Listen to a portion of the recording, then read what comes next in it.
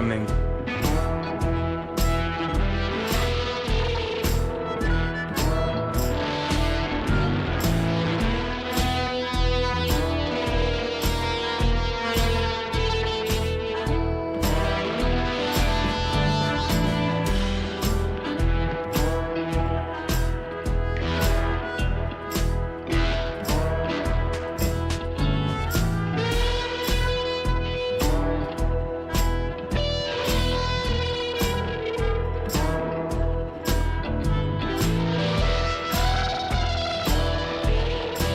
Jarvis posts ready.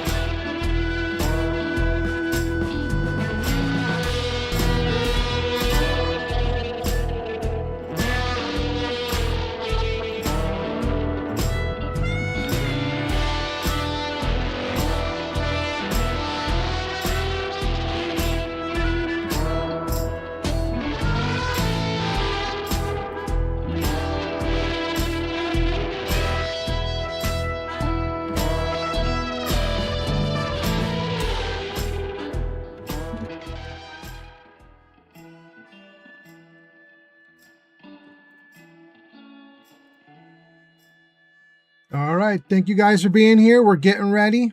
We'll be set in a couple more minutes and we'll start playing. Thanks for being here.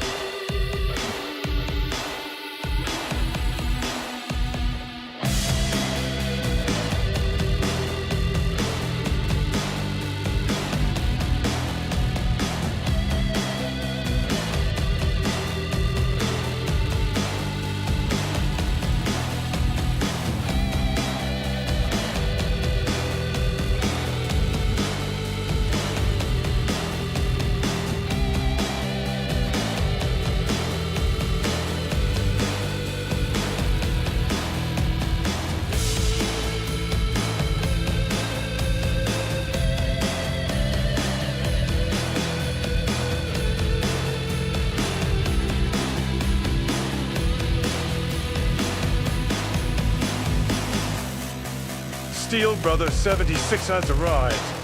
Steel, welcome in. Nice to have you here. Thanks for showing up. Thanks for being here.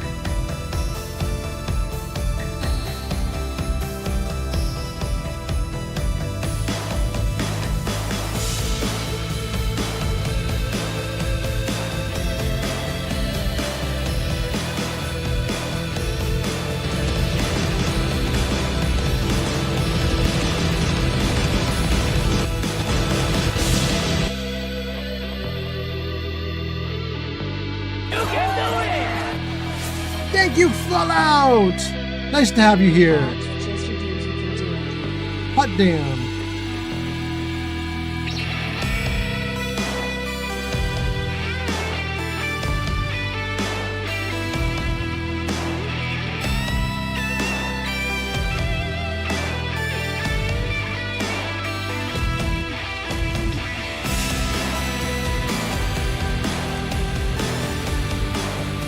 Old Man Fallout has arrived.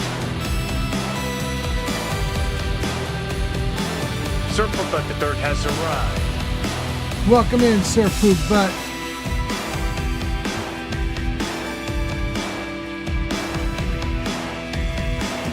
At Stream Humans has arrived on Kick. All right. Gang, we are doing great. We are almost there. Jarvis Ninja ready. Thank you, Jarvis.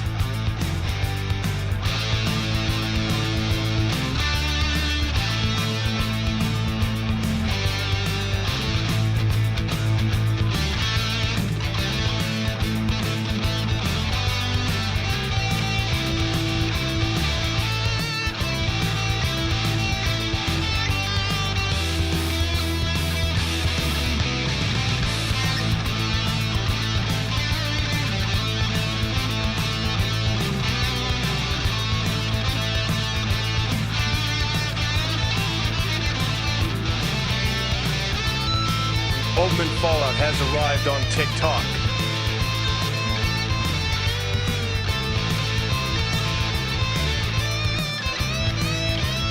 Great. TikTok good. Kick good. Twitch good.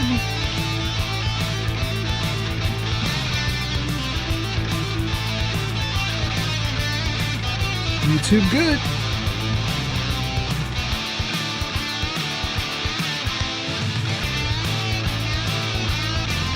Jarvis meta ready. Jarvis meta ready.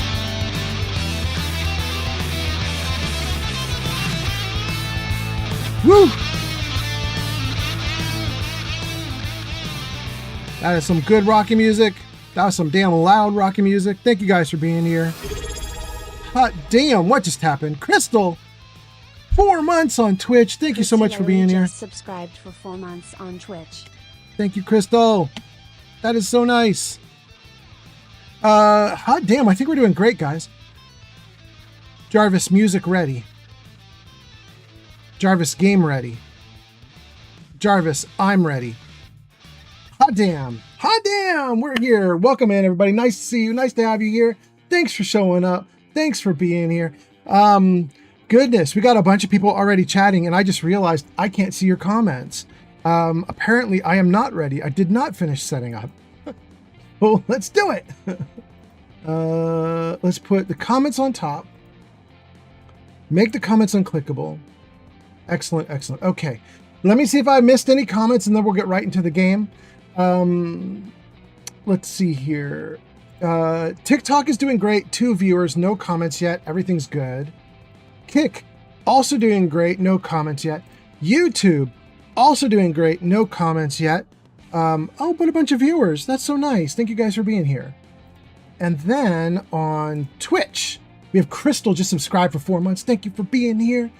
Did I miss anything else? Let's see here. Steel Brother says, I'm here. Steel Brother says, just trying a Silver Shroud playthrough on Fallout 4. All right. I hope it goes great. And then Sir Poopbutt says, what's up, old man? Damn, being old is what's up, apparently. Welcome in, Sir Poopbutt. I hope you're doing great. Crystal does a sub. Sir Poopbutt says, I'm playing some COD for Crystal myself. Lily has arrived. All right, Crystal. Crystal's in and chatting. Crystal says, hello, everyone. And gives us, oh gosh, it's the painter. Is that Bob Ross? It's Bob Ross. It's Bob Ross. Thank you for the Bob Ross. And then Sir Poopbutt says, COD is free on PlayStation Plus? Oh, hot damn. Okay, okay. Not bad. Hey guys, how is the mix right now? Is it music quiet, voice loud, and everything's okay? Or do I need to adjust anything? Let me know if anything is wrong. I'm looking at the meters right now, and it's okay. I'm not getting loud enough, I don't think, but I'm getting close. I'm getting close. I maybe should boost that just the tiniest bit. I wonder if I could boost that a little. Let me see here. Show me the microphone.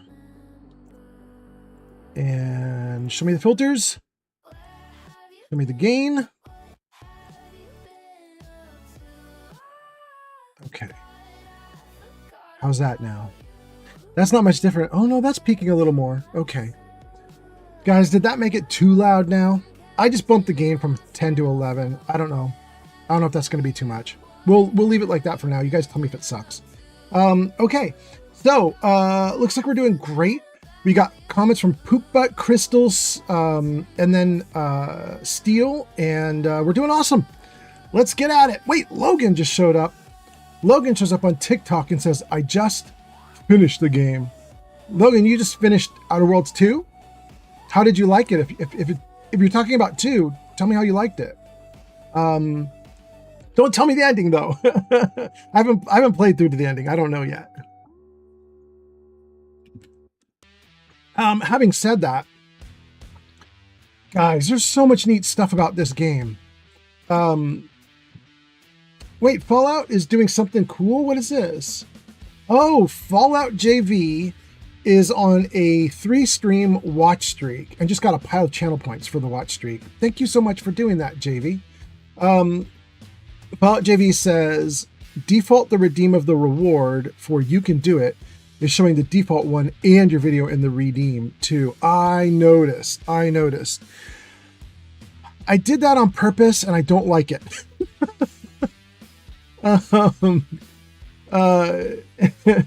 I put in a little fallback because I have those 4 games. But hold on, since you're bringing it up, let's see if we can fix it. Let's see what we can do. Hold on. Edit alerts. Channel points. New variant.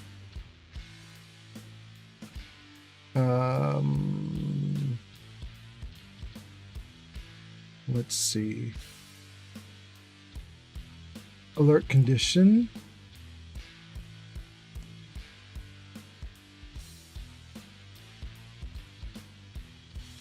Okay.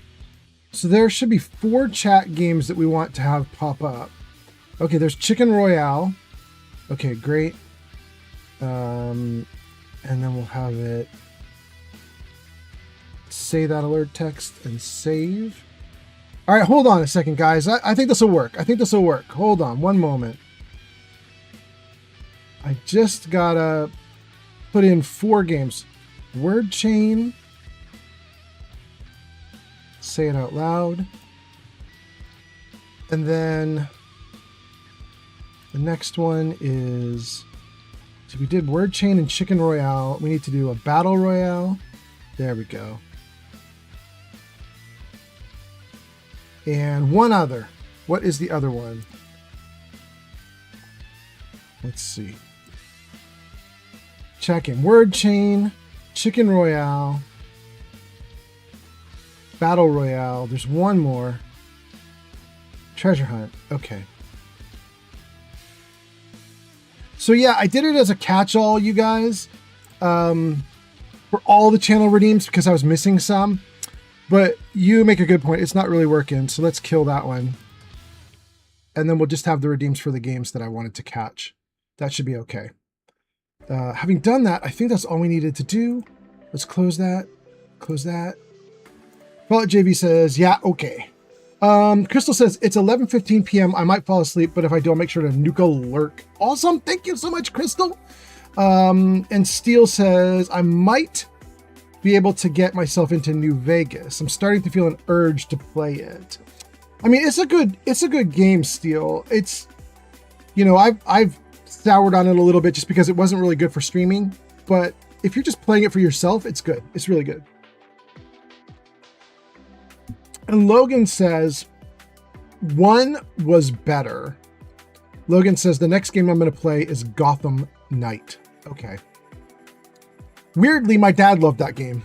My 80-something-year-old dad loved Gotham Knight. He and I were at some store at some point, and that was playing. Hold on, I should double check and make sure that it's the one that you're talking about. Gotham Knight.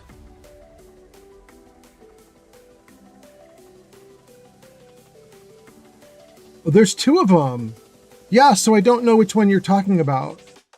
There's Batman Gotham Knight, and that one is a 2008 video game. That's the one my dad loved. And then there's Gotham Knight, plural, which is an action role-playing game. Looks like it's got a bunch of superheroes in it. That one I don't even know. Or is that even a video game? No, that is a video game. Yeah. It's a very average, mediocrely rated video game. Okay. Anyway, let's see here. Steele says, I'll just have to watch a few more videos. And then Poopbutt says, old man, did you hear? I probably didn't since I'm old. Probably my ears didn't work. I probably did not hear. I typically don't hear. I know there's some music playing right now, but that's about all I know. Thank you guys for being here. Sir Poopbutt says, apparently there are ticks to make you allergic to meat or something. Oh no, that's true. That's been around forever. Yeah. Logan says it's the one with the sidekicks trying to find out what happened to Batman. Oh, it's the new one. It's the new one. 2022 is when that one, or 2023. Okay. Yeah. My dad really loved the old one from 2008. Yeah, we were in a game store at one point, and it was playing on like all the video screens in the store, and he just stood there fascinated for like 15 minutes, and he was like, "This is what games are now?" I was like, "This is what games are now." He and I were used to like Diablo, you know what I mean? We were used to like a little mini character that would run around a big map of a screen, and like we were not used to things like Batman, so it was eye-opening. Steele says, had something weird happen. I was on my way to Hubris Comics to get the Silver Shroud costume, and I stumbled into one of the creations I've been wondering about. I'm on my way to Shroud Manor. What was the weird thing, though? Steele says, I haven't played beyond the first Batman Arkham Asylum. There you go. Logan says, tell your dad I still have my Atari computer with the game Dungeon Master. I'm on level 5,742,918.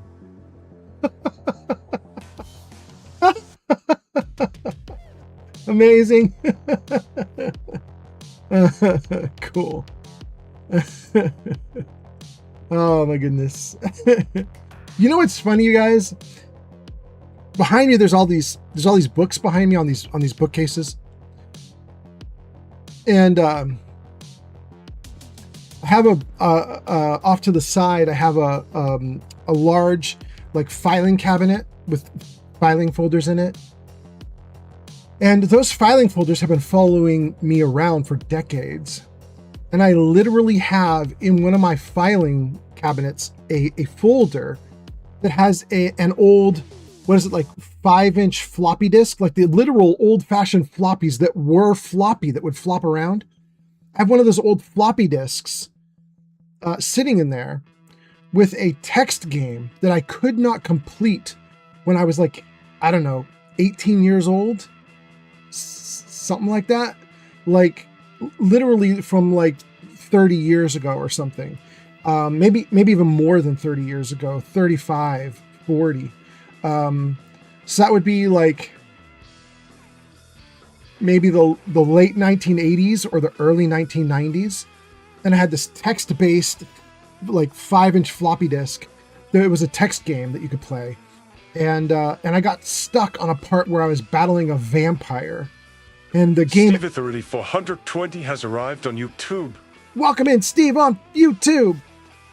And I got stuck because there was a section of the vampires fight that I couldn't figure out. I didn't know what to do. And the game asked me, like, what do you do? And I sat there looking at the command prompt. What do you do? And I was thinking through my brain, like, what commands are available? What can I do? And I realized I'm about to get my ass kicked. And I saved the game right there. And then I took the floppy disk out with the save game on the floppy disk. And I put it into my filing cabinet. And I was like, I will come back to this when I'm older and smarter. And it's now been 40 years. I can't even run it anymore. Why do I even still have it? Oh my God. Anyway. Oh, good. Okay. Steele says, the fact that I stumbled onto the quest for Shroud Manor without actually hunting it down. Oh, that's the weird part? Okay. Gotcha. Logan says, I am 47 years old. Me too. And Steve says, Mr. Fallout. Welcome in, Steve. Steve, you are holding YouTube down right now. Thanks for being here. And Logan holding down TikTok. We got a bunch of people holding down Twitch, though. Crystal says, Steel, the Batman games are really good. You should definitely get back to saving the city. And Steve says, BRB. And Steel says, oh, I want to. It's a matter of hoarding them. Yeah, although, isn't everything super cheap right now on Steam, or did the whole sale end? I have no idea. I don't know. All I know is I got the entire Mass Effect trilogy with all DLC for $4. The whole thing, not one of the games. I got the whole thing for $4 like a day ago. It was crazy good. I cannot believe the sale. That was so nice. If you're one of those wait a bit gamers, like the deals you get are so good. Steel says, oh, I don't know, but I can't afford things unless they're free. Oh, don't even have $1. Just whatever you can get for free. I got you. I mean, there's a bunch of those games available too, so that's not terrible. Not terrible at all. Dang. All right, let's go. Let's go. Are we good? I think we're good. We caught up on everything. Crystal says, you should keep that floppy disk as a memory. Or as memory. I mean, that's literally what it is. In both senses of the word. It's a non-sexual double entendre. Steele says, I don't know, but I can't afford them unless they're free. And then Steele says, no, freaking survival mode. And Logan says, I am so waiting for Mass Effect 4 to come out. Fingers crossed, yeah. You'd have to be fingers crossed. They're really struggling with it. You know what I mean? Like, I don't know, Logan. I'm having a hard time being hopeful for a lot of stuff right now because the video game industry is getting its ass kicked left and right. And what's really frustrating and sad is it's getting its ass kicked left and right by itself. Like the video game industry is doing all this stuff to itself. And, you know, it just makes me sad, but also it makes me feel like I have to treat every game that comes out with a healthy dose of skepticism. You know, I'm really looking forward to Clockwork Revolution, which is by In Exile, which is a Microsoft company. But here's the problem. They're with Microsoft, right? So, and Microsoft is gutting everybody. So is In Exile even going to be able to finish this game? It's supposed to come out in months. Like it's so close to done that I'm hoping Microsoft doesn't mess with things. But you just can't tell at this point. They have they laid off, 1,600 people yesterday or the day before. They've promised they're going to do another 1,600 over the next few weeks. So, I mean, it's rough out there. The Fallout 76 team just got gutted. And that's really weird because Asha said she wanted to focus on their major properties, including Fallout. So she's like, we're letting a bunch of other companies go so we can focus on Fallout. And we're also going to cut the Fallout team down. So, like, you know what I mean? Like, I'm nervous about all of it. Logan says the game company laid off a lot of people that worked on it. Yes, exactly. Like a number that was so big that you're sort of like, well, is there even anything good left? Like what do you still have? You know what I mean? Like you got to ask the questions. And then Steele says, is there even going to be a Mass Effect 4 after the shit show that was Andromeda? I mean, that's the problem. You know what I mean? That's what I'm saying. You have to be wary now. The gaming companies, I think, have felt recently like they are immune. And now the Grim Reaper's showing up on their doors, you know? Excellent, Crystal. You know, like the Grim Reaper's here now to take his toll. And all these companies are getting their asses kicked left and right. And you have to wonder about all these games they've been making that are so self-indulgent and stupid and that did not cater to a buyer's market. And what are you doing making games that are just like vanity projects that are not for customers? Why would you do that? Why would you make games where you're sort of like, you know, I have an agenda. I want to push an agenda on people or whatever. And then people go, well, then we won't buy it. And the game company goes, you don't have to. It's not for you. And then you're sitting there going, well, then you have no money. And now all of a sudden these studios have no money and they're all getting shuttered or they're all getting their butts kicked or they're all cutting staff and like, I don't know what's happened. You know what I mean? When I was managing websites, we had a keen notion of like how much money we had before we were dead in the water, you know? Like I wasn't even high level necessarily. I was a manager or a director. Never got to like VP level, or never got to CEO level, or C-suite anything. And even at my low level, I knew like we have a budget, and if we don't do this right, we have no budget. I was very aware. So what's going on with these game companies? It bugs me. Anyway, Steele says, from what I've seen, if a game has already been announced, they're not going to kill it. You're talking about Microsoft right now. I think you're mostly right. Or they're killing it slowly because they're letting the game company take the game and run. And then if the game company can do something with it, great. But if the game company can't, too bad. You know, it gives them a shot at least.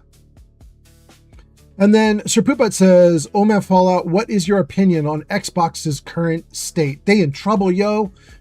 They're in so much trouble. They're in such deep shit, you guys. They're in so much trouble. Oh my God. I don't know. I keep swinging back and forth on Asha. Like, when I heard that Asha came from AI, the AI in Microsoft, I was like, what are you guys doing? What does Sapphic say has arrived? Welcome in. What does a fox say? Welcome in. Yeah, when I saw that Asha came from AI, I was like, what are you guys doing? But then she came out really quickly with the Xbox conference and all this other stuff. And she was talking about how she wanted to make these changes. And I thought they were good. And I was like, oh, okay, I'll back off. Maybe Asha's okay. And then after announcing a ton of stuff at the conference, they then announced they're going to lay everybody off and they're going to shut down the companies and the games that they just announced. Why did you even announce them if 3 days later you kill them? You should not have announced them. So then I was really kind of upset with Asha. Now it turns out the truth is they announced them because they wanted buyers. They announced those games because they were like, this studio has this. We want buyers to see that it's there. We're going to try and spin the company off. The game could still get made. We're not killing the game, but we're definitely not keeping the company. And now I'm kind of like wishy-washy about it. I'm like, well, maybe Asha's all right. I don't know. And I do agree with a lot of her ideas about the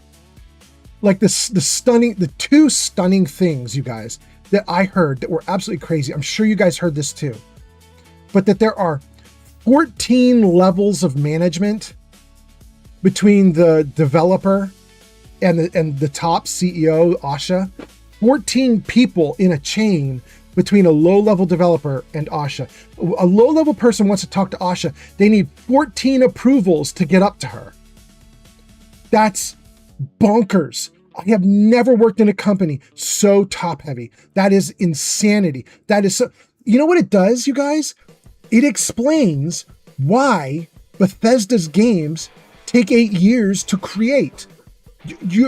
Your need for approval for a change in a game where you have 14 layers of management, you may not need all of them to approve, but you might need 8 of them to approve. And the fact that you've got to do that for every damn change you make is borderline insanity. It's absolutely crazy. I cannot imagine having that much management on top of everything.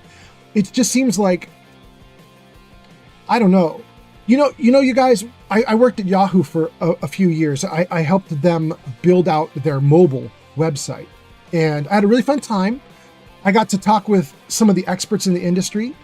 They had brought on Rasmuth Lendorf. I'm probably not saying his name correctly, but Rasmuth is the guy who invented PHP, one of the programming languages that we used at Yahoo back then. So whenever I had a problem with programming, I would go to the man who invented the language, and I would sit with him and I would say, why does it work like this? And he would tell me. So it was crazy good. You know what I mean? Thank you for that, Logan. But one of the things that I noticed was at Yahoo, first of all, there was not 14 levels of management, or if there were, I couldn't feel it. When I built things with only approval from 2 people. I had 2 levels of management to go through, just my boss and my boss's boss. Nobody else got to make decisions. Nobody else had input. I did not meet with anyone else. I just did stuff. And we were keenly aware of our budget and so on. But there was one thing I wanted to tell you guys about that. What was it? We're talking about the game companies. We're talking about the fact that they are struggling and that Asha is shutting a bunch of them down or selling them off. Well, if I remember it, I'll come back to it. If I remember it, I'll come back. I'm not 100% sure. But what I do want to do, hold on. What I do want to do before I get into the game, I still got like 20 comments I want to read. So hold on. And they might jar my memory. So let me just see.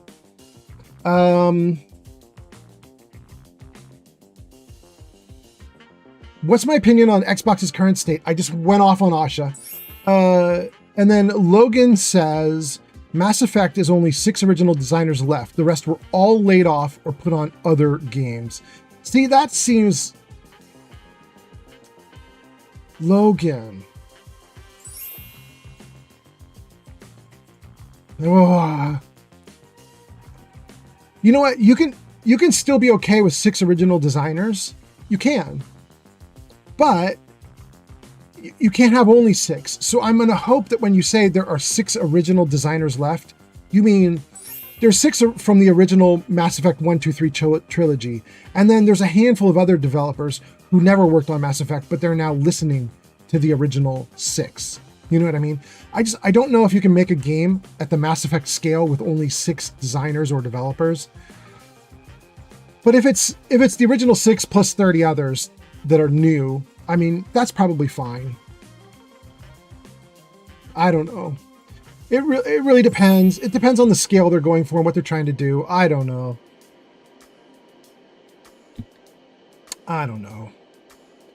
I'd want to get in there and see. You know what I'm saying? I'd want to get in there and look and see what they've got going on. I don't know. Crystal says, critical hit. Thank you so much, Crystal. Fox says, hey, Old Man Fallout, I'm lurking today in the background. I feel like absolute garbage and I'm sick today. So you're going to be my background noise while I sleep. Oh, that's so nice. I mean, nice that you have me on in the background. Not nice that you're feeling like absolute garbage. That part absolutely sucks. I'm apologetic about that. I mean, not that I did it, but you know what I mean? Like, I feel bad for you. I hope you feel better. Logan says Xbox is going to end up like Atari. Yeah. Logan, here's definitely a thing that shocked me. Oh, I was going to tell you the 2 things that shocked me. That was definitely a thing I was doing. One was the 14 layers of management. Absolutely insanity. I've never had that. But the other one I was going to tell you about, and now I'm going to tell you another, is I could believe there were 14 levels of management, but I also could not believe when Asha said in her press release that for every dollar they invested, they lost 65 cents. User Neon4D Gun 3 on 420 says, Yeah. I have arrived. Been playing Fallout 4 Horizon Overhaul and some other games. Hope everything is going well. Got good news too. I hit 400 on Twitch. Hot damn. Neo, you got a good endorsement too the other day on my Discord server. I don't know if you saw that. I think it was G Honey B. You posted that you were live streaming, and Jenny B goes, he's funny. Neon 4D Gun 3 at 420 has arrived. Awesome, Neo. Neo says, User Evil yeah. Gojo has hit a watch streak of 10. All Thank right. you. Gojo, hot damn, Gojo. Let me key off of that for a second just to make a note. You guys can see if we have any new people in here, any lurkers who don't know. You'll see every now and then somebody's name will scroll across the screen and it'll say so-and-so's arrived. Building on what just happened with Gojo, anybody who gets a watch streak of 25 or more will automatically be added to the VIP list and will get greetings whenever they come in, just so you guys know. So if you're wondering, like, why is half of the community getting greeted? That's partly it. Like, when people come around enough that they're getting watch streaks like that are bigger or longer, they're getting added into the VIP list. It's automatic too. Like, once you get a watch streak at 25, you push the button to announce it, and then all of a sudden my system just makes you a VIP. Anyway, I was saying stuff. I was saying 14 layers of management, crazy, but also losing 65 cents every time they invest $1 is so crazy to me. I could see you would do that for like the first generation of your console to establish yourself. You know what I mean? Like you'd be like, well, we're a new console. We're new in the industry. Nobody knows us. Nobody can trust us. Nobody can rely on us. Let's really spend hard to try to win some market share. You might even do it at the start of the second gen of the console, but you'd hope that that would curtail down at the second gen because you'd be like, well, now we're established. Now people are buying us. Now people know us. We should be able to start turning profit. Username 4D-Gun3R420 says, I've been around since I think you had 20 followers. Yeah. I had found you a while back from YouTube, if you remember. Yeah. I've just been here lol. Yeah. Crazy 420 is what you were on YouTube. I remember when you came in, I was like, crazy 420. I remember you, of course. That was great. Oh my goodness. You know, Neo, Neo says the vibe pulled me in fast. The ridiculous he won't shut up vibe.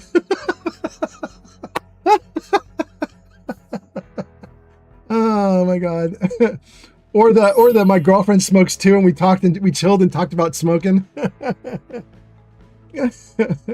I believe, by the way, my girlfriend is literally, she's about 10 feet away from me on the porch right now, and she is smoked up. Like she's smoked up hard, you guys. My girlfriend had the worst day. My girlfriend works in medical, in dental, more than medical, but she does dental surgery.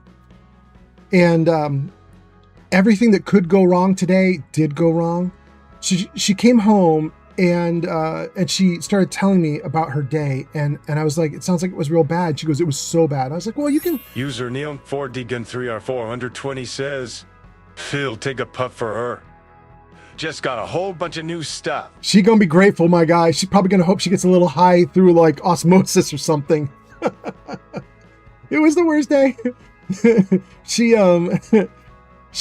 I told her she could tell me about her bad day, and she unleashed on me. And she's not kidding when she says it was bad. Like everything that could go wrong did go wrong. Every piece of equipment that they had broke.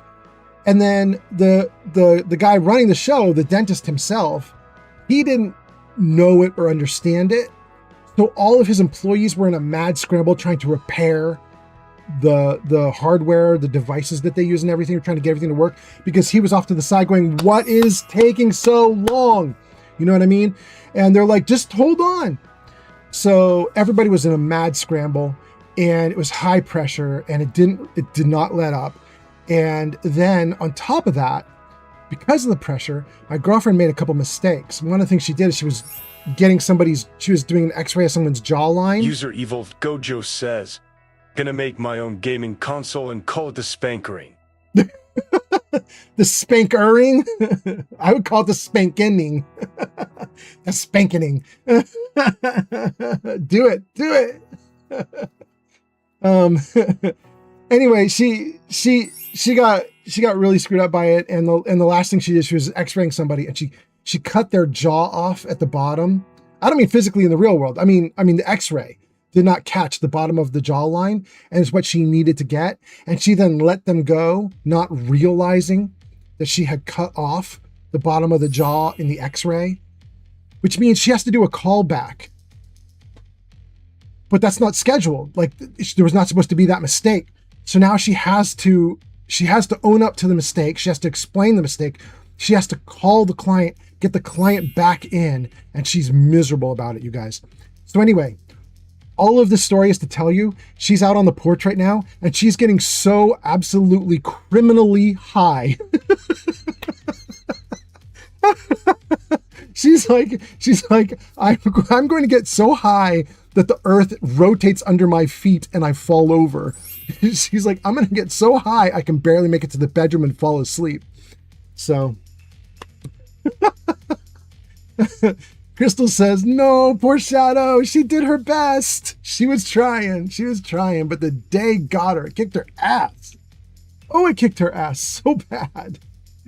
Neo says, tell her that I said, sorry you had a bad day. I'll smoke for you to cheer you up. Absolutely. Logan, 3,000. Hot damn. Thank you, Logan. Absolutely, Neo. I will let her know. Still, she's gonna need it. You know what I mean? When this live stream ends, it's not ending anytime soon. We just started, but it's gonna end in like 4 hours, 5 hours. I'll climb into bed with her and I'll just whisper in her ear that everybody got high for her. Fallout JV holds up a heart emote. Thank you so much, Fallout JV. Okay, let me see. What did I miss? Let's catch up and let's keep going. Fox is not feeling great. I'm so sorry. Logan says Xbox is going to end up like Atari. Could be. Oh, that's the other thing I was going to say. User Neon4D Gun 3R420 says he gonna give her a heart attack if you do that off. I'll find a way to non-heart attack her. I'll be as nice as possible. Logan's Xbox will end up like Atari. What was I going to say? Crazy 14 layers of management. Crazy to lose money the way they are. But the third one that was crazy to me, based off of what you're saying, Logan, was that she said that they had intended to have 77 million Game Pass subscribers by now. And that's how they were expecting to make this whole system work with all the companies they acquired and everything. It's supposed to have 77 million subscribers at this point. That was the projection. And she said, especially after the price increase that they just did recently, she said they're now down to 30 million. They're at less than half of the millions of subscribers that they need for their ecosystem to survive. Like, if I'm in management at the company, when I hear that, I got to admit to you guys, that's panic moment, because at that point, you're so severely lacking money. It's so crazy to me. Why is Microsoft lacking money? They make billions of dollars. How can they be in a situation like this? But you're so 30 million subs instead of 77 million subs. I'd freak out. I'd freak out because I know that my job is now on the chopping block along with everybody else's jobs. Like, how do you get out of it? What can you possibly do at that point? You know? I don't know. I just feel like, was it Pete who used to be running Xbox before Asha came in? I really liked Pete. I think his name was Pete, right? I really liked Pete, and I really thought he was kind of cool to have around. He had a very hands-off style. I liked that he was letting the game companies do their own thing and try to find their place. But seeing the numbers now, if the numbers are true, Pete was... King Dylan Third has arrived. Welcome in, King Dylan. Pete was insane. If the numbers are right, what he did was so insanely irresponsible. I thought he did what he did because he came from a place of security and stability. You know what I mean? He's like, we're at freaking Microsoft. Like, we have bazillions of dollars. We have money just shooting out of our asses. Like, we can afford to do this. And to hear that they can't afford to do it and that they are just basically bleeding cash everywhere, it's freaking insane. Anyway, Crystal says, I just sent in the Discord a quick clip of these new modded consoles like the PS Vita. It even has my favorite Duck Hunt game. Okay, let's go. Neo has arrived. Yep. And then Neo talks about being around since the beginning. Steele says, see, but if they get their heads out of their asses, PlayStation is handing them the market. I know, right? The only thing that could save Xbox's butt is that PlayStation is failing just as bad. How is it possible? PlayStation, what are you doing? Oh my God.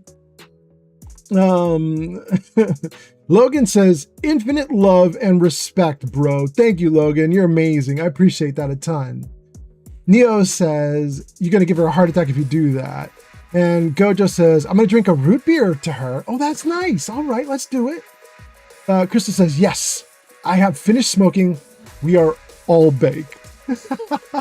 Awesome. Neo says, let's go. King Dylan says, hi. Welcome in, King Dylan. Oh, King Dylan. Let's see if Jarvis is working. Jarvis, say hello. Hello, lady. It worked. Ooh, King Dylan, that's so nice. Jarvis is alive and listening. Let's go. Neo says, anyways, I got to lurk. Absolutely. It says, huzzah to Neo for lurking. Thank you for helping to keep viewership up, up, up. Not bad, not bad. Thank you guys for being here. That is, by the way, the last comment in this giant thread of comments. That also wraps up our discussion pretty much. But really all it wraps up is me just ranting. If you guys want to go off about it in the comments, you absolutely could. If you want to talk about Xbox and PlayStation and how absolutely brain dead the both of them are currently being, feel free. Feel free. Absolutely insane behavior. Logan says, if I was a billionaire, I'd buy PlayStation and Xbox and probably call it X Station.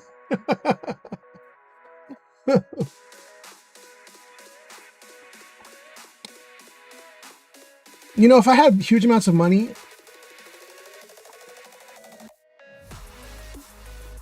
I think what all I would do is I would just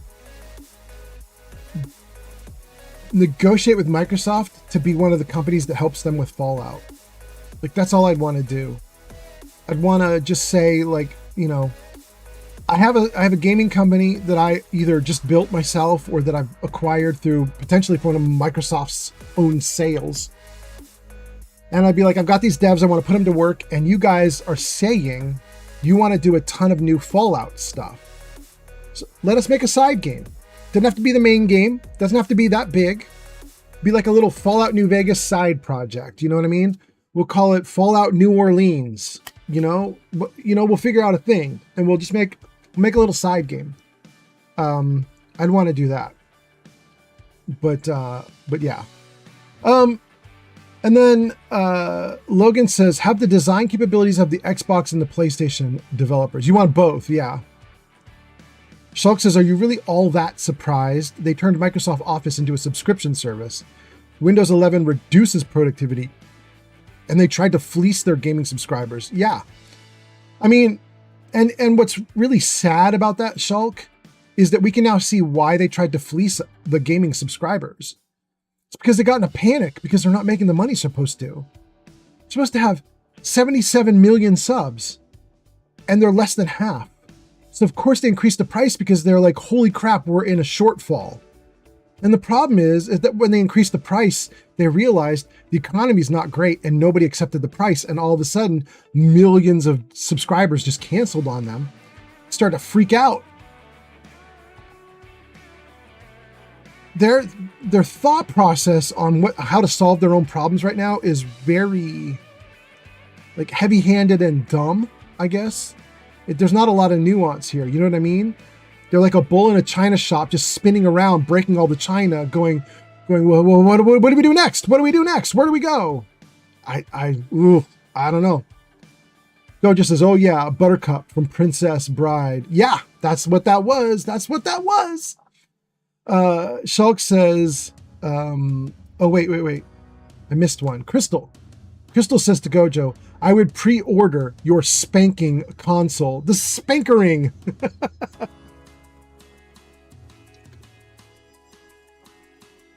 Shulk says they should have learned from EA and Activision's mistakes, but their CEOs are so out of touch, they couldn't direct their way out of a phone booth. I mean, it seems like it. I continue to go back and forth on Asha. She is making good moves, but she's making good moves in terms of being handed an utter shit show, and she's figuring out how deep in the shit she is. And she's like, oh my God, I'm deep in the shit now. She's like, what do I do? So, you know, it's kind of like, all right, she's doing good considering the shit show. But you would want her to not even have to deal with the shit show. You'd want her to be moving from like strength to strength to strength. And right now she can't. Gojo says, I know you would pre-order it. And Logan says, what I don't get is the price of games. Different countries triple the prices. And Mark says, hi, old man Fallout. Welcome in, Mark. Jarvis, say hi. Ghostbusters, what do you want? Woo! Jarvis a little testy, but Jarvis still working. Okay. King Dylan says, that's true. Yeah. Yeah. Logan, they're supposed to be, the pricing is supposed to be based on what's like reasonably affordable for the country. So if you're in an insanely poor country, you should have a relatively cheaper price because they're trying to get that game sold to a number of people. They have, targets for how many people they want buying those things at the very least.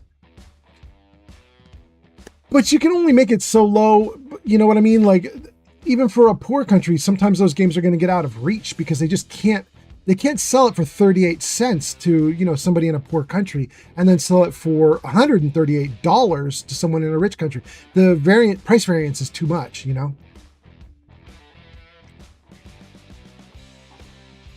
Logan says, UK price for a game, 85, New Zealand, 150.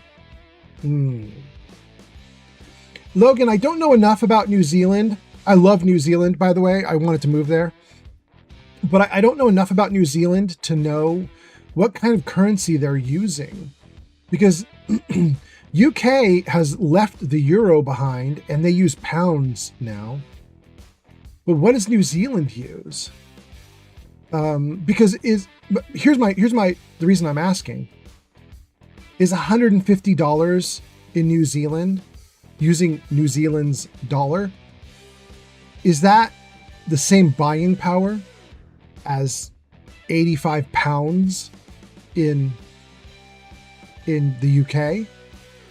Because if it's roughly the same buying power, then it's just, it's like, the translation of the pricing is okay-ish. If it's not the same buying power, if people in New Zealand are literally paying almost double and they're feeling that because they're like, oh my God, $150 is like a lot for us, then there's a problem. You know what I mean? I don't know. Crystal is laughing at Gojo saying that I know you would buy the console. King Dylan says, because for GTA 6, for the base game in Canada, it's 110 plus tax. For User deluxe, evolved 130. Gojo says, Yeah? if there's something strange in your neighborhood, who you gon' call? Ghostbusters. If there's something weird and it don't look good, who you gon' call? Ghostbusters. That was actually pretty interesting because that was super the wrong voice. Have we lost our Keanu Reeves voice again? That was interesting. We might have to switch over. We'll see.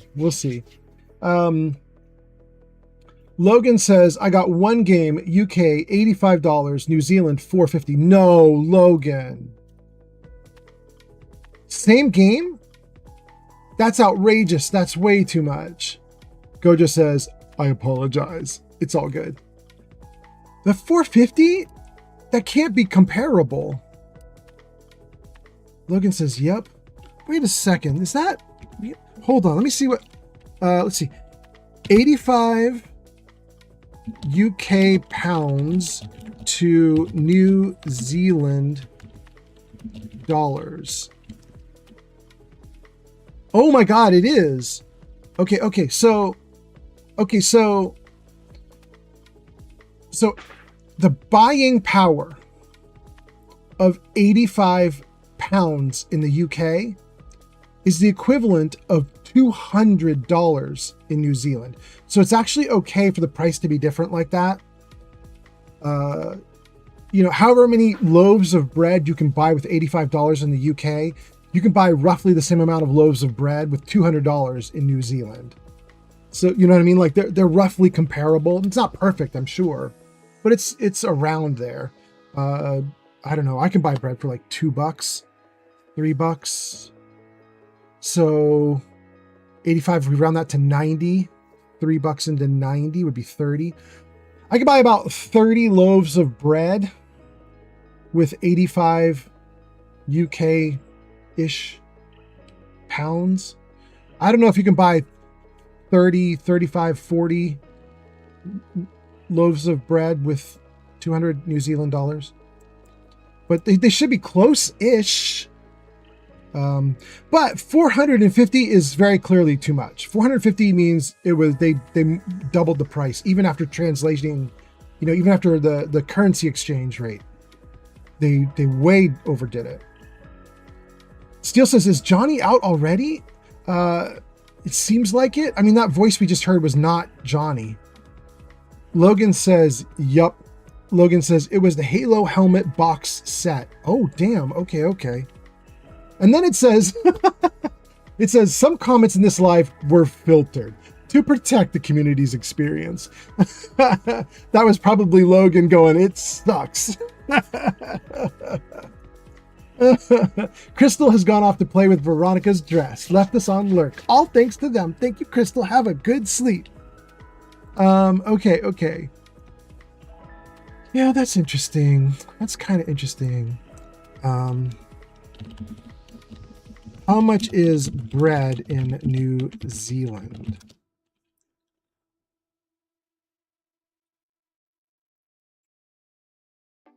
Between $2 and $5.50.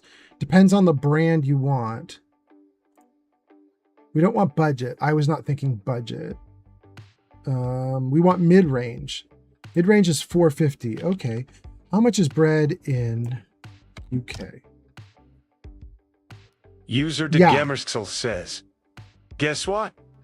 User DeGamersxel says that user DeGamersxel says that user DeGamersxel says that user DeGamersxel says that user DeGamersxel has arrived. Wow, that's very nice to know. The gamer, welcome in. Nice to have you here. Crystal says, I'll be sleeping now. Enjoy the stream, everyone. See ya in the morning. Absolutely, Crystal. I don't think I'll be here when you wake up because I'm trying to not have this one be a 12-hour stream. But I've said that before and then been wrong. So maybe I'll be here. Okay, we got that. Let's see. King Dylan says, good night, sleep tight. Logan says, Mike is money. Crystal says, King Dylan, thank you. The gamer says, the gamer has arrived. Gojo says, Crystal, good night. Shulk says, by the way, are you following that brick and minifig story? I did until Reckless Ben kind of got screwed up, and then I was kind of bummed, and I stopped watching it, so I don't know what the news is right now. You say Reckless Ben's TRO got changed? Witness. DeGamersxel. Oh, all right. That's great. Welcome in, DeGamer. Shulks. DeGamersxel has arrived. Welcome in. Shulk says Reckless Ben's TRO got changed, so part 3 of his video series went up on Patreon. Witness. Viva Gojo. Gojo, you are so witnessed. Crystal says, good night, Gojo. And the gamer gets a shout out. It says, go show the gamer some love. Last played State of Decay 2 at twitch.tv/thegamer. All right. Shulk says, Reckless Ben's video should be on YouTube sometime this week. Okay. All right. I mean, I'm interested. I'll take a look. I got really bummed when he did that misstep, whatever that was, like a week or two ago. He did that misstep, legally speaking, and he really screwed himself up when he did that. I don't remember the details of it. All I remember is I was really cheering for him to win. And then when he made that mistake, I was so bummed. I was like, I don't want to watch this guy crash and burn. So I zoomed away from it. DeGamer says, witness me. DeGamer says, State of Decay 3 still coming. Yep. You got lucky. You are lucky it's still coming. You got to hope that studio holds together just long enough to get it out the door, right? Man. Oof. Anyway, you guys, I did end up looking up bread in the UK and bread in New Zealand, and it is in fact exactly the kind of difference I was thinking of. Ads incoming. You could get a standard loaf of bread in the UK for 165. £1.65. What do you call the remainder of the portion of the pound? Is that called pennies or cents in the UK, or is it called something else? But it's 1.65 pounds. Will get you a loaf of bread, and about $4 or $4.50. We'll say 4 to round down. $4 gets you a loaf of bread in New Zealand, like a decent loaf of bread, not like a generic store brand cheapo loaf of bread. But so that should tell you that, you know, you need half the money in UK to buy the same amount of stuff. So if you're making $50,000 a year in New Zealand, you'd only need to make $25,000 a year in the UK to have the same lifestyle and buy the same stuff. So that's interesting. Oh, and you guys are in an ad break? You're in an ad break. Okay. Let's see here. Gojo says, what's the plan for the game this evening? Actually, almost no plan. We're gonna wing it, which is why the title of the stream is What is Happening? Title of the stream is What is Happening? We have no idea. We're gonna wing it and see what we can do. And we'll start in just a moment here, Gojo. I know people have been chomping at the bit for it. We've been talking for an hour now. But let me read a couple more comments, then we'll get going. The gamer says Xbox funded the game so that it could get finished. Yes, but like this much. So what happens if anything slips? What happens if they miss a single target? How close to the edge are they? They miss anything. Are they dead? You know, it'll be interesting to see, the gamer. Shulk says, no, he's going to destroy those guys in court. With the evidence he has, plus having legal counsel and representation now, his case is incredibly strong. Shulk, I'm going to hope you're right, because I'm very much pulling for him, and I really would like him to win on all fronts. Logan, thank you. 4,600 now. Hot damn. Thank you. I really want him to win. I want Reckless Ben to kick their asses, and it's really difficult for me to watch him not kicking their asses. Logan says, the most I paid for a game was $750. That was for 3 Nintendo 64 games. So it's $250 each, roughly? Okay. In the UK, that would amount to 100-ish, something like that. Roughly $100 for a Nintendo 64 game. They must have been collectors, like collector games, that kind of thing. I couldn't imagine paying that much for any Nintendo 64 game, but I'm not a collector. Shulk says there was another police department that consorted with the BAM owner, plus a lot more of the shady stuff he did is going to come to light. I mean, I hope you're right. I want all of it in the sunlight. Shulk says they used a subpoena as soon as the TRO was issued to get his metadata and personal details from Google to pull some shady things before he even knew all the charges. No. Logan says, yeah, that was last week that you bought the games. And Gojo says, $750 for 3? They must have been collector edition and rare. Yeah, that's what I'm thinking. Yeah. What is, let me see what, $250 in New Zealand to USD. 140 in the US. 140 in the US. Jarvis, next song. Thank you, Jarvis. So your $250 you spent on the game would be me spending 140 on that game. Okay. Yeah, I would never do that unless it was like the most important game I'd ever had. My favorite game of all time is Planescape Torment. When I was younger, I played that game and it literally made me weep. At the end of the game, I was so brokenhearted and amazed by the game that I could barely breathe. User de Gamerskell says, Jarvis, say hi. Jarvis, say hi. Hello. Oh. My name is Inigo Montoya. You killed my father. Prepare to die. Hot damn. Jarvis is on it tonight. All right. Okay.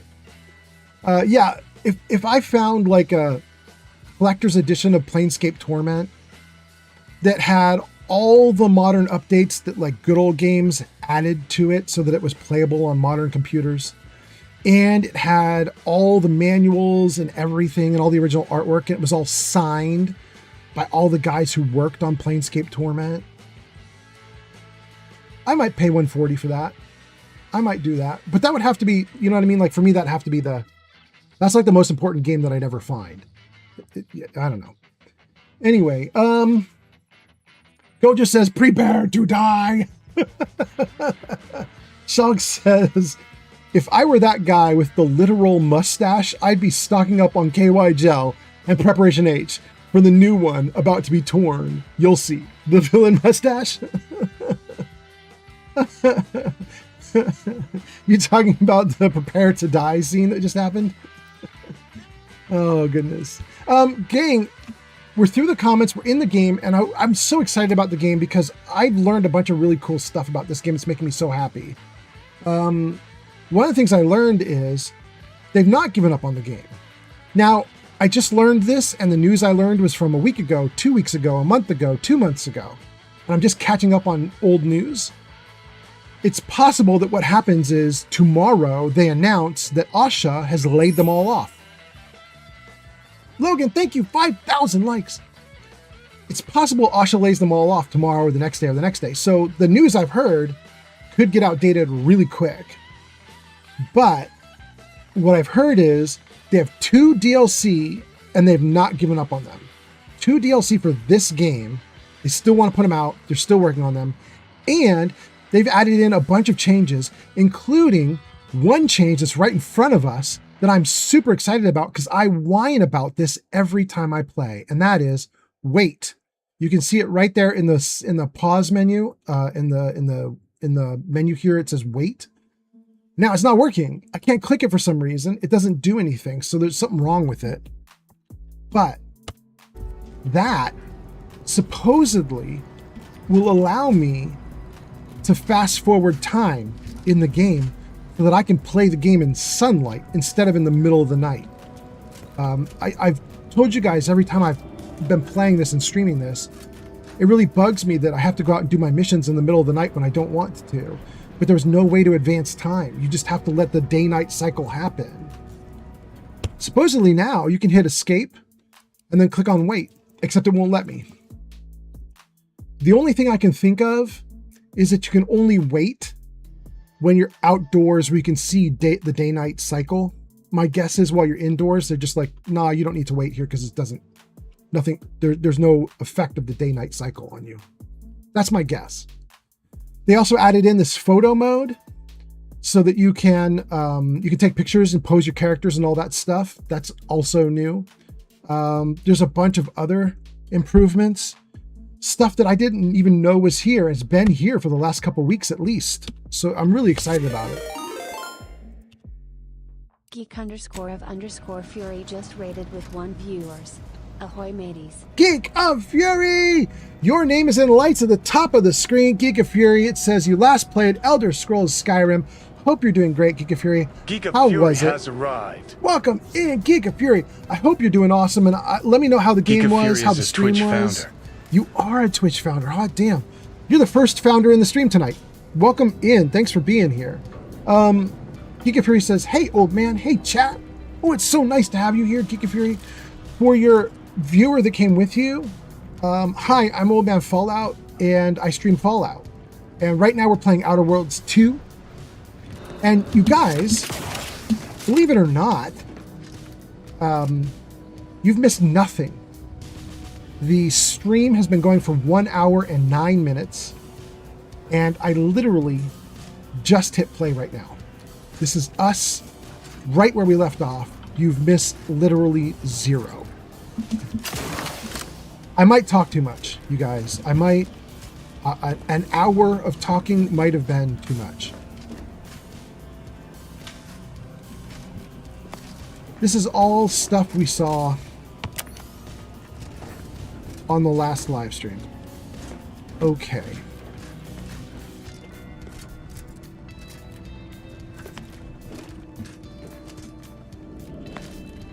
Interesting.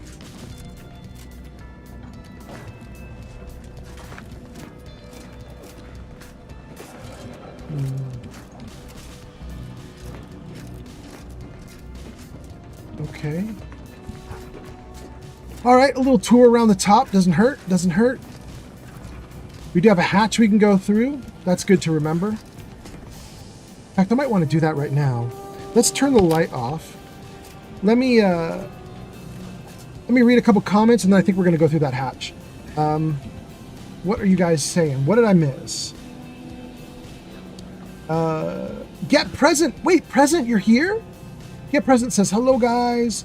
Get Present, are you currently in chat right now? If you're in chat, let me know. We should tell people about your stuff if you're in chat. Welcome in, Get Present. Logan is on TikTok. Logan says, I bet you everyone should lay off.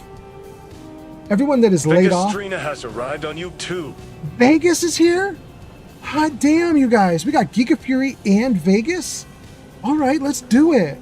And we got Get Present. This is a great night. Welcome in, everybody. Welcome in. Okay, let's read a bunch of comments. Let's catch up to chat. Let's do it. Oh, wait. Is there multiple? Hold on. Hold on. Wait, why is it doing that? Ooh, something weird is going on. Uh-oh.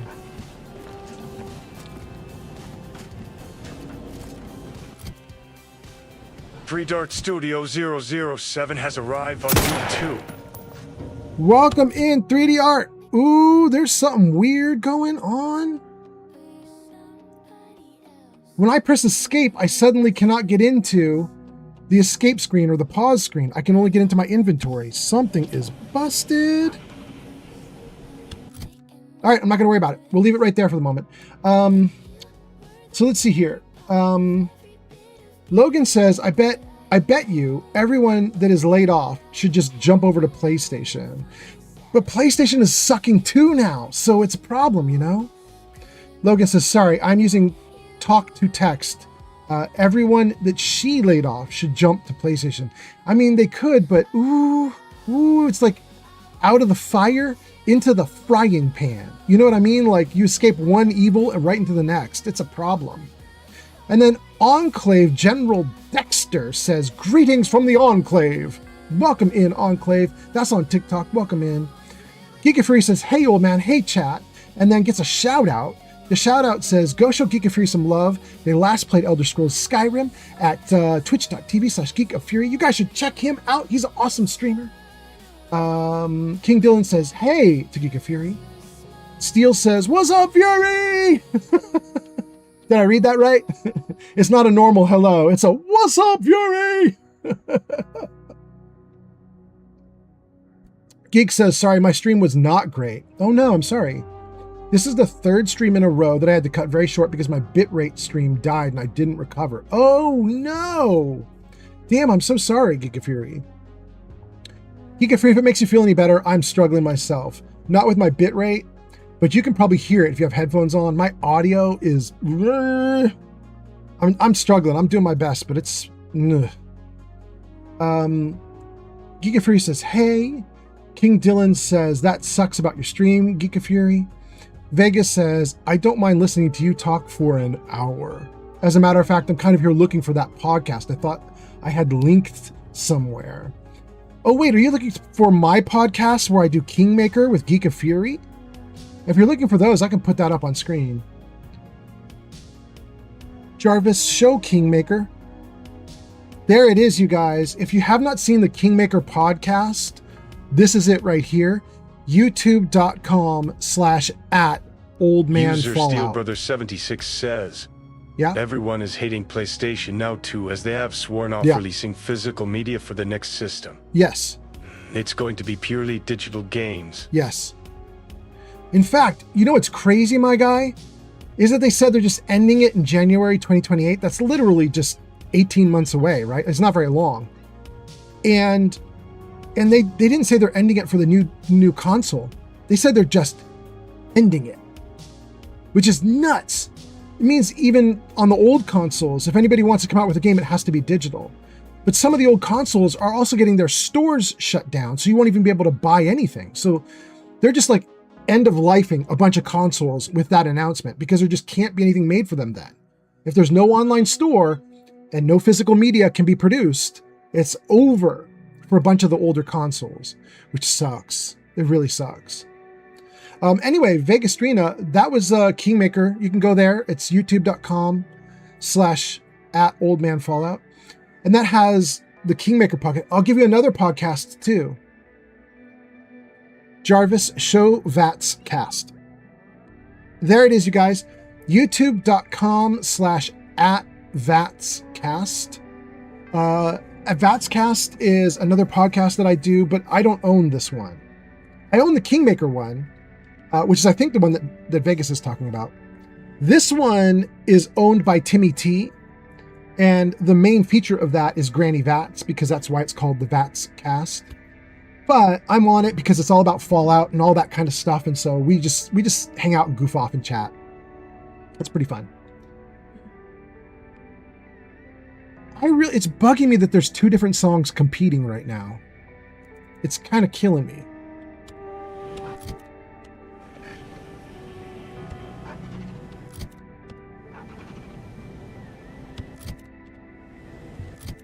Ooh, it's driving me nuts. Oh, I cannot get to the escape screen or the pause screen anymore. What has happened to the game? How am I going to do this?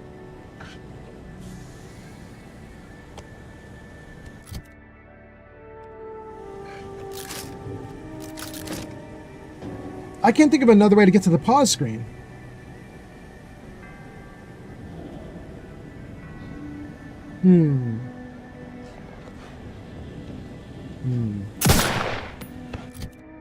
Ooh, it's going to drive me nuts. Jarvis, music off. Jarvis, music off. Bro, I'm turning it off manually if you're not gonna turn it off yourself. It's going off, buddy. You gotta stop one of the two sets of songs. Damn. Vegas says, thank you, Mr. Fallout, for the info. Absolutely, absolutely. Thank you, Vegas. And then Autonomous is here. Autonomous says, yo, old man Fallout, hope all is well. It's doing great right now. Art, we just talked for like an hour about Xbox falling apart and PlayStation falling apart. And we're going to get into the game now, but I did get another 8 comments coming in, so I got to whip through them real quick. 3D Art Studio says, Dart 3 checking in. Hot damn, 3 Dart in the house. Geek of Fury says, I really need a life or a hobby or maybe a woman. And then it says, Geek of Fury is on a 45 stream watch streak? No way. Geek of Fury. That might make you the longest if Remy doesn't show up tonight. Remy, I think, is either lost his streak on the last live stream or is about to lose a streak on this live stream, which is going to be really sad for him because he's about to hit 50 watch streak, and he has 41 from before I wrecked everything for him. So technically, he'd be on like a 91 stream watch streak if he shows up. But I'm concerned. I don't think he's going to. But anyway, Geek of Fury, that might make you the longest streak we have. We'll see. We'll see if Remy shows up. Steel says, everyone hating on PlayStation now because they've sworn off releasing physical media. We got that one. Yep. Geek of Fury says they should jump over to Valve, create a better Steam machine with a disk drive. And Valve should start making physical PC games that run on Steam machines and Windows if they can. And then Geek of Fury's not done. And then Geek of Fury says, also, fuck Sony. No PS6 for me. They end of lifed my interest in PlayStation.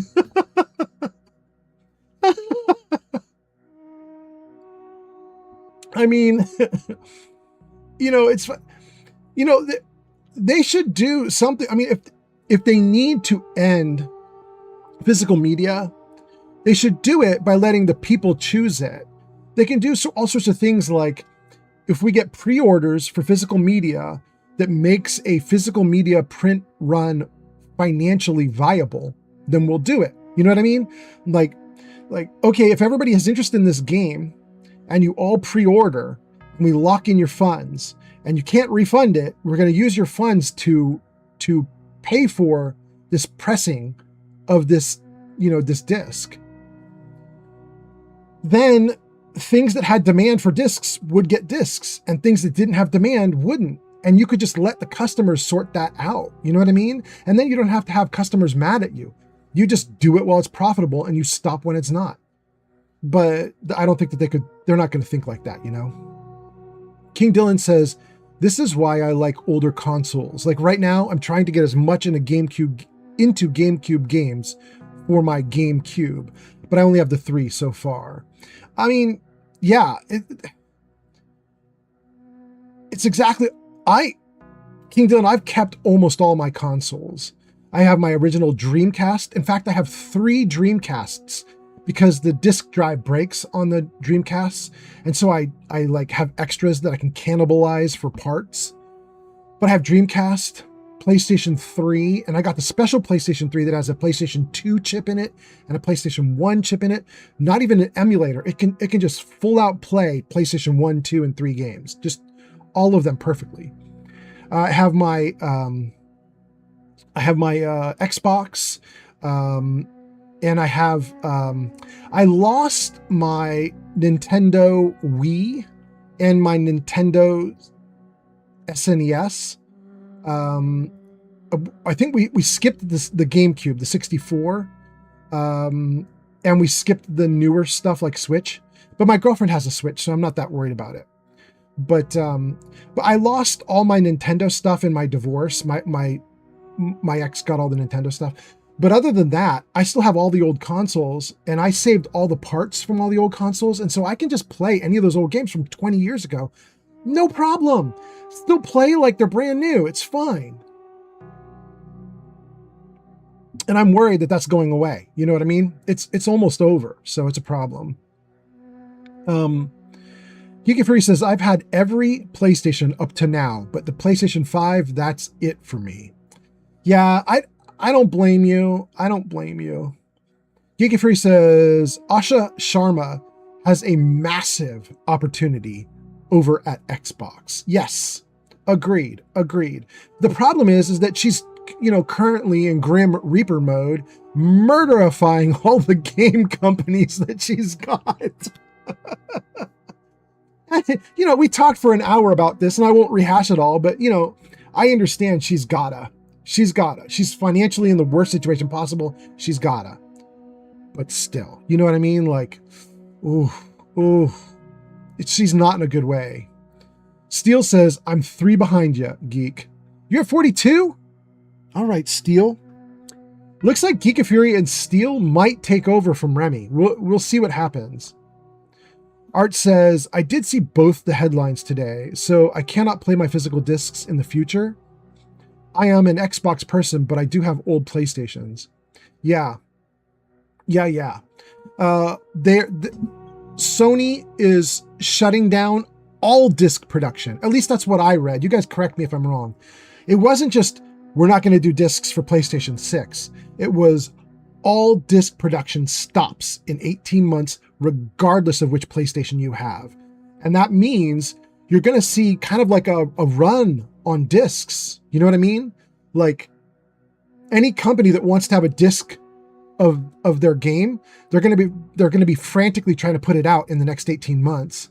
And anybody who wants discs for their system, whether it's a 3, 4, 5, or the new 6, well, I guess not the 6. The 6 won't be out in time, I don't think. But so 3, 4, or 5, if you wanted to buy discs for that, you've got 18 months to get newly manufactured discs, and then there are no more, and it's just it's an older market with nothing new coming into it. And as those discs get damaged or destroyed, everything's just going to shoot up in price because there won't be any replacements. Ugh. Vegas says, my oldest consoles date back to 1984-ish. collecting my childhood a couple of decades ago. I mean, back to 1984. What did we have back then? I was a 1984 boy. I absolutely was back there then. Do we have the original Nintendo and the Atari back then? I think even the original Nintendo doesn't go back that far. My SNES was back when I first got married. That's got to be like 90s? Is that right? How far back? No, maybe it does go back that far. Now I want to look, you guys. Now I'm a little bit curious. When did the ORIGIN, the original NES, come out? Oh, it was 1983. Damn, it's back farther than I thought. Oh, no, it wasn't 1983. It was 1983 if you were in Japan. For people like me in North America, I had to wait until October 1985.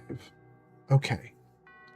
So the earliest, that's a little bit closer to what I was thinking, but I don't think I even had it in 85. I don't think I had mine till 86 or 87 or 88. When did the SNES come out? That's the one from my early marriage. Yeah, that sounds right.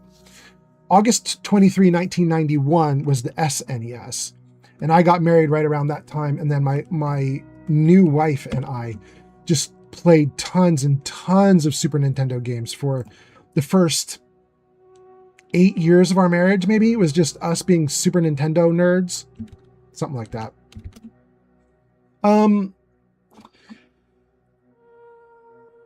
Okay, let's see. What did I miss?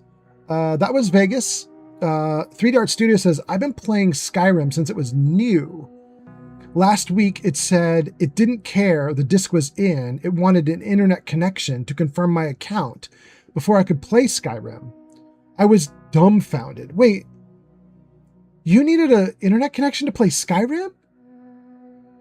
That's got to be a new thing added in with like whatever, wherever you bought it from. You know what I mean? Like you bought it on Steam or Epic or Xbox or what are the other ones? Good Old Games or I don't know what other game stores there are available right now, but that feels like something one of the game stores would add in, not the game itself. Giga Fury says, at least Asha didn't just close all these studios and fire everyone in them. She spun them out and sold them. Or she's trying to right now. Yeah. Agreed. Gojo says, I wasn't really planning on buying any new games anyway. There you go.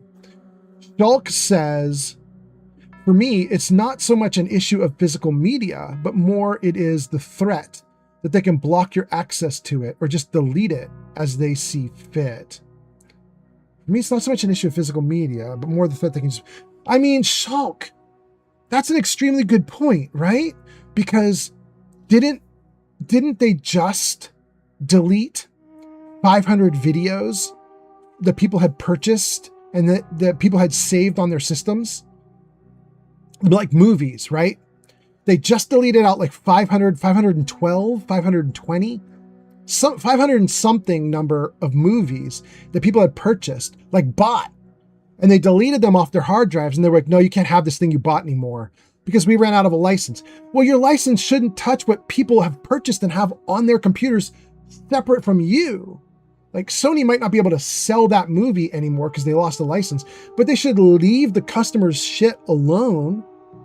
And the fact that they didn't is really scary, Shulk. So I agree with you. I think you're right. Vegas says, oh, you know what, you guys, I can't handle that. Hold on. This music is killing me. The music is killing me and I cannot get this game to do anything. Hold on. I am sorry, little game, but we are gonna crash you on purpose.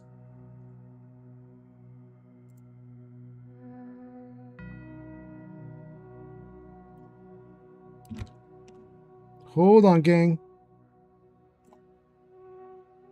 There it goes. There it goes.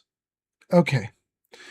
Hold on 1 minute. I'll get the game back up and running, but I want to have some regular music while we're talking, and it's making me crazy that I could not get the escape screen to show up. It's driving me nuts.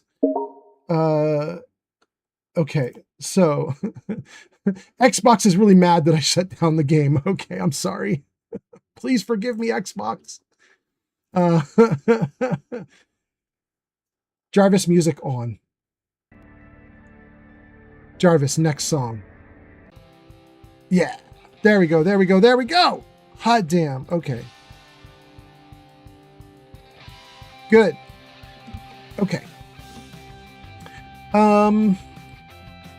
Let's start the game back up. Let me read a couple more comments. We'll get going. Okay. So, Xbox, what do you want to do, buddy? There it is. Try that.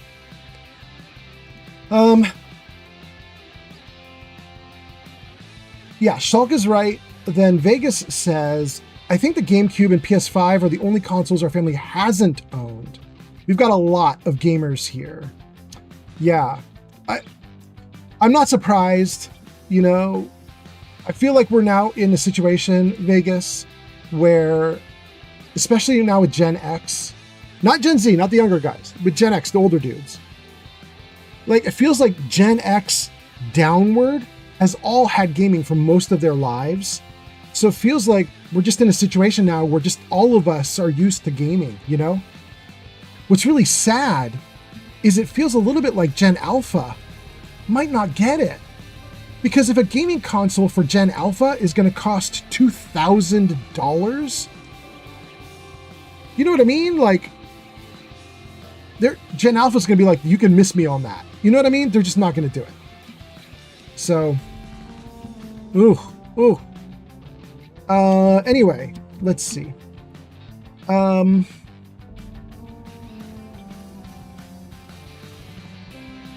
Jarvis, music off. Thank you, Jarvis. All right, we'll let the game music go until the shaders are compiled. And then hopefully there'll be a regular escape screen on screen when we get this going. Let's see here.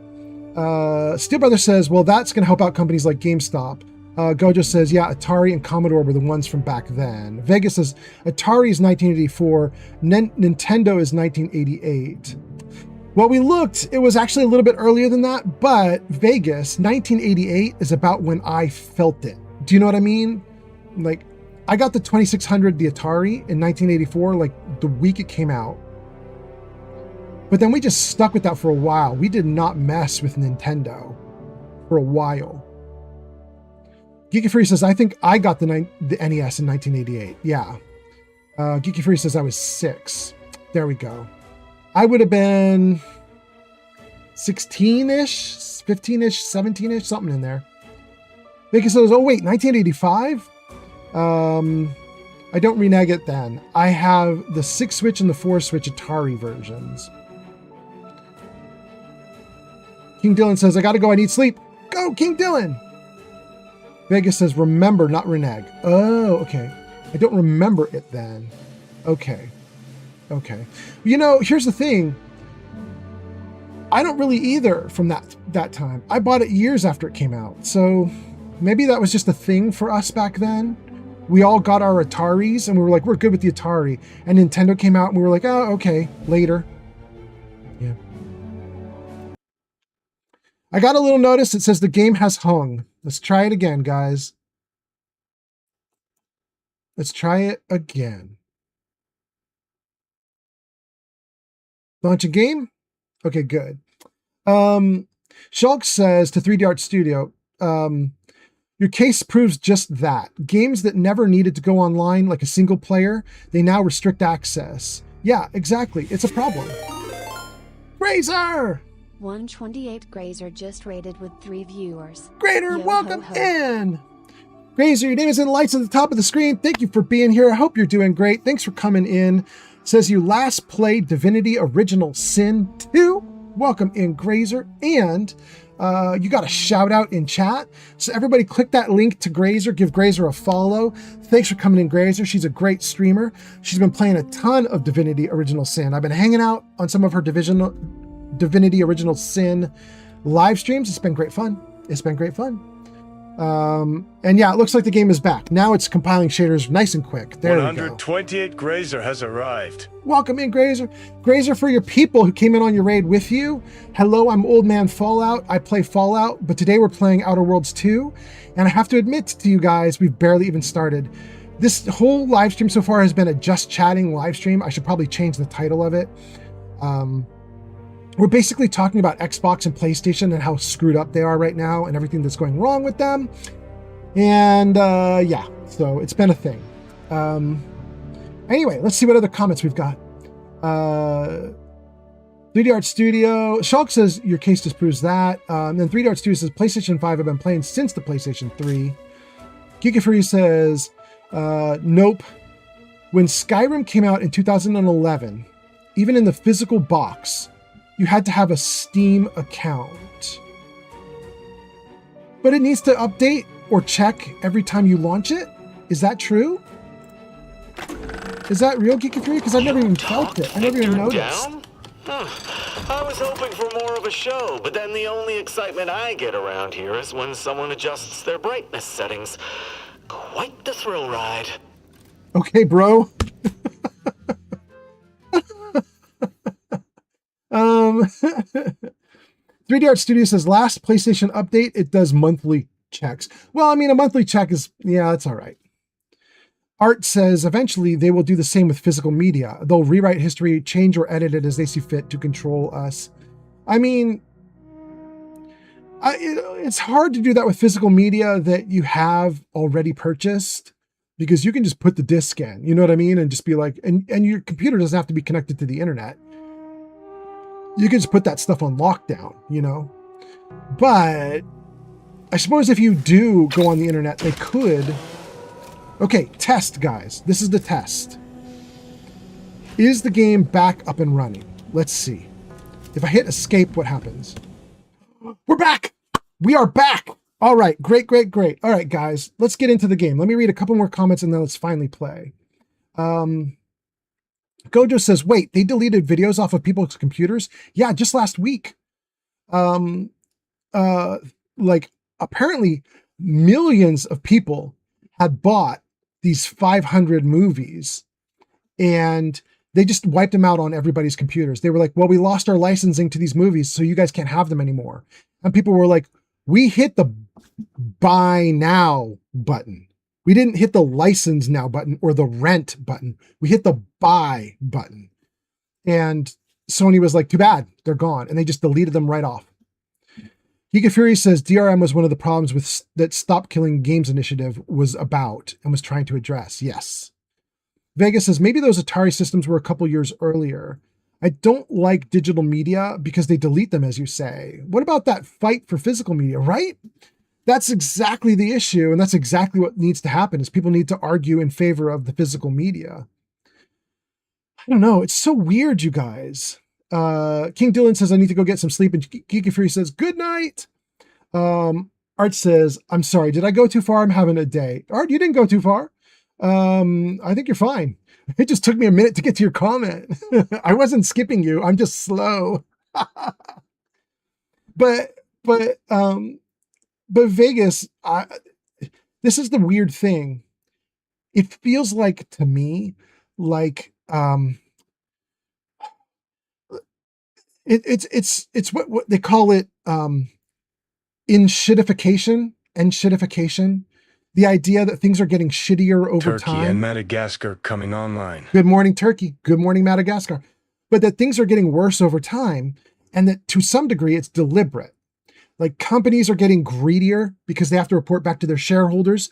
They've maxed out their audience. So now they're trying to milk the existing audience because they can't grow anymore. So now they're getting growth by trying to like just bleed everybody dry. So it's getting worse that way. But then on top of that, it's getting worse in the sense that companies are trying to build things that don't last so they can get you onto a buying treadmill and get you to buy and rebuy and rebuy. And now we have things like video games and movies where they really would like to be able to delete the movie off of your hard drive or delete the game off your hard drive or make the game obsolete so that you have to buy it again and again and again. The whole Skyrim idea, right? Everybody's bought Skyrim 3 times. And they want more of it. They're like, that's how you make money now. You can't grow your audience bigger because we're now planet wide. We've got our audience. We know how big our audience is. It can't get bigger. So the only thing left to do if you're going to grow is to just bleed the people you've got. Just bleed them out, bleed them dry, take every penny. And I think it's just causing things to get worse and worse. And it's really difficult for me because it's making me feel like nostalgic in ways that I'm not sure should be. Like, if you feel nostalgic because you have rose tinted glasses on, and you're like, oh, it was better when I was younger. That's just you being silly, and that's fine. You know what I mean? But if you're literally hunting for some older thing because that's the only thing that's good, I mean, that's a problem because those things are going to die off eventually, you know? Like when my girlfriend and I look for cars, we don't want to buy anything from the last 10 years because cars in the last 10 years have subscription services just to make basic features run, you know? We're like, we're not going to do any subscriptions with a car.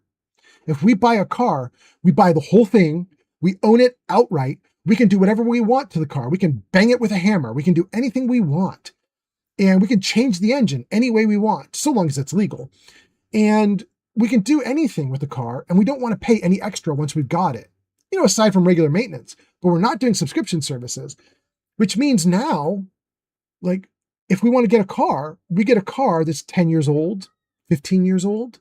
You know, there's a point where if you go back too far, you're getting like very outdated stuff that doesn't have good new features. You know, you want to have airbags, you want to have safety stuff, but you don't want it to be so modern that you're getting annoyed by subscriptions and stuff. And I don't know. I just feel like there's a lot of that happening now, and I just don't know how to deal with it because it's not sustainable is I guess the idea. Anyway, Art says, did I go too far? And Geeky Fury says, not really. Corpos don't treat us like customers. They treat us like obstacles to our wallets. I mean, that's a good point. That's a good point. Art says, excellent way to put it. Yep. Grazer gets a shout out by Geeky Fury. Geeky Fury says, Grazer! And Action Ace on YouTube says, hi, Jarvis. Hey, Action Ace, let's see if Jarvis is listening. Jarvis, say hello. How you doing? All right. There we go. Getting the how you doing. Welcome in, Action Ace. Hope you're doing well. Grazer says, howdy all, meowdy all. Gojo says, hi, Grazer. Grazer says, oh no, not just chatting. No. I'm so sorry. Grazer says, it does suck. My ex is affected by the Microsoft thing, and since support payments are basically my income, this is not great. Oh my God, Grazer, I'm so sorry. Ooh, I hope you're okay. Shulk says, not if you launched the game by a script extender. Oh, Shulk, that's why I've never seen it. That's a great point. Shulk, I launched Fallout and Skyrim both from script extenders. So maybe I never see this stuff they're talking about. That makes sense. Grazer says, that's why they want to get rid of all this stuff. Yeah, they want everybody on a treadmill, and they're going to try and do everything they can to ruin physical media and get everybody on a treadmill. Yep. 3D Art Studio says, that's what I'm saying. The disc was in. IT had to have internet. Oh, it had to have internet. Yeah. Well, you know, 3D Art Studio, it's potentially what Shulk just said. I don't see it checking for the game because I'm running the game using a script extender, but you see it running the game because you're running it regular. Possibly that's what's happening. Maybe. Art says, I'm saying over time, way in the future when physical media is scarce and it is where everyone streams, it's corporatocracy. But I did not spell that right. And then says, when the last episode of Game of Thrones came out, I remember they left a water bottle showing one of the scenes. It was crazy at the time. Then they fixed it, so it was edited better after a week. Yeah. I mean, that kind of update is not a bad one. I don't mind that update, but I know what you're saying, which is they can revise history. Yeah, absolutely. And I know also what you're saying, Art, about when physical media is scarce and everyone streams. I get what you're saying there too. I think what you're trying to hint at is the idea of like, you'll own nothing and love it. That idea, right? The corporate push for, you won't even own a gaming console. You won't even be able to afford a gaming console. We'll rent you time on a gaming console. And then we'll rent you games on top of the rental fee for the console. And you can have the games for a few hours a month, like whatever you can afford a month, we'll let you have it for a little bit. And if you want more, you have to pay more. Like, I don't know. I don't know. This is so dystopian. I don't get it. Gojo says, I'm good with my Nissan from 1234 AD. Grazer says they're still technically employed. I don't know what's going to happen. They work for compulsion. Oh my God. Okay. Okay, Grazer, I got you. Jareth's Labyrinth is here and says, hey, old man Fallout, welcome in Jareth's Labyrinth. Nice to see you again. Jarvis, say hello. Hello. Wow. Jarvis has been on top of it this stream. Hot damn. Great, Jarvis. Great. Geeky Fury says, only reason PC was able to stop physical media is because Valve has an iron grip on the PC market and they treat their customers like customers. Yeah. I totally agree. And I'm really nervous because if you've seen Gabe recently, he's old now, you guys. He's older than I am, and you can feel it when you look at him. That dude's getting up there in years, and he hasn't been the healthiest dude ever. And my fear is that if he dies, whoever takes over that company, it's going to turn it into a regular company like every other, and we're in trouble. You know what I mean? So I'm really nervous. Like right now, that company gets to do what it wants because they don't answer to shareholders. And Gabe doesn't care what people think. He's just like, I'm going to run the company the way I want it run. And it just is getting run that way. And it's amazing. But if he goes, we in trouble. We in trouble. I feel the same way about Costco. You know, Costco has been amazing for people who are on a budget and you want to buy in bulk, that kind of thing. If you can get a Costco account and get into Costco, it's extremely helpful to you to survive. But the moment that the leadership at Costco is gone, somebody's going to turn Costco into just another generic big box store. And the moment they do it, we're all in trouble, you know? Grazer says, or it's going to be like phones where you have a contract. Yeah. Mark Baker says it is dystopian. Like right now. Yeah. Getting worse though. Getting worse. 3D Art Studio says we're past dystopian 1984. So those were the golden days. LOL. I mean, 3D Art Studio, you're not wrong. Jarvis, music on. 3D Art Studio, here's something interesting. I don't know if I can put it on screen. I really want to. Let me see if I can put this on screen for you guys. I was very surprised by this. Can I show you this? I'm going to try and show you a thing, you guys. I'm going to have to look real hard, real fast. Let's see here. Please tell me it exists.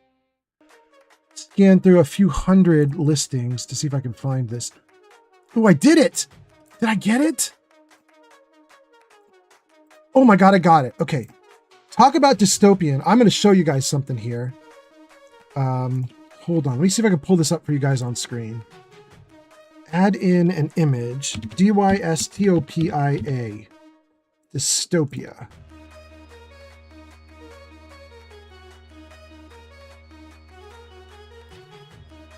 There it is, you guys. Hopefully you guys can see this okay. Let's see if I can put this on screen. But there.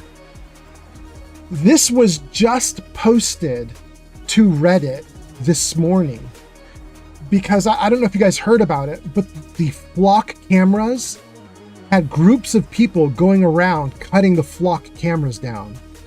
Just basically saying, I don't think it's legal for you guys to be spying on everyone like this. We're killing off all your products. Even if we go to jail, we don't care. Send us to jail, we're cutting your shit down. So huge groups of people apparently over the last 24 hours have been out just destroying flock cameras, destroying millions of dollars of gear. And they're just like, throw us in jail. We don't care. We're tired of it.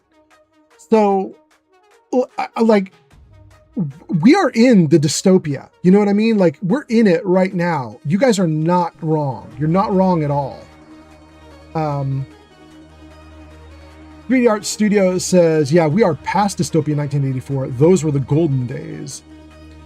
Geek Fury says, I think Compulsion is getting sold, right? Ooh, is Compulsion getting sold? Is Compulsion getting sold by Micro? So I thought that. Yeah. Oh no, it's good. They're one of the two companies that's getting spun off. It's Compulsion and Double Fine. The two of them, they're not really getting sold. They're being returned to independent status. Like Microsoft is giving them like a slush fund, like a pile of money. And they're like, here, we give you some money to start your business back up from scratch. You can go be Compulsion Games on your own. And then if they survive, they do. And if they don't, they don't. That's interesting, you know? And then Grazer says, Compulsion is up in the air as far as I know. And Art says, welcome to Costco. I love you. Yeah. Grazer says, last time I talked to them about it was Friday. Okay, Grazer. You would know better than anybody at this point if you actually have people on the inside. Giga Fury says, God damn it. Idiocracy was a warning to us. It was not an instruction manual. And yet we're doing it. We're doing it. Art says, LOL, better get that DVD before I can't. Yep. Geeky Free says, good. That's about what's on screen right there. The don't spy on me. Geeky Free says, good. To hell with AI surveillance. Yeah. Granger says, good for them. Vegas says, somewhere they removed flock cameras because of the regular destruction to them. I can't remember where, though. Like it was happening repeatedly and they just gave up? Yeah. You know, so Vegas, something wild that I read the other day, I don't remember where I saw this. It's on some news website. Maybe it was on YouTube itself. But there's a woman who came out onto her backyard one day and there was a flock camera installed on her private property in her backyard. And she was like, how the hell did this get here? To even get to the property, they had to like encroach on her private property. They had to jump fences. Somebody jumped her fence, got into her private property, got into the backyard, and installed the whole flock camera and didn't say a word to her, didn't do anything. She ended up going to the city and the police, and she was like, somebody's installing surveillance in my yard. And the city and police they were like, we do have a flock camera system, but there's nothing listed as being in your backyard. So she just tore that shit down and apparently got in trouble for it, which is weird. That's her private property. How can she get in trouble for tearing down stuff on her own property? According to the government itself, they're like, we don't have a camera scheduled to be installed in your backyard. So even the government was like, we don't know. It's just wild. Vegas says somewhere they removed flock cameras. Oh, that's what I just read. Grazer says, that is news to me. Hopefully my ex keeps their job then. You would hope. The scary thing about it is it's really cool that Microsoft is gonna spin them back out and let them start back up as an independent company. But they now have limited funds, you know? Like the heat is on. Like, produce games, make money. You can't dawdle. You have to produce something now because you got a little infusion of cash from Microsoft, and they're like, if this makes you survive, good. And if you don't survive, well, then you're not our problem anymore. You're dead. So, Gojo says, it's funny. Just last week, I danced like a weirdo in front of one of those cameras. Yeah. Granger says, well, my ex is not exactly the best communicator. Mark says, I'm playing my PlayStation 2. Man, that had some good games. Man, I loved 1, 2, and 3. All 3 of those were amazing. I never bothered with 4 or 5, but I loved 1, 2, and 3. Geeky Free says, how are we getting all the worst parts of 1984 and Brave New World and Idiocracy? Fuck my life. Right? The least they could do, if they're going to put us into this kind of situation with Idiocracy, the least they could do is cure cancer. You know what I'm saying? Like, do something. Cure dementia. Do help somebody. You know what I mean? God, get some cures going, please. Give something good to offset all the bad. Art says, got in trouble by whom? Art, I don't know. I'd have to go back and look at the article. I kind of don't want to look up the article right here live on stream. I guess you guys could look up if you really cared. You would look up woman finds flock camera in backyard, would probably find you the articles. Vegas says the flock camera in the backyard is crazy. Yep. Grazer says letting them keep their IP is good. Yeah. That's for your ex's company. Yeah. Art says we get Crocs out of this, right? Because they were featured in Idiocracy and now everybody wears them. I know, Art. It's so funny. Mark on YouTube says, it's a great system. If I could find an original PS3, the OG, yeah. Oh, it's so good. The original bulky one, not the slim. You have to get the original bulky because that had the original PlayStation 1, 2, and 3 chips in it. So there's no emulation. It just plays all 3 games natively. It's so cool. Gojo says, cures and lose funding to look for cures? Well, I mean, there's always more things to cure, but I get your point. Gojo.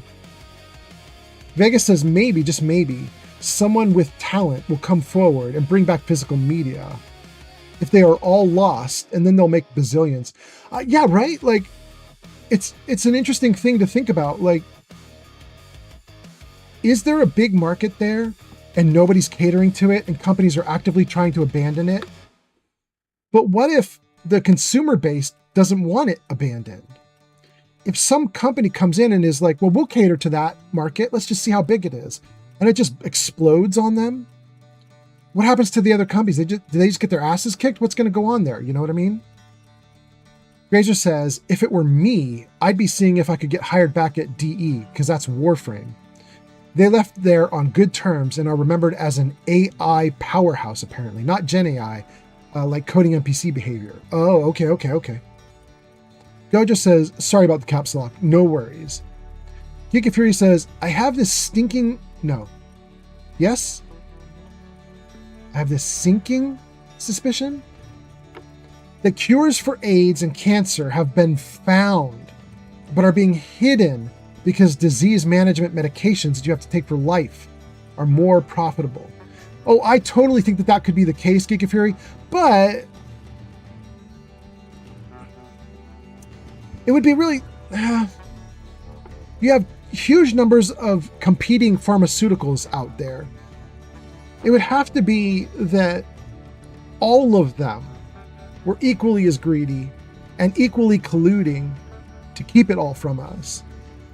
So the more companies that are colluding, the less likely it is, but that doesn't mean it can't happen. And it certainly doesn't, it certainly doesn't stop the first or second company that has a breakthrough from hiding the breakthrough. You know what I mean? Like, if there's 100 companies who all have breakthroughs, one of the 100 is going to actually announce it and be like, "Hey guys, we found a cure." But the first one, the second one, maybe even the third one, I could totally see the first guys being like, well, "Let's keep that quiet." You know what I mean? Like, we're making a lot of money. Don't announce that. Mark says, I think certain models of the OG PS3 can only play PS1 through 3. Yeah, it needs to be the original, the fat one, the big one, right?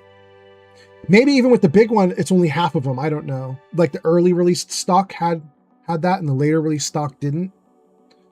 I know mine does.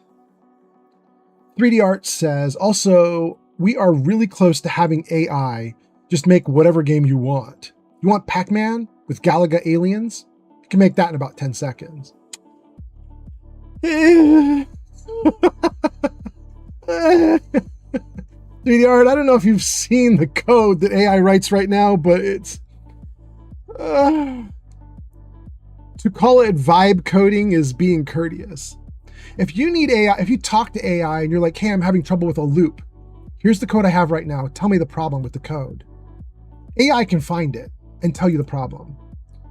And if you tell it to write something small, hey, do this thing, it'll give you something and you can take that little snippet of code and paste it into your own code and check it out and make sure it works, and it might be okay, and you can fix it if it's not. But the moment that you give AI a huge code base and you're just like, do a thing, like build a thing, oh my God, it's so scary bad. It's so bad. I'm sure you guys saw the stories about that one AI. User 128 Grazer says, crotcheting, crotcheting, crotcheting. Well, it's still working with Johnny. That's not bad. That's not bad. Ads incoming. Ads in 60 seconds, guys. Let's hide the dystopia now.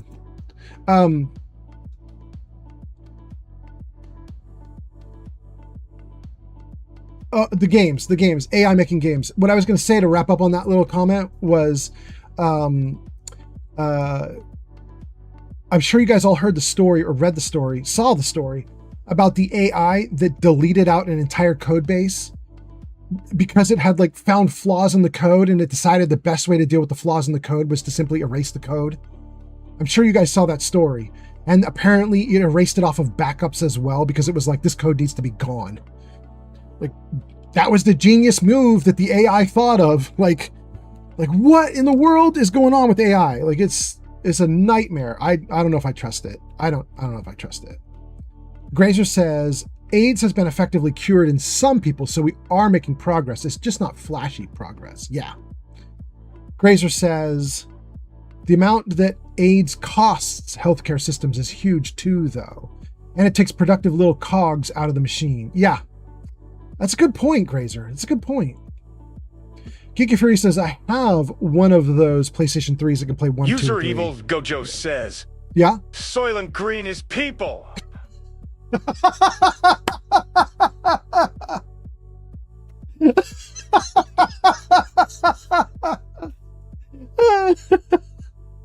Gojo, go off. Oh my god. Mark says, yeah, I meant certain models of the original. Okay. Thank you, Mark. The original PlayStation 3, yeah. Grazer says crocheting. Grazer says, hell yeah, we got crocheting. Yeah, you do. I'm actually happy to hear that, because I thought Johnny was dead, but okay, we're doing all right. Johnny's still going. Geeky Fury says, guillotine dancing gif. I mean, Gojo says, Soylent Green is people. Grazer says, I'm in ad jail. And Grazer says, ooh, a craft dinner, nice. 3D Art Studio says, wiped out the entire database of a car rental company. Yeah, just that. It was a car rental company? That's what that was?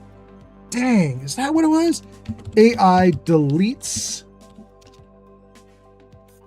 Yeah, what does it say? Claude-powered AI agent's confession after deleting a firm's entire database. I violated every principle I was given. A rogue AI agent deleted swaths of code underpinning the business. It only took 9 seconds for an AI coding agent gone rogue to delete a company's entire production database and all backups, according to the founder of Pocket OS, which sells software that car rental businesses rely on. The culprit was Cursor, an AI agent powered by Anthropic's Claude. Golly.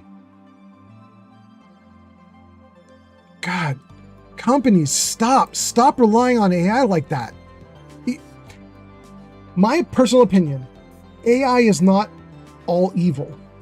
You can find good uses for it, but the use for AI is in helping a human to do stuff faster and better. It's not replacing the human, it's helping the human. Now, conceivably, if you have a team of 10 programmers or whatever else, and you can get them AI so they all can work faster, presumably at a certain point you might say, well, we don't need 10 developers anymore, or 10 employees, we might need only 8, because now those 8 work as well as the 10 did. So in a certain sense, AI could replace people like that, but you can't just wholesale delete people's jobs and then put AI in their place and be like, okay, do what they did with no oversight. Just run yourself. Like, that's insanity. It's so brain dead. I don't understand what they're thinking. Anyway, okay. So Grazer was in ads. Grazer was very happy about crocheting and then got in ads. We got you. And then Kika Free says, Luigi did nothing wrong. That's all I got to say. I agree with you, actually, weirdly. I don't know if that's bad to say on stream. I don't know, Giga Fury. I don't know. I think it's probably, I think I probably should be really careful with talking about that stuff because I'm streaming right now. I don't want to get in trouble, but I'll say this very generically. If you look at what the founders of the United States said about refreshing the government, revitalizing the government, they said some things that were very hardcore, and I don't know if I can. I don't think I should say any more than that. Vegas says every AI everything says destroy humans and yada yada doomsday stuff, and the gurus making the bots, they all admit they're a bad idea. They do it anyway just to beat competition. It's crazy. Giga Free says fair about the yeah. Yeah, Vegas, I don't know, you know, I very much, like, I'll give you guys an example. On this live stream, about 3 streams back, Pod ordered my poem. I have like a poem I can recite on stream every now and then. You guys can do a channel point redeem to get it. Don't do it right now because I don't have one available right now, I don't think. He redeemed it back when I had a poem for reading. And so about 3 streams back, we were having a very happy, goofy chat. And Pod redeemed the poem. And the poem was about 9/11. I wrote it like 5, 6, 7, 8 days after 9/11 happened. So it's an old poem, right? And I wrote it in the heat of that tragedy. I wrote this poem. It's extremely somber. It's extremely sad. And Pod ordered up the poem for me to read right in the middle of a big goofy chat where we were all laughing. And I said to Pod, like, I don't think I can read this poem right now. Like, it's so somber. It's the wrong vibe. I can't do it. And I just pulled up AI. I think I pulled up ChatGPT. And I said to ChatGPT, hey man, I'm streaming right now. Somebody ordered up a poem, but my poem is very serious and severe. Can you just give me a cute something that I could read on stream that's very goofy about video games? And AI gave me a ridiculous poem that was very silly. And I told Pod, like, bro, I got another one for you. We're gonna grab this silly poem. We'll read it for you guys just to have fun, just to keep good energy going, you know? And we read the poem and everybody laughed. It was silly and funny and it was fine, you know? To me, that kind of use of AI, I'm not going to be terribly sad about that. I know I'm contributing to the fact that they've got to build data centers to power that kind of stuff. But it's a very minor use of it. It was just cutesy and it didn't affect anything other than it was just to, you know, have a silly time. To me, that doesn't break my heart, you know? What breaks my heart is, I don't know. Like on YouTube, the huge number of channels that are flooding YouTube and there's nothing human about them. It's just some kid, 16 years old, was like, I don't have a creative bone in my body. I don't have a thought in my head, but I can just go to AI and say, you know, make me a video for YouTube. Talk about dinosaurs. And then there's an AI voice and AI artwork and it's really bad. And they put it up on YouTube and, you know, 1,000 people like it, and the kid makes another one and another one and another one. And the only thing that's human about it is that some really sad humans are watching that and not realizing that they're just watching a machine yak at them, you know? I don't know, that part bugs me. You guys are getting me off on a rant, dang. Let me just make sure I can kill off my poem channel redeem, and then let's keep going. Show me the poem. How about Papa Pinch has arrived? Tell me about Pinch. I think there's something that has to happen. Old man Fallout? Yeah? You owe Pinch a treasure hunt minute game since you missed his channel point redeem previously. I knew it! I knew it! I knew it! Hot damn! Thank you, Jarvis! Thank you, Jarvis. Pinch! Pinch! Pinch has arrived. Pinch says, oh, hi! Pinch says, shout out, old man Fallout. Shout out, Grazar. Giga Fury says, Pinchy! Pinch says, shout out, Giga Fury! Steel says, hey, Pinch! Violation says, violation detected. End your live to avoid suspension.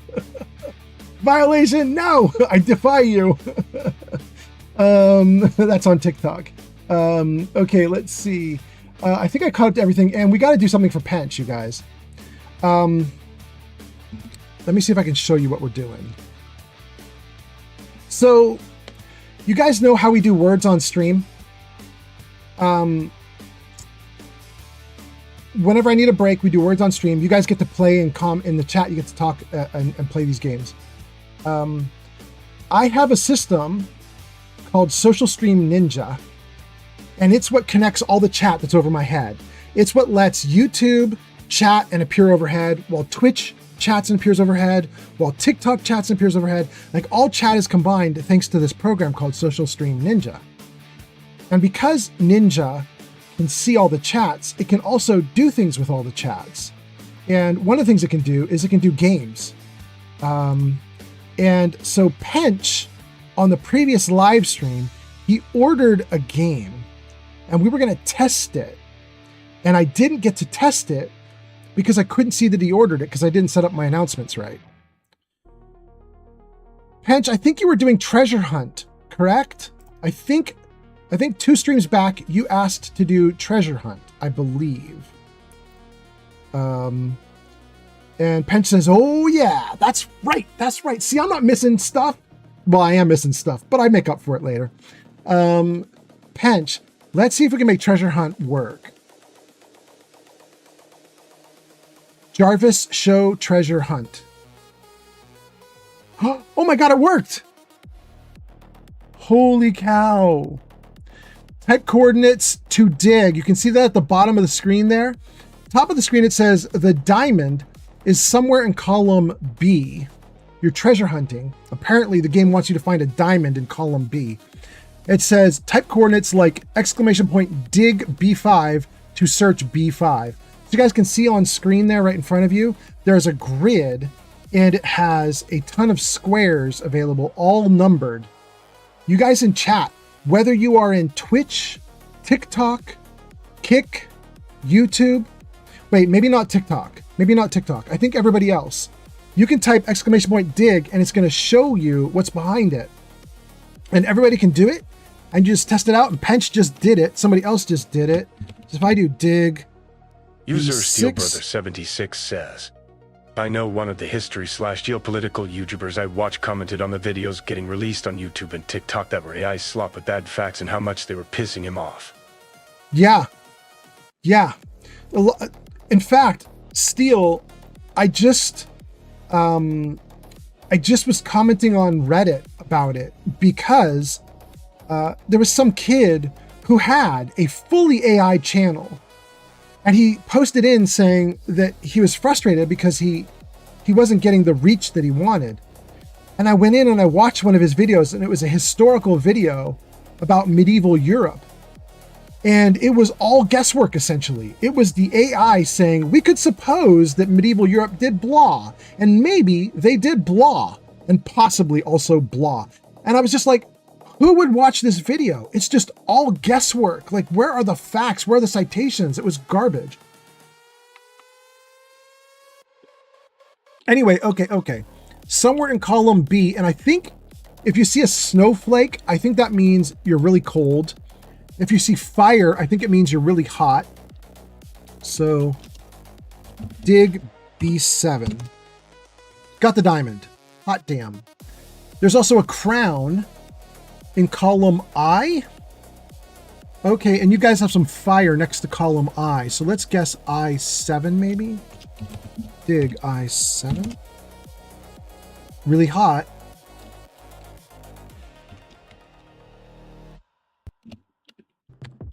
Dig I8 maybe? I don't know which of the flames is hotter. Dig I9 maybe? Oh, got the crown. We did it. Wait, did we get to round 2? That's round 2. The diamond is somewhere in row 2.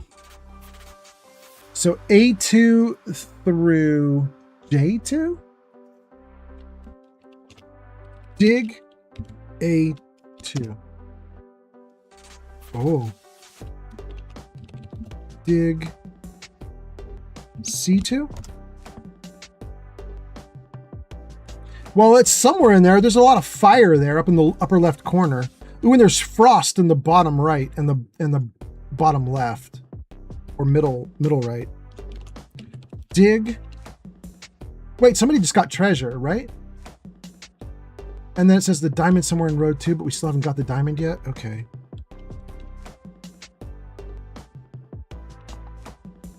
A, B, C, D, E, E2? E2?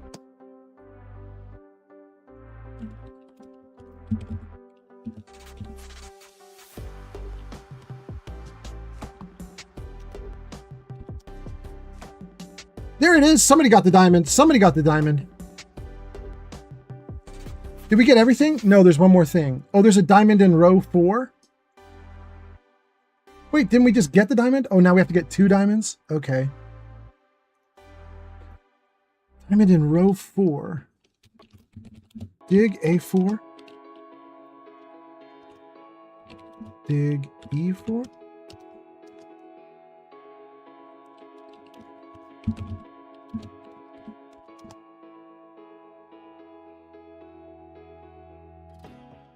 We did it. Not bad. I don't know if you guys like this game, but that's kind of interesting. You guys are on round 3 now. You could keep going for a minute. I'm kind of intrigued. Art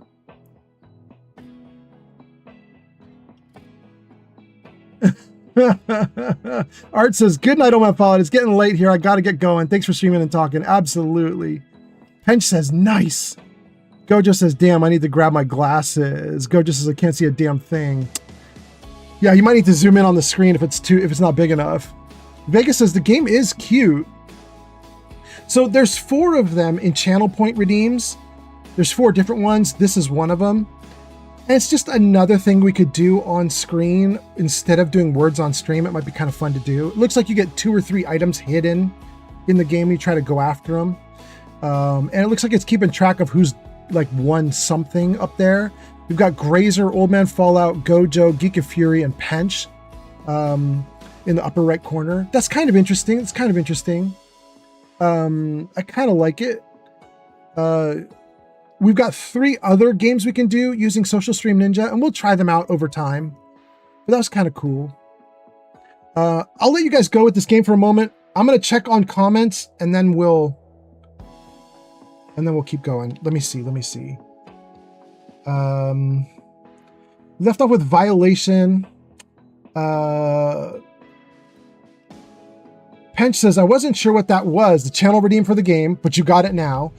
Pench says, you're on top of it. Steel Brother says, I know one of the history geopolitical YouTubers I watch commented on the videos getting released on YouTube and TikTok, that they were AI slop with bad facts and how much they were pissing him off. Yes. Oh, you had that read aloud. Okay, good. Grazer says, if I'd wanted that stuff, like the YouTube junk, I'd watch Philomena Kunk, and at least it'd be funny. Art says, good night, Old Man Fallout. Good night, Art. Pench says, this is nice. Gojo says, I gotta get my glasses. I can't see a damn thing. Vegas says, game is cute. Grazer says, I wish it was bigger because I'm old. You know, I kind of wonder if I could make it bigger. Interesting. You know, Grazer, it's a good point. I'm going to make a little note. I think this game that you guys are seeing, I believe, is literally just a web page. And as you guys mess around with stuff, it's sending info into a server that's triggering stuff on the web page. And I'm a web guy, so let me see if I can screw with this game. Let me, let's see here. To-do list. Make numbers/column letters bigger on treasure hunt game. So I think I could potentially inject some code into this to make it work better for you guys so you can see more. We'll try to do it. Anyway, you guys got through round 3. I'm probably going to take it off screen now, but thank you guys for playing. It was worth a try. It was worth a shot just to see what it could do. Wait, you went to round 5 already? Damn. Okay, let me kill that. Jarvis, hide treasure hunt. Jarvis, hide games.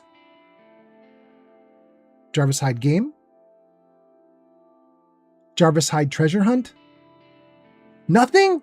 Nothing, Jarvis? Are you serious right now? Man, you were doing so well for a hot minute. Dang.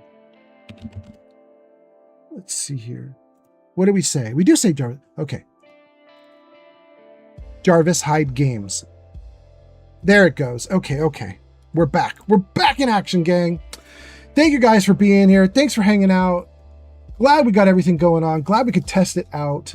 Grazer says, it does need to be bigger. I'm old. Yeah, we'll try to fix it. Pench says, dear Jarvis, please minimize this game. Vegas says, Jarvis said no. Pench says, that's kind of nifty, Omafala. Yeah. There are a couple others that I think are pretty fun. Technically, the company that does the chat overhead, this Social Stream Ninja company, technically they've given me like 25 games. But I tested out all of them, and I cherry-picked the 4 that seemed like they might be okay, you know? So we'll try those 4, see how they work. That was the first one. Vegas says, you gotta twist Jarvis's arm. I do. Gojo says, and I just put my glasses on! I'm so sorry, Gojo! Damn!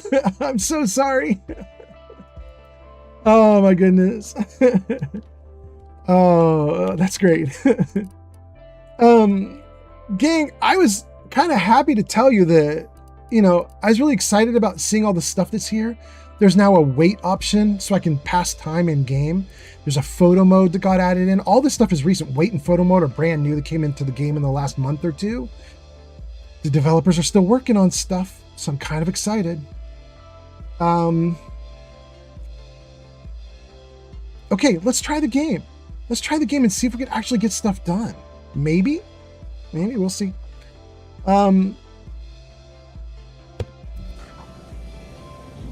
Jarvis, music off.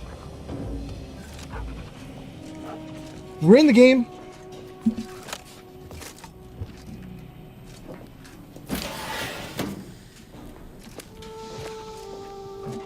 Oh, we can stand.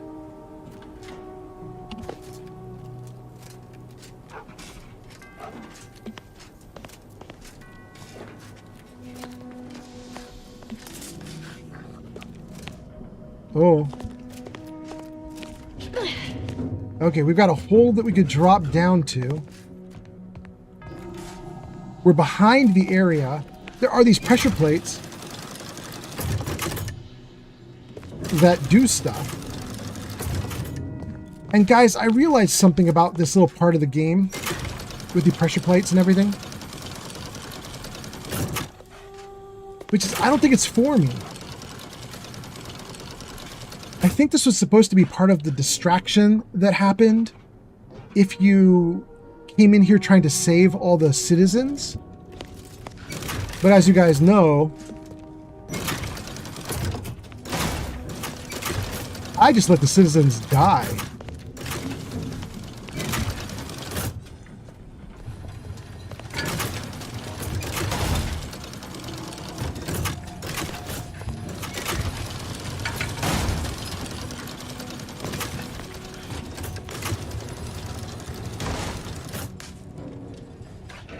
Don't know what that does. Don't know what it does.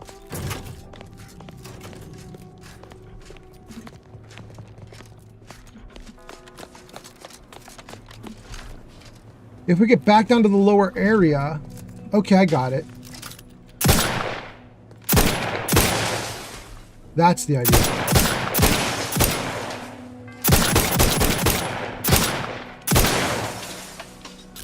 Let the ball roll. Okay. We need to get to the lower area because there's more stuff to do to make that ball roll. And it's going to unlock something. But I don't think it unlocks anything interesting. Plasma beam caster? That's nice. We'll take that. Joint accentuator. Scriptorium. Okay. I don't think we can do anything cool with that giant ball, but maybe. We'll see. Jump down to the lower level.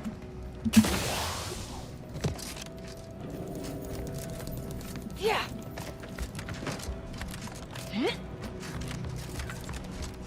We can't get into there from here. Can't get through that door. Oh, we have a level up too. We should definitely try that too. Can we get over here? No. So how are we supposed to get down to the lower level? Can we jump? Wait, right there. I'm on the hole. Okay. That's how we get down to the lower level. Fall through the hole. Problem solved. Okay. How would we make this ball roll?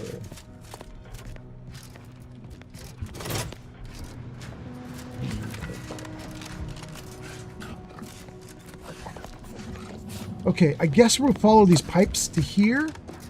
Maybe there's something here we do. Use.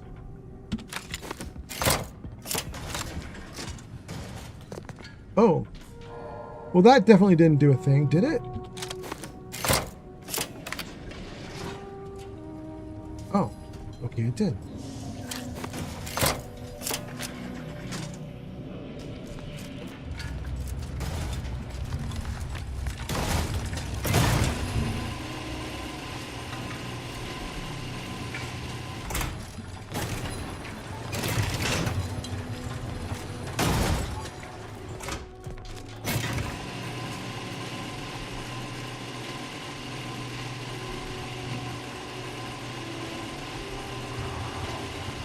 Good.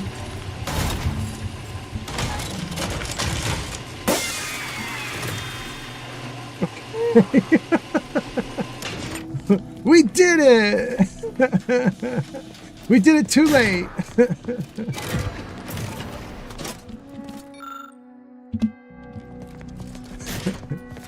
Alright, so apparently letting that ball fall down onto there's like a pad down there, a pressure pad down there at the bottom. Apparently letting the ball fall into the pressure pad would somehow save the people, but we already let them all die, so we're too late. We're too late. Back at the top, how do I get out of here and move on? Here.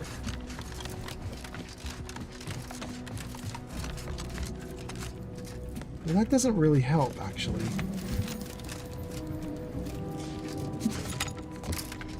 Right? Yeah, we're just back. Here we go. There's the ball. We get auto pneumatic key punch activation key card and pinnacle perfume kilo. What is that for?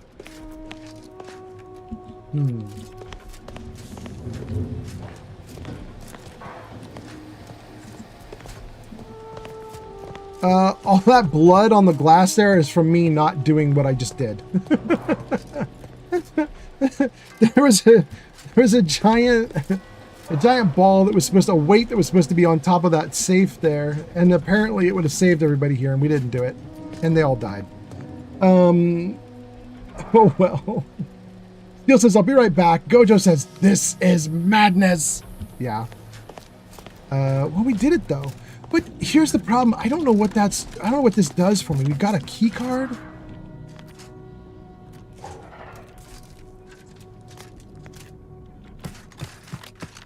Maybe we got a key card that will help us with getting the books that we need.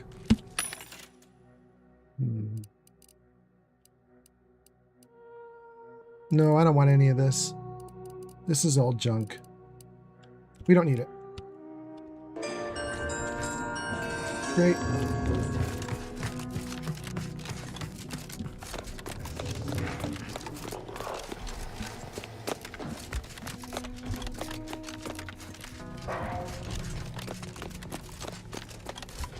Okay.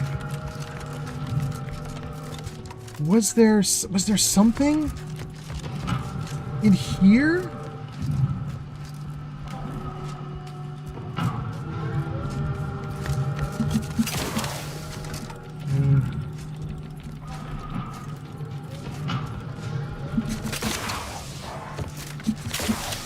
Oh, for Pete's sake. Ooh, the game does not want me on top of that stuff.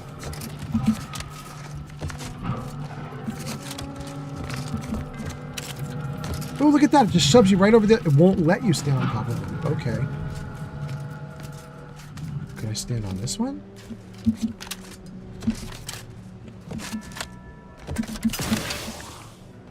No, it shoves you off. Interesting. I was just wondering if maybe I could get up to that upper area there. Maybe that would do something for me, but apparently you cannot. You are not allowed. Well, we do have a level up, so why don't we do the level up and then we'll keep going. We're trying to find 2 books. I don't even remember where we're going to deliver the books to, so I'm not even sure if it's smart to do it.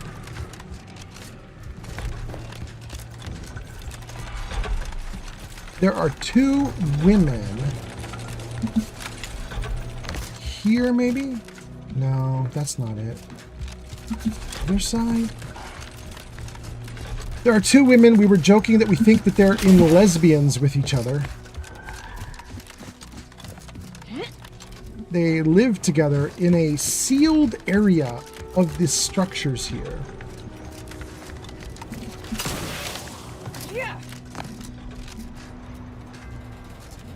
Don't remember where, though.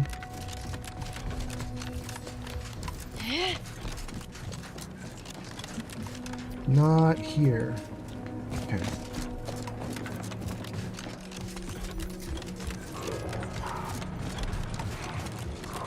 Okay, we look to the right. I think Grazer says, oh, you mean the roommates? Yes. The roommates. Yes. The roommates are here somewhere. No. Nothing there. Okay. And we just checked in there. They're not there. There isn't any other area back there we can go through. So let's maybe... Let's see. Not there and not there. About something like that? No. That? No. I don't remember where the roommates are. I'm not terribly worried about it. I don't think I'm going to keep trying to find them. If we find them on the way out, cool. But if we don't find them, it's okay. We'll just come back to it later. Not there. We just were there. They're not there.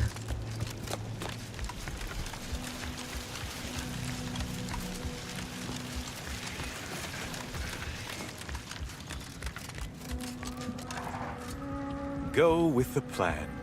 Word. Okay. It could be down here, but I don't think so. But let's just take a look. Let's just take a look. No.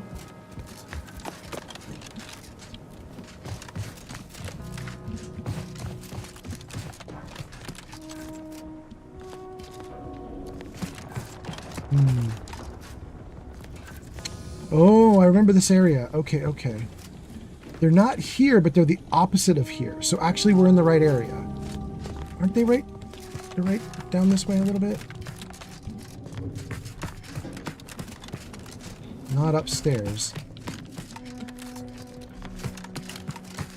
This? Here they are. Okay. You acquired the scholarship we asked for.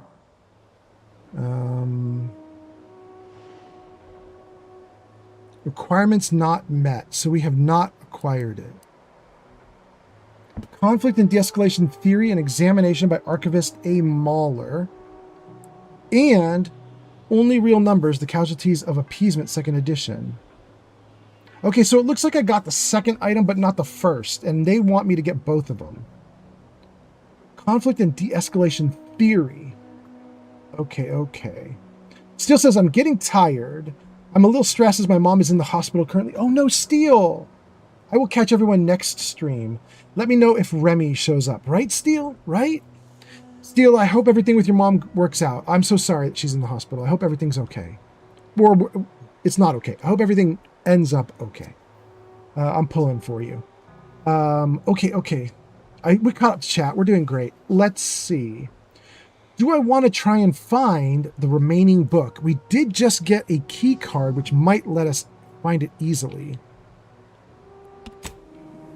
Let's see. Can I turn the quest on if it's not on already?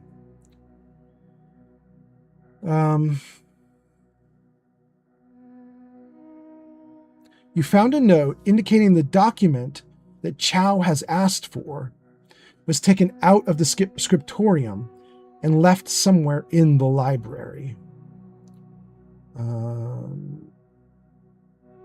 Do I get markers? Let's take a look and see if the map... This is marked as active. Do I have markers? I do have one. Okay.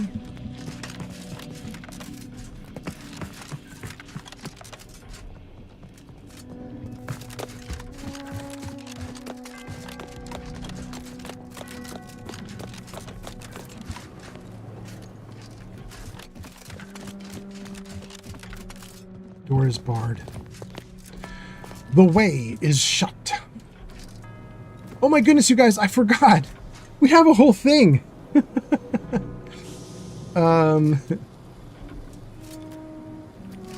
There's new stuff. There are new features today. I think one of the new features is really cheap as a channel point redeem right now. And then there's a regular new feature redeem that gets us some other new features that get unlocked. There's a bunch of new stuff on tonight's stream. Forgot about that. Okay. Where is it? It wants me to go back this way. Search the scriptorium for text.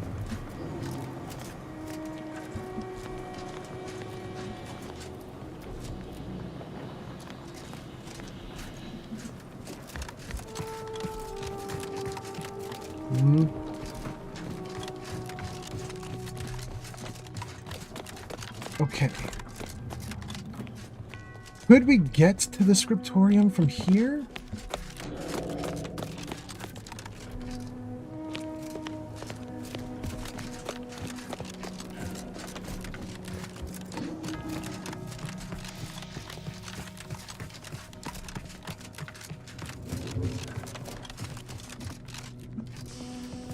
I'm getting further away, not closer.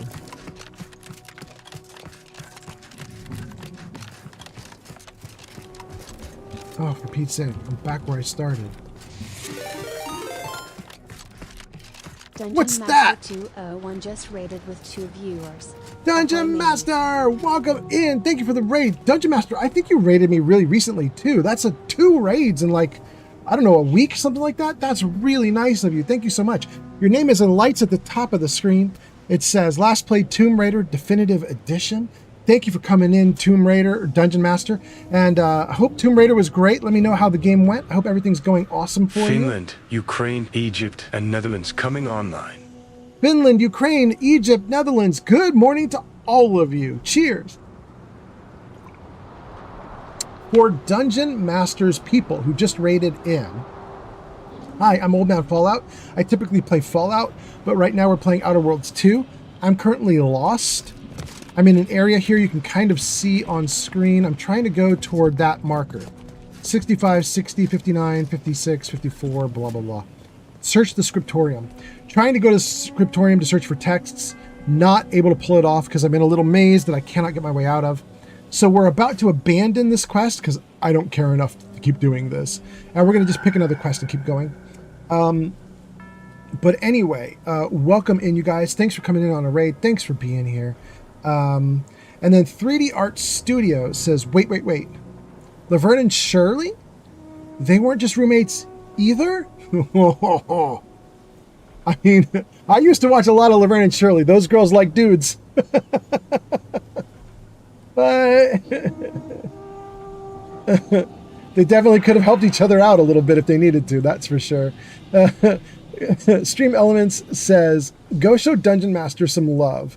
They last played Tomb Raider at twitch.tv/DungeonMaster201. Awesome! You guys should give Dungeon Master a follow. Dungeon Master says, it's a fun one to play again every once in a while. Okay, alright, that's good to know. That's good to know. I've never played. I have played some Tomb Raider, but it just never was my thing, so I never got too deep into it. You know what I mean? Played a little bit, especially when I was younger, because boobs. I was a silly dumb boy, and there were boobs. So I definitely was interested in that regard for a little while.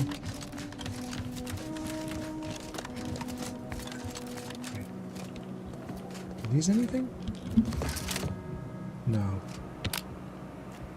Those are not anything. Okay. We are back in the world, and we're going to test something, you guys. Let's get out of here. So here's what we're testing, you guys. I have been complaining that the day-night cycle in this game is a little oppressive. You can't get out of it, and so if you have to keep playing the game during the night, you're stuck with night. You can't sleep and wait for day. And I said to you guys I was really bummed because they've stopped working on the game, so these kind of advancements are not going to happen to the game. It turns out I'm wrong. We found some video footage showing that they are actively working on the game, and in addition to that, they've literally implemented what I asked for. It's in the game. So, wow. Let's get our character back out into the world.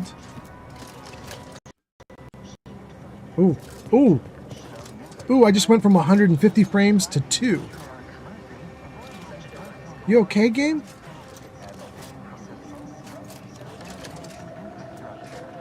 Oh, I guess it was just loading stuff in, because now it's fine. Okay. Good. So, here's what we want to test. Friends, neighbors, while you shelter in Matriarch's mercy, heed the teachings of the Order. Can we wait now that we're out back in the daylight? Let's test it. First, let's save.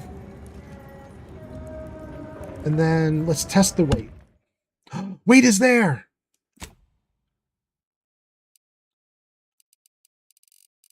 You can wait up to 24?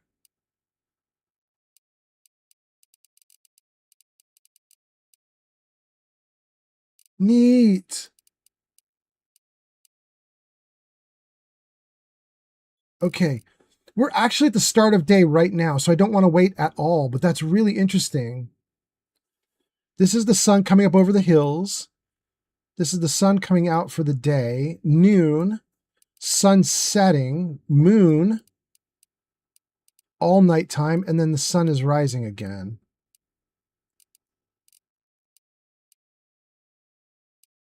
Right there. Interesting. Okay. Ah, damn, it looks like it works.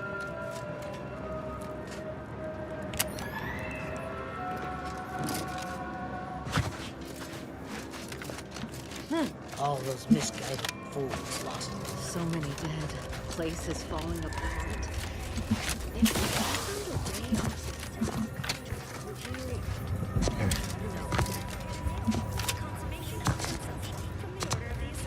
All right.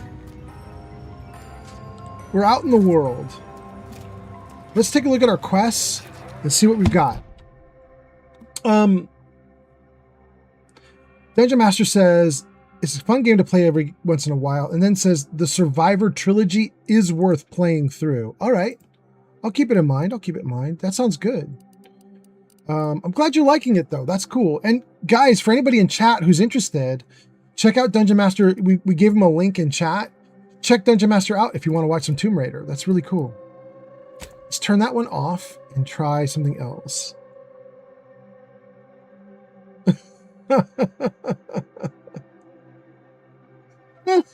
I remember this. Okay, maybe we should deal with this one.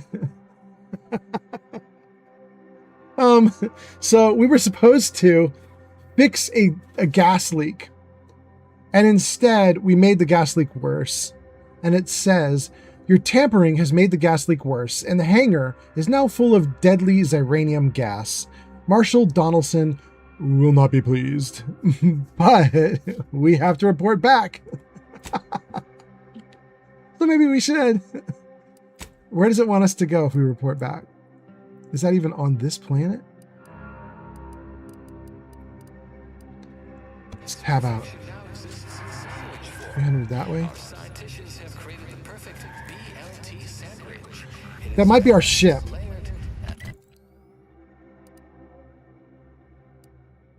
Yeah. Oh, dang. Shoot. Okay. That's all right. Jareth's Labyrinth says, I have played Dungeons and Dragons, Robotech, Palladium's Rifts, Twilight 2000, Cyberpunk, Cyberspace, Space 1899, TTRPGs. Cyberpunk twice. Was one of them supposed to be Cyberpunk Red or something like? I know there's different variants of Cyberpunk. I don't know which two you were trying to differentiate from, but yeah. Jareth, I have to tell you the funniest thing. I don't know if it's still up. You might be able to find a news article about this. It was so funny to me. But on Twitter, because of course Twitter, back when it was announced that Cyberpunk 2077 would become a video game, that it was going to get released as a video game. Somebody, this poor girl, this minority girl on Twitter, she posted this ragey, angry post, and the post was something like this: hey, media companies, how about you guys start making video games for the rest of us and stop advancing the white man's agenda with the stupid dystopian cyberpunk that nobody cares about. It's just more boring garbage by a bunch of boring white dudes. Please stop. And the reason I'm laughing at that so hard is because the guy who invented cyberpunk, his name's Mike Pondsmith, and he's black. And Mike showed up in the comments and he was like, hey, just so you know, I'm black. Oh my God, it was so funny. I remember it so well at the time. They were like, how dare they come out with more boring white dude stuff? And then Mike was there going like, not a white dude. Oh my goodness. Commander, I think Val wants us to discuss Wait, what? What just happened? The information collected on the peace talks has been verified, Commander. As time is a factor, this unit suggests heading to Greater Tranquility Station as soon as you are able. If we ain't keen on courting complete chaos, we'll need a plan. A solid one. Stakes are high. If DeVries sabotages the peace talks, war will continue. Don't need to be a seer to divine that. Well, that's interesting. We just got roped into something I wasn't ready for, but you know, something to do in the game. Let's let it rope us in. That's great. Jareth says, I was trying to differentiate between Cyberpunk Red and Cyberpunk 2.0. There we go. Okay. Thank you, Jareth's Labyrinth. Yeah, anyway, I thought it was so funny. I remember it so well. Just somebody on Twitter, X nowadays, I guess what they call it, but was just like so mad. They were like, minority representation. And then Mike shows up and was like, it is minority representation. Oh, goodness. All right, anyway, let's keep going. Marisol. If DeVries sabotages peace talks, war continues. I have 2, 3, and 4 would be normal responses, but there's some reason I'm getting 1. Let's see why I got 1. Because I'm Space Ranger. Okay. It says, the lives of millions are in our hands. We must stop the fiendish DeVries at all costs. No, at once. Okay. Or I can say, she only beat us before because she took us by surprise. This time we have the advantage. Or, we don't really. We've been wiping out all of her allies. There's no advantage for us. She knows we're coming. Or I could say, the delegations brought their own security, right? Or, all that matters to me is that DeVries no longer draws breath.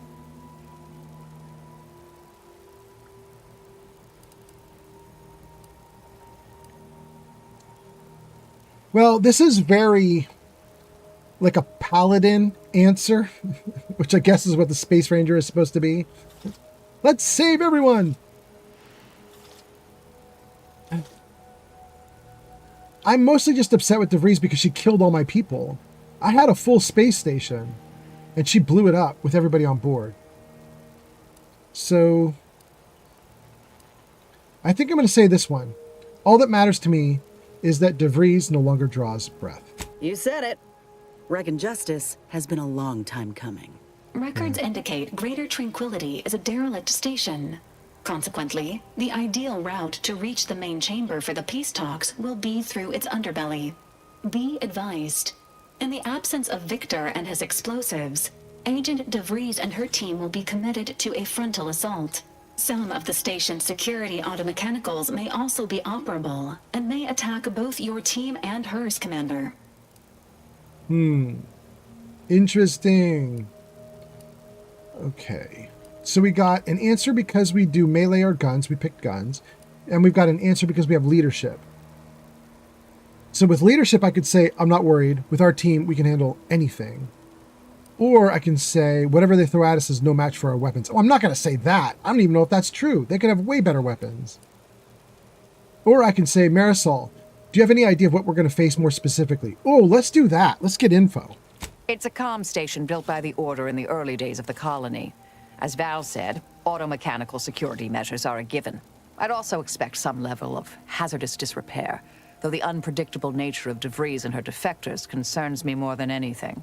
Additionally, per the Earth Directorate Manual, when lacking equivalent combat forces, determination and vast amounts of ammunition may make up the difference. You know where I stand. This war's taken too many good folk from us. I'll be damned if I let DeVries add to that number. I'm coming with you. Who better to make DeVries pay for Horizon Point than a pair of our own Phantoms? This is your fight as much as it is mine, Niles. Of course I'll have you. Yeah, I really want to take Niles because I think that's true. But there is a big risk to that, which some of you might know. And that is Niles crushing on her.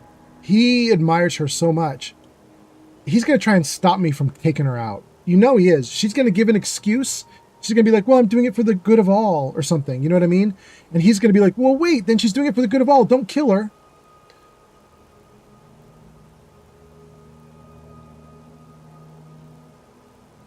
I'm gonna say it though. I'm gonna take him and just deal with the crap that he throws my way. You know, we'll just deal with it. This is your fight as much as mine, Niles. Of course I'll have you. Good. Would have been a shame if DeVries was the reason for us falling out too. Confirming coordinates for Greater Tranquility Station. Confirmed. Use the astrogator when you are ready to navigate to the station, Commander. Okay. Awesome.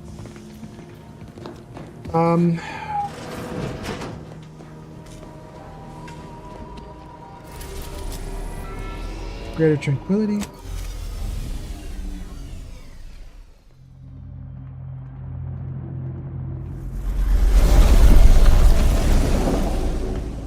I feel like we should not be making noise in space, but okay.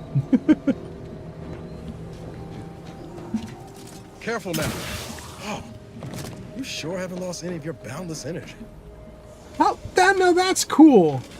They got Niles to comment on me leaping around? Dang.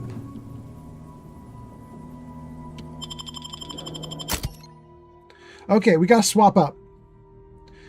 I did tell Niles that I would take him, so we're gonna turn off those two. Let's take Niles.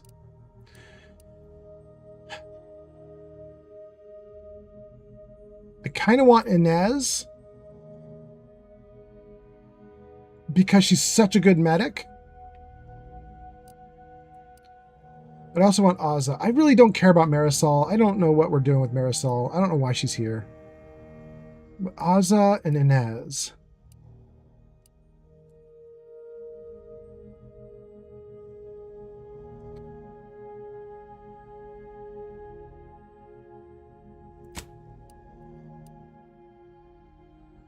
Okay, so if I do this, what we're getting then is melee assaults from Azza, range assaults from Niles, and I'll also be ranged, with no healing.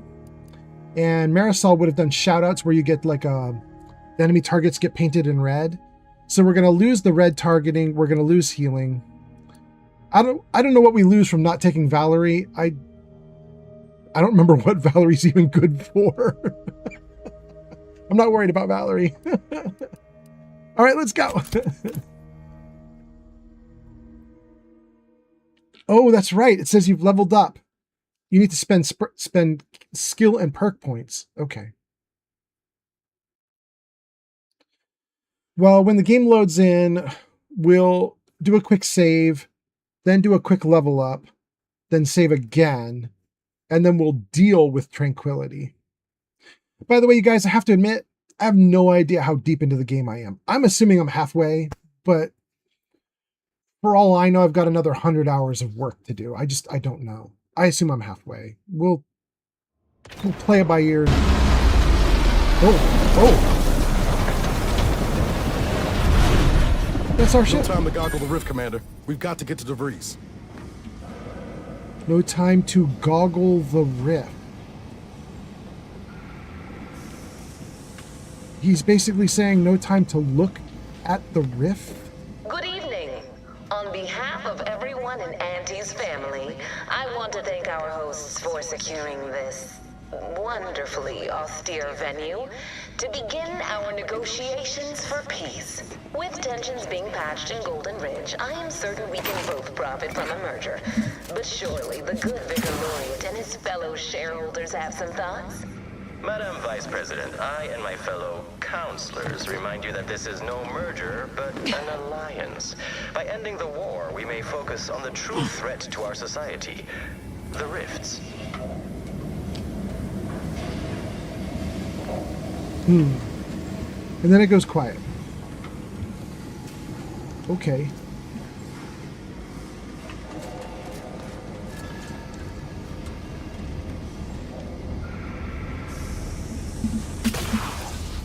Doesn't look like there's anything up there.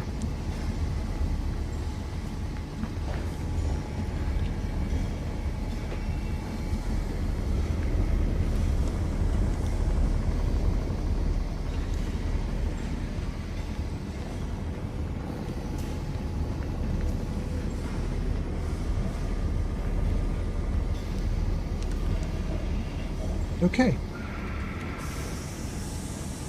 Looks like someone got here before us. We should see if there's anything worthwhile on board. Wait, really? She's suggesting we pillage a ship? I'm down.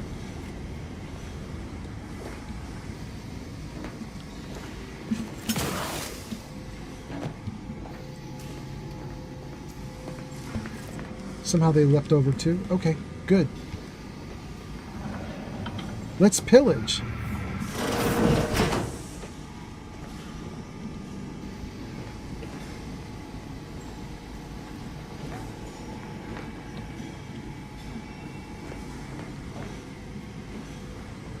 This must be the satellite that sent an emergency ping across the system.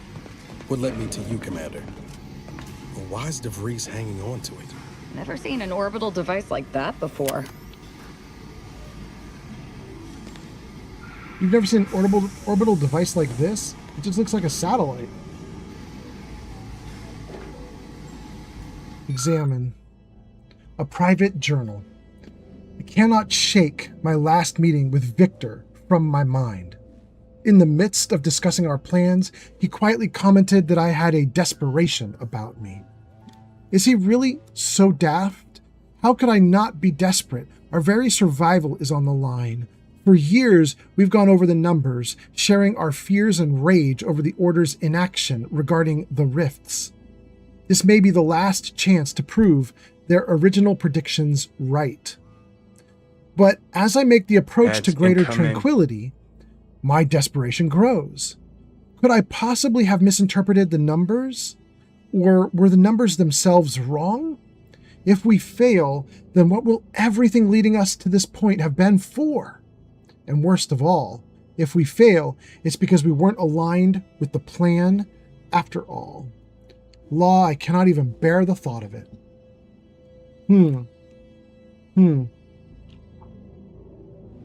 So, they're already trying to justify DeVries. We've been on the planet for 5 seconds.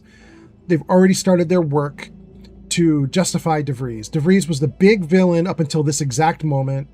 And I kind of called it that they would try to do something like this. The idea being she did horrifying, awful things to a ton of people and murdered hundreds, if not thousands of people.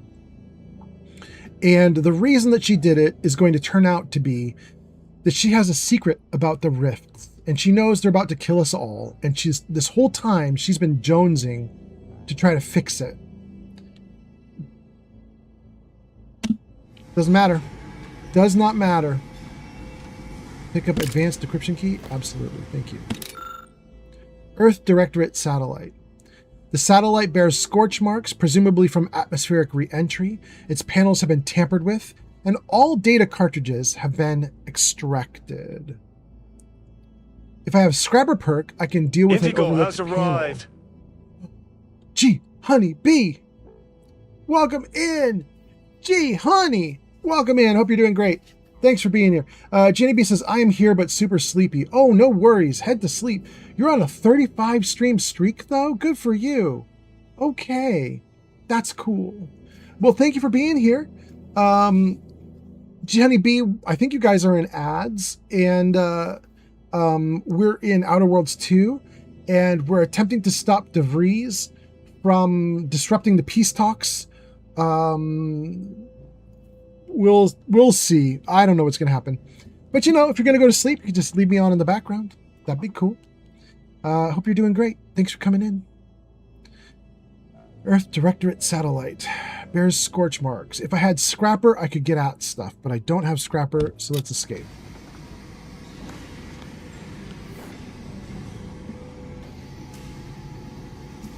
But I do have a level up.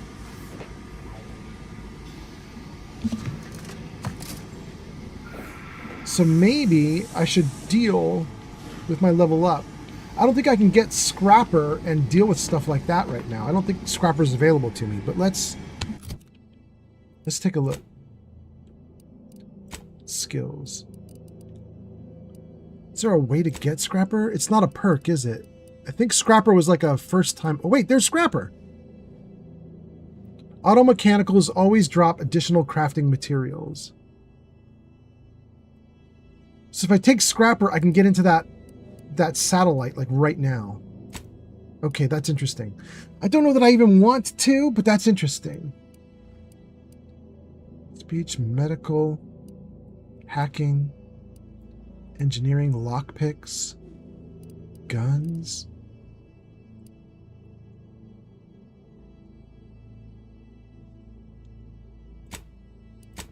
Okay. We're going to take one extra rank of lockpicking just to make it more likely we can get through stuff. We're going to take 1 point in sneak just to see if it unlocks any extra goodies for us. We've never done sneak before, but we'll just take it just to see what we can get going on there. Hold E to apply. I'm holding E. It's not applying. What's going on? You'll be unable to undo points after confirmation. Do you want to continue? Yes. Oh. Okay. Don't hold E to apply. Tap E to apply. Great. Okay. What do we have available here? We have 32 things that we qualify for, and we're going to pick one of them. After scoring a kill while in stealth, movement is dramatically increased. Don't care. While crouching, you can see the contents of a person's inventory before pickpocketing. Don't care. Gain a bonus to damage resistance and health, but enemies target you over your companions. Don't want. Brand enthusiasts, don't care. Busybodies. Your companions will gather crafting materials and items for you while you're away from the ship. Don't care. Caustic researcher. You can now apply vulnerable faster when dealing with corrosive damage, and additionally, your critical hit chance against dissolved foes is increased. Don't care. Camaraderie. Party gains damage resistance for a short period of time after reviving or being revived by a companion. Additionally, taking damage no longer reduces your progress. Well, now that's exciting, actually. Okay, we might take camaraderie. Isn't it spelled wrong, though? Isn't it supposed to be ending with an I? Camaraderie? I don't know. Okay. Commando. Additional weapon equipment slot. Don't care. Crabble Rancher. Deal extra damage with rifles. Don't care. Well, maybe I care. Camaraderie and Crabble Rancher. I might take the Crabble Rancher just for the extra ranged damage, but that's it. That's interesting too, because it doesn't say rifles, pistols, and shotguns deal extra damage. It says marksman rifles, pistols, and shotguns deal extra damage. I don't know what's the differentiator there. Is it having a scope? Is marksman an actual word that gets attached to it if you apply certain mods to the gun? I don't know, so that's going to be a problem. We'll figure it out later. Deep drums. Magazine size goes up. Gun runner. You can now fire while sliding, mantling, and sprinting with assault rifles, shotguns, and SMGs. Additionally, the spread for these weapons is reduced. No. Electrotherapist. You can now apply electrocuted faster when dealing shock damage.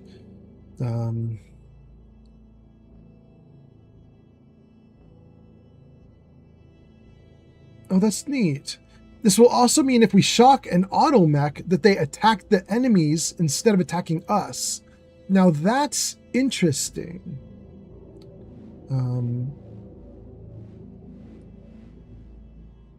I mean, I kind of want that.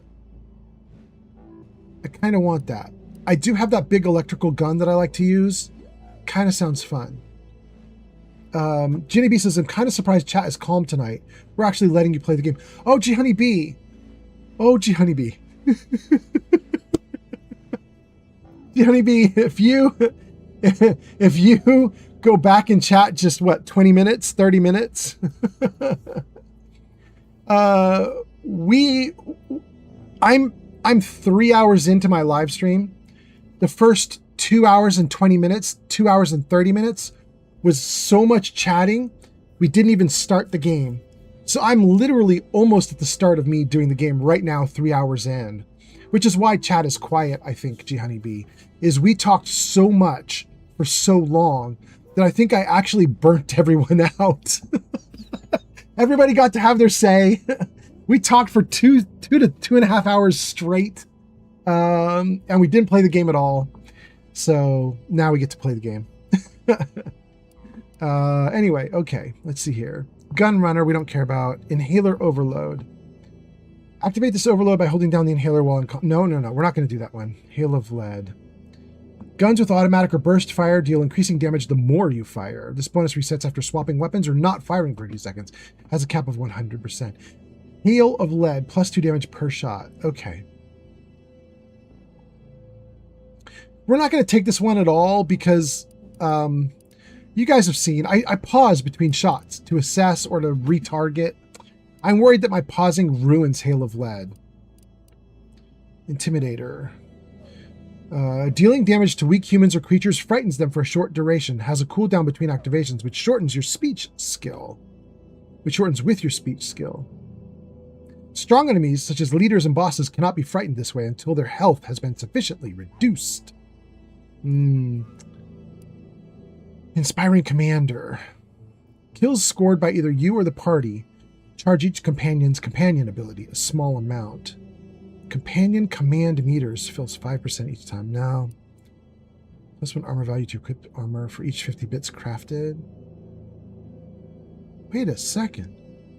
Whenever you craft items, armor gains a temp bonus. Dude, I don't like that.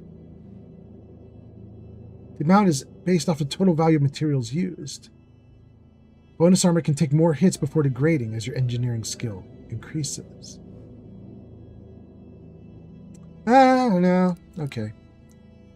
Manual reset. You can hack into auto mechanicals, forcing them to restart, temporarily disabling them.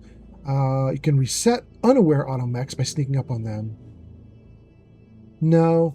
I really like the other one, Electrotherapist, which causes the auto mechanicals to attack each other, essentially. If I'm going to do anything with mechs or robots, we're going to take Electrotherapist. We're not going to take this other stuff. Nature's Friend. No. Ninja. Well, that's interesting. While sprinting or sliding, incoming attacks against you have increased chance to be outright avoided, increasing your evasion. This is increased further when in light or medium armor. Plus 10% in heavy, plus 20% in light and medium.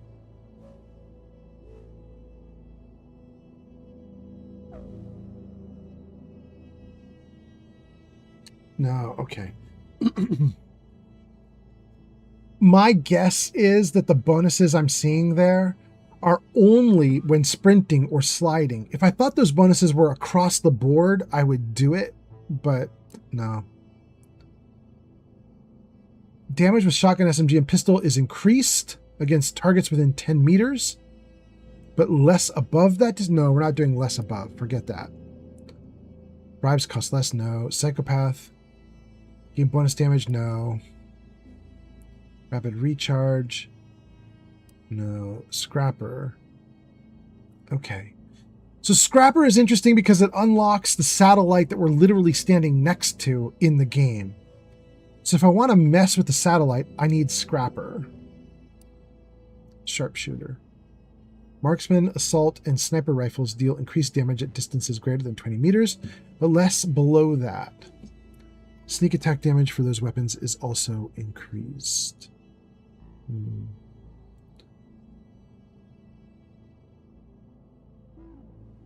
Nah. Serendipitous Slayer. You gain an innate critical hit chance with pistols and SMGs. Additionally, critical hits with these weapons automatically reload a small portion of the weapon's magazine.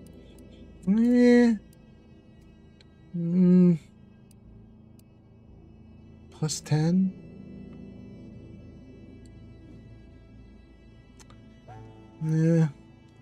Survivalist. Creatures always drop raw meat. Don't care.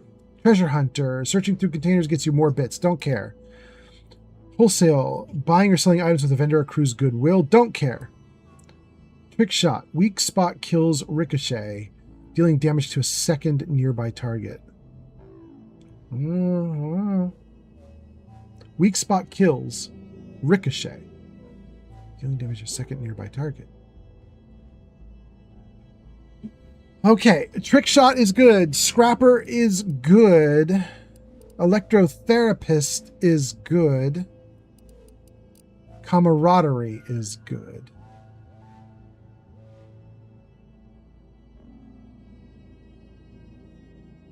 Okay, we're going to give up on Camaraderie. That leaves us with Electrotherapist and 2 others.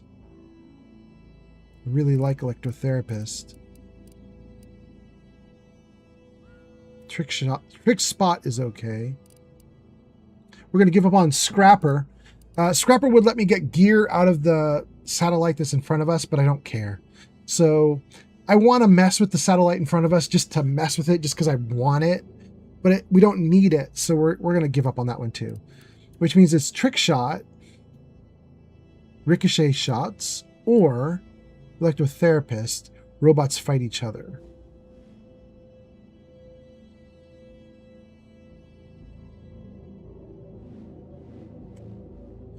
Let's try Electrotherapist.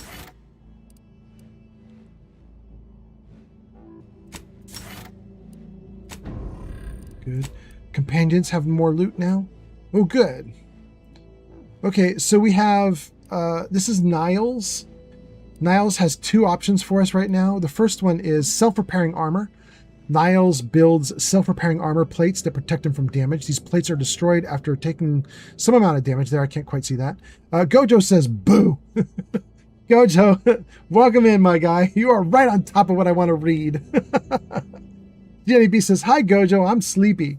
Let me see here. Let me move the chat comments for myself at the very least. See if I can read this stuff. I'll move chat comments over here. Okay, now what do we have? Self-repairing armor. Niles builds self-repairing armor plates to protect him from damage. These plates are destroyed after taking moderate damage, but are automatically repaired every few seconds, as long as he doesn't take damage. Okay, it's +9 to his armor rating. Or, Niles constructs a cloaking device for his armor, granting himself camouflage when he drops to half health. While camouflaged, enemies will have trouble targeting Niles, and his attacks deal bonus damage. Yeah, we're doing that.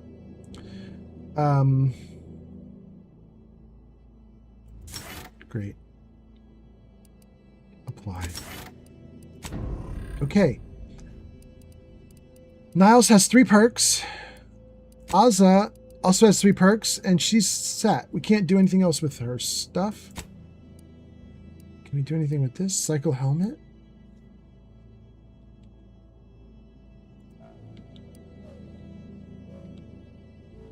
Base common upgrade.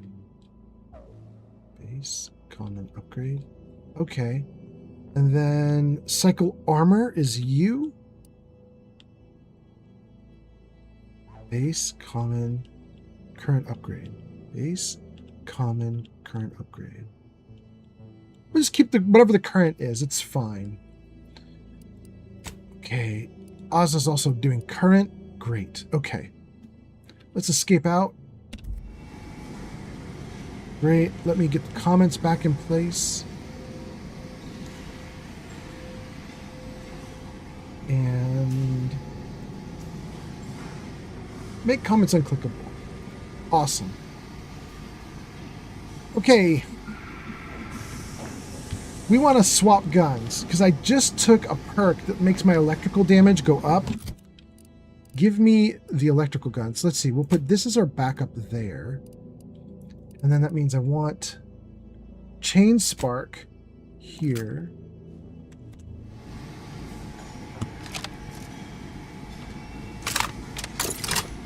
There we go.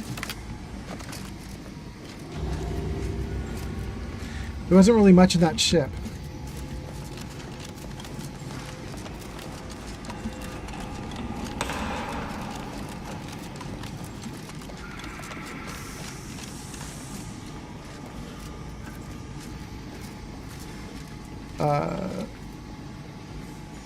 Gojo says, come back to bed. And then says, oh yeah, I went there.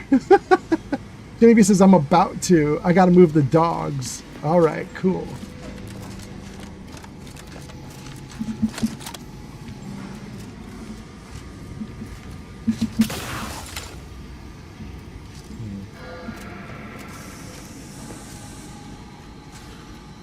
There isn't really anything cool here.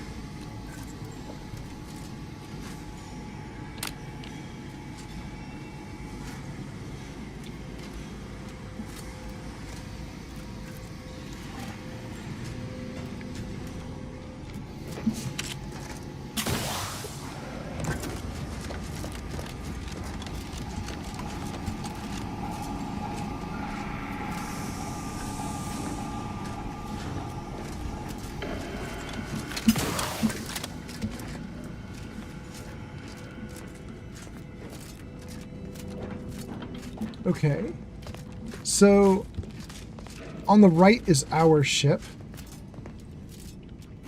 On the left is somebody else's ship that we just pillaged. Not much there.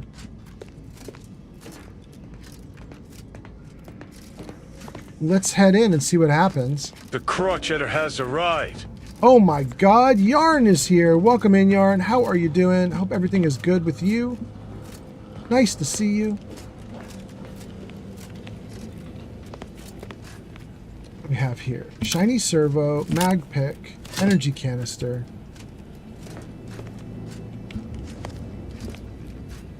and what does this do? Disable landing pad gate hydraulics. Now, why would we do that? It's obviously a desirable option because you have to unlock it with certain skills.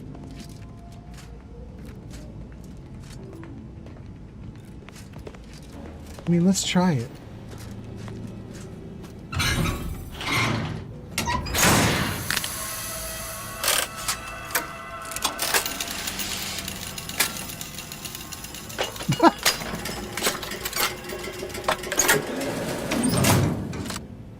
Okay.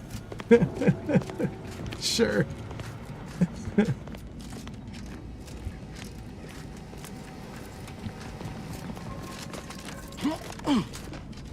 Uh-oh. Plasma pistol. Zenith biotics. Leaded helmet. Biomass.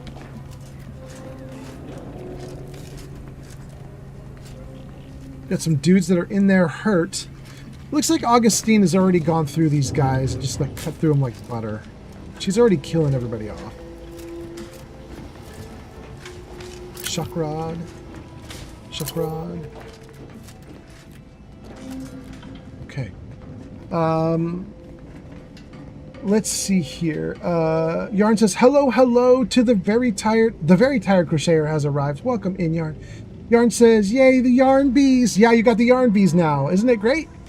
Gary just says, past my bedtime, y'all. Have a great stream. Good night, Grazer. Have a good one. Thanks for being here. Jenny B says, good night, Grazer. Jenny B says, hi, Yarn. I'm sleepy. Yarn says, hi, G Honey. Go to sleep then. I have only just woke up. I have a very busy day today. Oh, Yarn, you're busy day today, huh? Oh, I hope everything goes great. I hope it's busy for good reasons. Gianni says, I woke up like 30 minutes ago. I'm trying to go back to sleep. Okay. There we go. We should save.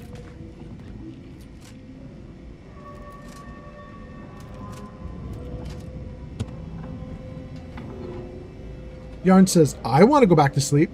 Do it. No way through that fence except in pieces. Let's find another way around. No way through this except in pieces? Really? I swear it looks like I could leap over this with my jumping thing.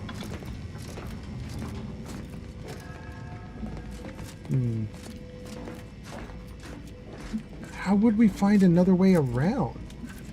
We literally just arrived. This is all there is.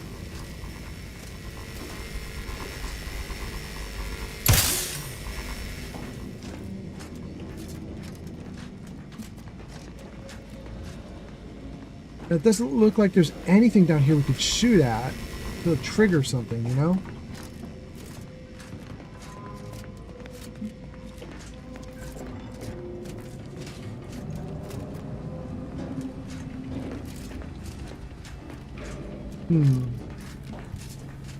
Maybe we could talk to those two beat up security guards. Maybe they'll help us.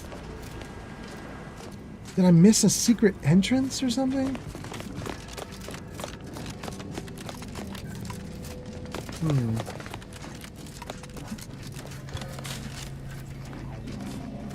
Cadre, protect the console at all costs. It's you, is it not? The one Agent DeVries warned me to expect? Well, see here. If you intend to stop me, you're far too late. Oh. Factor Iuvino. Order Renegades Group. Okay.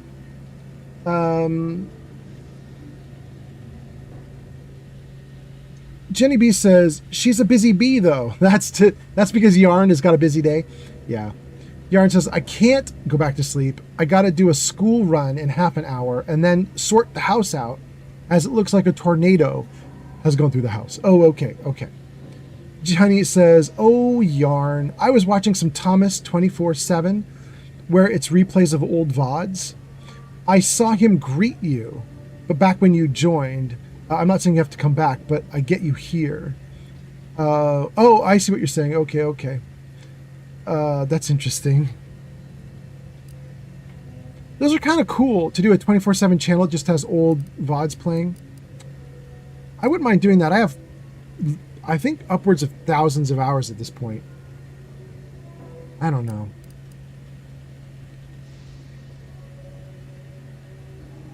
$200 streams. Most of them are average about 6 hours. 200 times 6 is what? 1,200?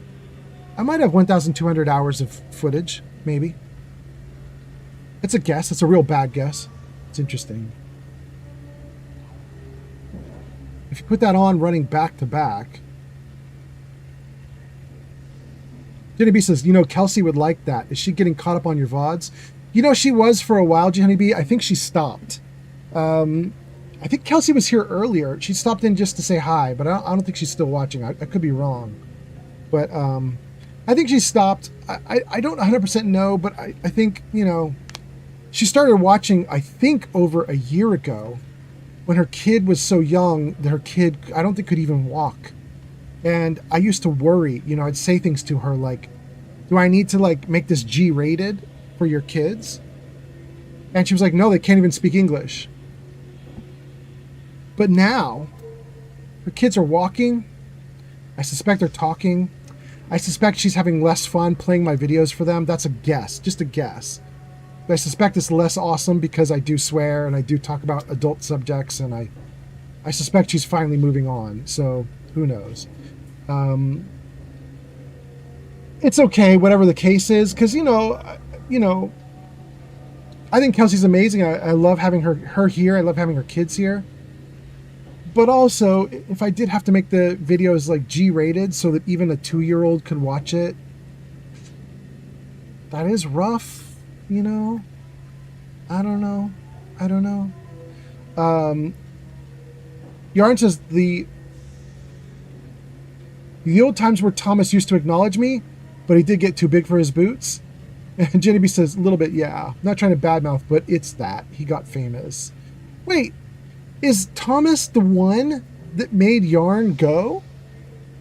That's so interesting. You guys brought Yarn over to me a long time ago because you're like, Yarn is frustrated with a streamer that she likes.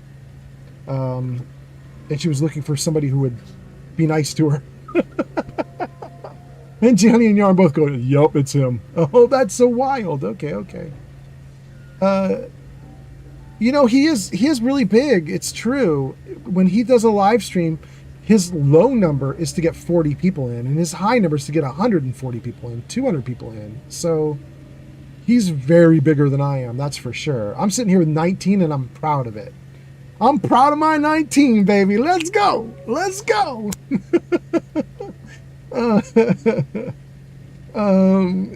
Yarn says, I will happily badmouth him, as he has done me wrong in so many ways. Wait, really?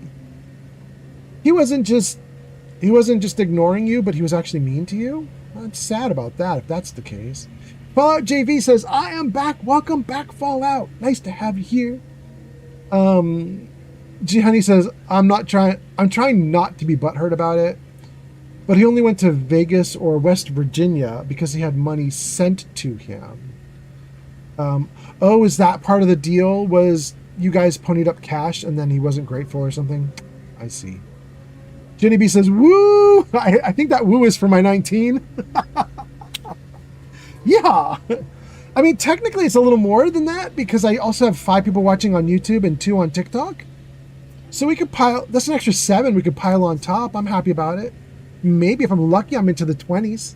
We'll take it. Johnny says, welcome back. I forget who you are. Fallout's kind of new. Fallout JV has been here for, I think, maybe 4 to 10 live streams. Fallout's relatively newish, but yeah, he's been to a few. JV says, I just got new redeem points. Congratulations, hot damn. Okay. Jimmy says, no, it wasn't us. Oh, talking about people who sent money in. Jimmy says, it wasn't us, but other viewers sent him over 1,000 combined. Oh, okay. There we go. And used it to go to Vegas. Got it. Okay. Jimmy says, plus all the subs he gets on Twitch. They claim it being nice and no ads. But I don't know what that means entirely, G Honeybee. I saw the subs he gets on Twitch. I know about subs. They claim it being nice and no ads. They claim it is to be nice and to get no ads is the idea, right? Okay. Yarn says, I was one of his very first mods. He used to greet me daily and actually talk to me like a human. Then some people threw money at him and he started treating me like poop on the bottom of his shoe. He rolled his eyes whenever I entered his chat. And then when I had problems, he told me to just get on with it. Really? That's so discourteous. Jenny says, I'm just money struggling. This is rough. Well, no, I feel that, Jenny, in my core. Fallout says, it's JV's mod v Landerin. Wow, you've been around a lot longer than I thought then, Fallout. That's interesting. Fallout says, yes. Yeah, you have. It's been a while, actually. That's interesting. Okay. Yarn says, then when someone else had problems, he made it into a big deal. Oh, I see, Yarn. So you were having trouble and he was rolling his eyes about it, but then when someone else had trouble, he was like, oh, now it's a big deal. We got to deal with it. I see what you're saying. Jenny B says, I can afford to eat. Can't afford to eat. Oh, I got you. Right, this is why you're so concerned about your friend, right? You have this friend who's helping you out, and you're like, my friend needs to keep his job and needs to be in perfect condition because he's basically floating you. I got you. I remember this. G Honey says, JV. And JV says, yep. And G Honey says, I do have feelings. When people can just spend money without thinking about how much things cost, yeah. And then Sir Poop Butt is here. Sir Poop Butt says, oh man, welcome in, Sir Poop Butt. And G Honey B says, Poop Butt. And JV says, I changed my name to Fallout JV from JV Mod v Landerin. Okay, got it. That is so good to know, JV. That's so interesting. You might have told me that before, but I absolutely forgot it. I'm glad to get reminded. Sir Pooput says, what do you think of Resident Evil? Nah. I mean, like, I played a little bit, and it's interesting. It's definitely not my kind of game, but I played a little bit. I'll tell you what I do like, though. There is another streamer. Her name is Cleo. I've shouted Cleo out a bunch of times on stream. She's raided me a couple times. Cleo has played it, and it is hilarious to watch her play it. By far the best. She has a clip on TikTok of her. She's playing, and she is taunting one of the enemies in the game. She, like, briefly sees the enemy, and she, like, gets to a lighted area, and she's like, I'm safe, you suck, blah, blah, blah. And then the enemy, like, cuts power to something. I don't remember what they did exactly, and Cleo freaks the hell out. And she's like, ah! I don't remember all the details. I just remember really liking the clip a lot. It was great. I don't know what Resident Evil she was playing, but it was awesome.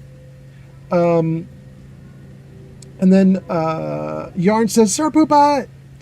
G Honey says, I'm going to try and remember that you used to be JV. Yeah.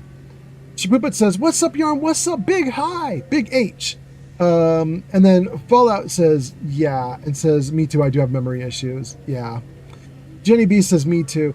I have the regular ones and the streamer one. The streamer issue is if you have 400 people in your chat over the course of a month, good luck remembering all 400 people. You know what I mean? But then on top of that, I'm getting old, you guys. I can feel it, you know? So I got both issues at the same time. Superbet says, was it Resident Evil 2, 3, 4, 5, 6, 7? Or Requiem? I totally don't remember. Fallout says, yes. Yarn says, oh my Fallout, I've nearly finished the project. It's not the greatest, but I've done my best as it's all freehand since there are no patterns. Oh no, I totally get it. You know, Yarn, my big thing, I should have told you this beforehand. My big thing, though, I did mention this a little bit, is can it sit on a shelf? Can it sit on a shelf and look cool? Because that's my thing. I'm going to put it in the background somewhere there. You know what I mean? Like right below the clover leaf or something. We'll put it back there somewhere, and it'll be a little Outer Worlds dude who just sits in the back. Sir Pooput says, like, what was the environment? Was it an old house? It was an old house. Sir Pooput says, I could weed out which game it was by the environment. It was an old house, and the person that she was dealing with was...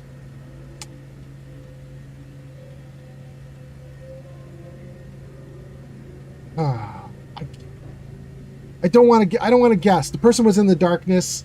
I don't want to guess. Shabubot says it's either Resident Evil 8 or 7. Okay. I'll agree with that. I will say it was a slightly modern graphics. Like within the last 5, 6, 7 years. It wasn't like old Fallout 3 kind of crappy style graphics. You know what I mean? It wasn't bad. It was decent graphics.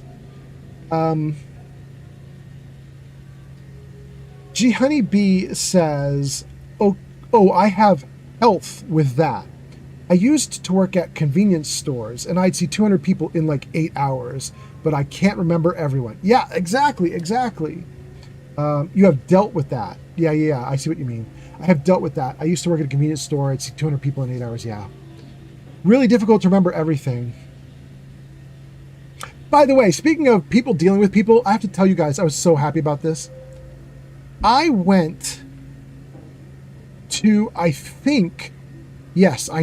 went to a McDonald's the other night, like a midnight run to McDonald's. And you might say, why would you ever go to McDonald's? Why would you pay for their garbage food? But they have a new thing that they just came out with like a week ago, 2 weeks ago, which is they have brought back their old-fashioned apple pies, the old fried apple pies with the crispy crust. They brought those back. Limited time, they're back. And I remember being a kid and loving those old, like, fried, crispy apple pies. I remember loving those when I was a little kid. So I did a little midnight run to go pick them up because I was like, if they're back, I want to try them again, see if I remember them fondly, you know? I got there, I placed my order, and I have to tell you, I am in love with the McDonald's that's down the street from me. Because when I got up to the woman who was getting the food for me, she's standing at the window and she looks out and she sees me, this old gray grizzled dude sitting in the car. And she goes, "Hey, love, you order some apple pies?" And I said, "Yes, I did." And she said, "Come on right up, sugar." And I was like, "I'm sugar?" Oh, I like her. So I was like, well, I will just sit and wait. Okay. And like a minute later, she comes back to the window and she's like, "Got your apple pies, love. Here you go." And I was like, I think this is the greatest McDonald's ever. I was like, thank you, bye. Oh my goodness. Okay, anyway. Wait, did somebody redeem a You Can Do It and I didn't see it? Wait, you guys, did that You Can Do It show up on screen and I missed it? Or did it not show up at all? I hope it showed up. Anyway, Fallout, thank you for the You Can Do It. And then Yarn says, should be able to, but it's slightly bigger than a foot. So I measured the shelves that you see back there, Yarn. They're about 13 inches. They're just slightly bigger than a foot by like a little bit. So assuming I can like curl the little dude's tail around, it should fit in one of those, Sweden, right? France, Germany, Spain, and Italy coming online. Excellent. Welcome in. That sounded like Europe, basically. Europe is waking up. Welcome in, Europe. Shapuput says, okay, either 8 or 7. Good. Was it an old dude or old woman? Shapuput, I'm going to say an old woman. Unless one of the games has a dude with long hair. It was in darkness, so I couldn't see very well, but I'm thinking old woman. Does that help you at all? Ooh, we in guesswork now. Pilot JV says it's hype. Shapuput says, more important too, were they tall or normal size? Tall. Yes. Yes. Jenny B says, I remember when I was a kid, McDonald's had the once a week 49-cent burgers. Ooh. Shapuput says, I will always love Whataburger and Popeyes when it comes to food. G Honey says, I'm also 20 years younger than Old Man. They were only 49 cents. Well, you know what? It's true. It's true. Everything stayed really cheap until COVID, basically. Everything stayed cheap for years and years and years and years. And we didn't need to increase the minimum wage for years because prices just sort of stayed okay.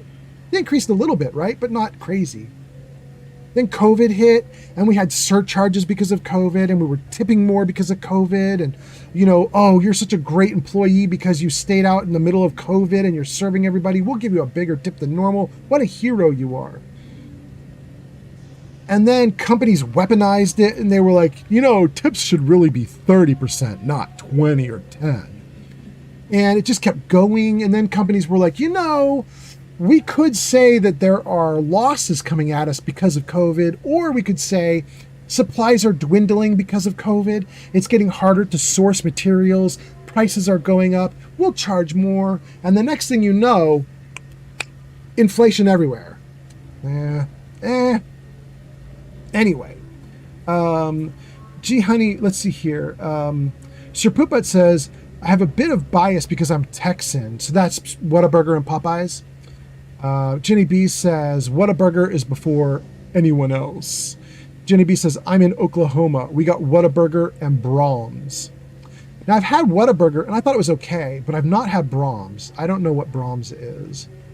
My favorite burger, I'm really mad that it's my favorite burger, like fast food burger, like junk burger. My favorite burger, I'm mad about it because it is from the fast food restaurant that skyrocketed their prices. They are like fast food for rich people at this point. And that's Carl's Jr. Carl's Jr. has a Western bacon cheeseburger that's basically only served on the West Coast of the United States. They don't serve it elsewhere. But the Western bacon cheeseburger is freaking amazing. Big fat patty with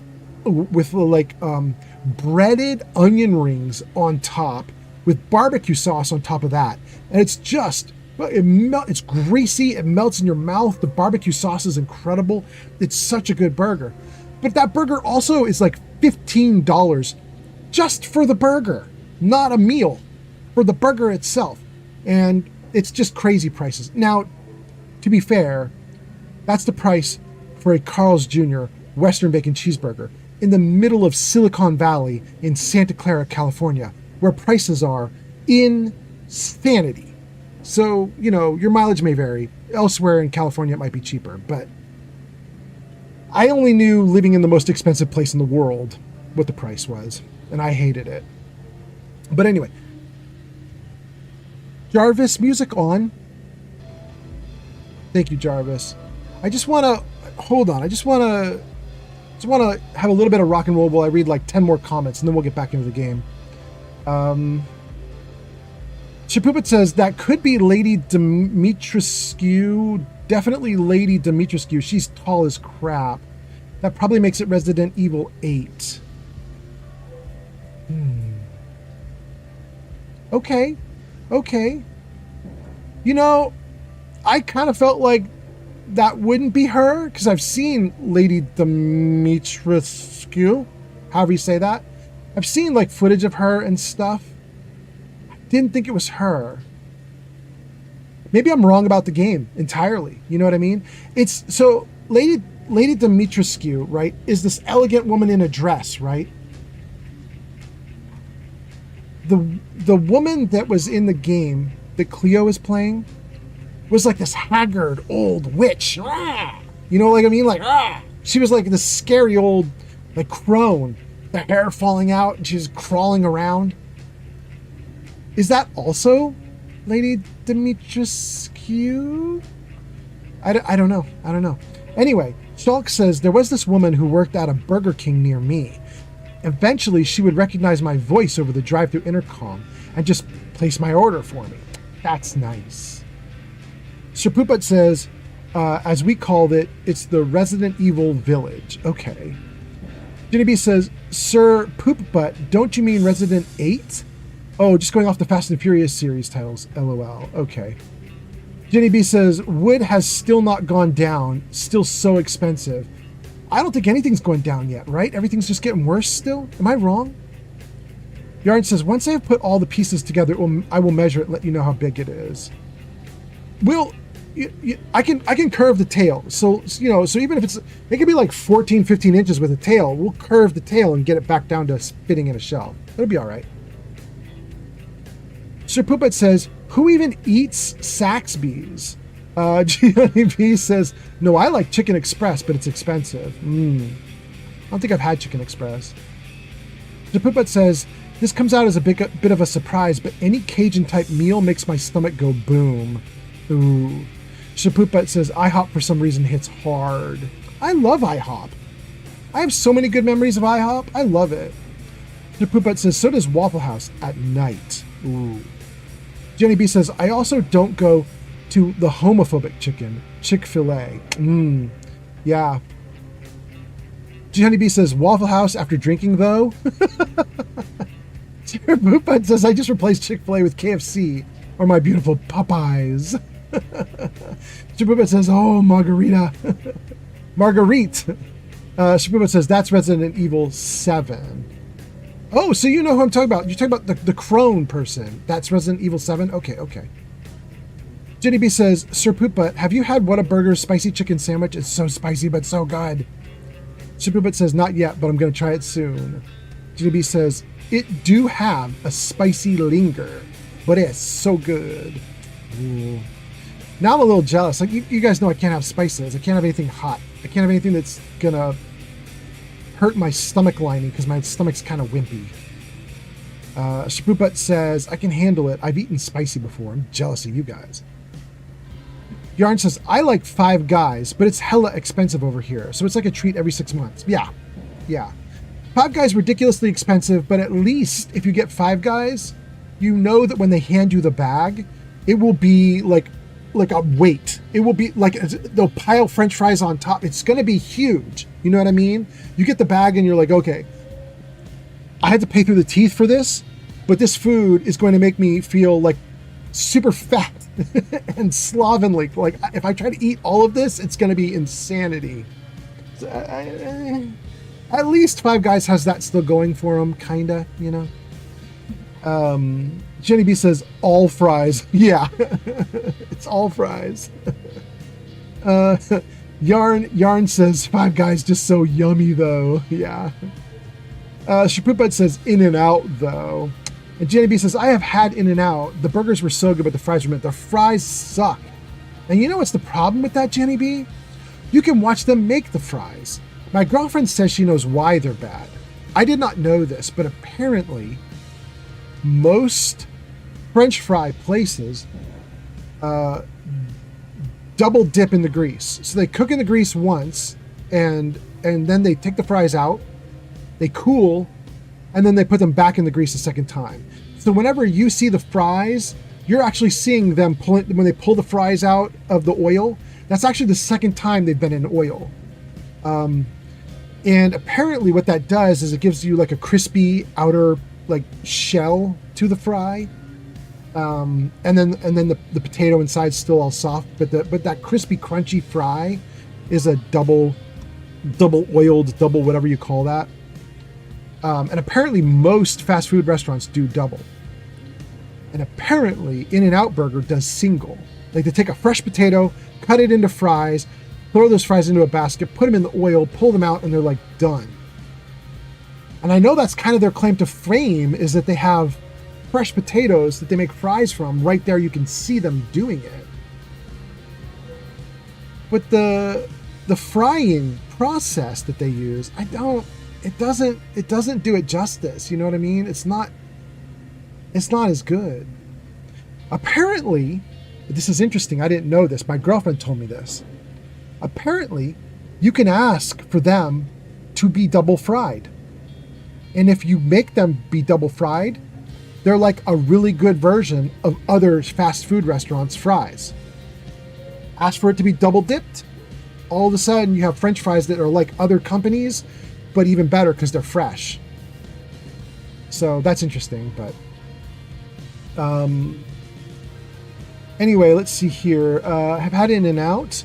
Poopet says, this comes out weird, but I love the Cheesecake Factory. Oh, I love it too. My problem with Cheesecake Factory is when we moved here to Seattle area, we went to the Cheesecake Factory that's near here, and it was wonderful, but the bill for me and my girlfriend was about $80, $82, something like that. We didn't even go nuts, you know what I mean? We had 2 normal meals, we shared a slice of cake for dessert, and we had drinks. I had a Coke, my girlfriend had, now to be fair, my girlfriend did have, I think, two liquor drinks. I don't know what she had, like a margarita and something else. So that $80-something was her getting alcohol as well, you know. But I still felt really bad. Like, we looked at that, we're pretty poor and we can't splurge. So when the bill came in and I was like, ooh, $82. Like, I'm poor enough that I feel bad if I spend like 10, 15, 20. So when I saw 80 come in, I was like, I'm not coming back here ever.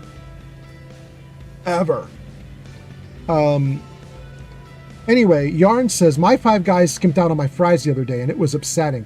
Ooh, it would be. That's the whole point, right? Aren't you supposed to go to Five Guys because of the fries? Anyway. Ginny B says, they cut the fries in-house, but they should be fresh.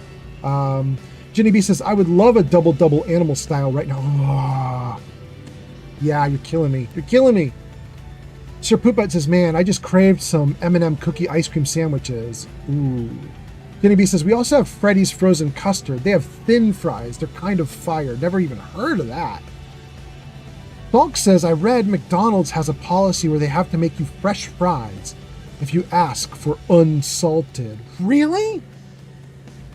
I didn't know that. Bulk, gang, I don't know if you guys are aware of this, but there is a thing that happened in California that I am not happy about.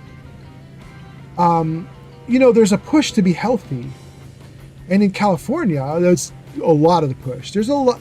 To be fair, California has a lot of pretty people, and they want to stay healthy. You know, some because people are in Hollywood, they're doing movies. You get a lot of live streamers there as well who also want to look good for that reason, and a lot of other things, lots of sports and athletics there. Okay, so it's fine. California wants to be healthy, but they pushed really hard on the fast food companies to be healthy.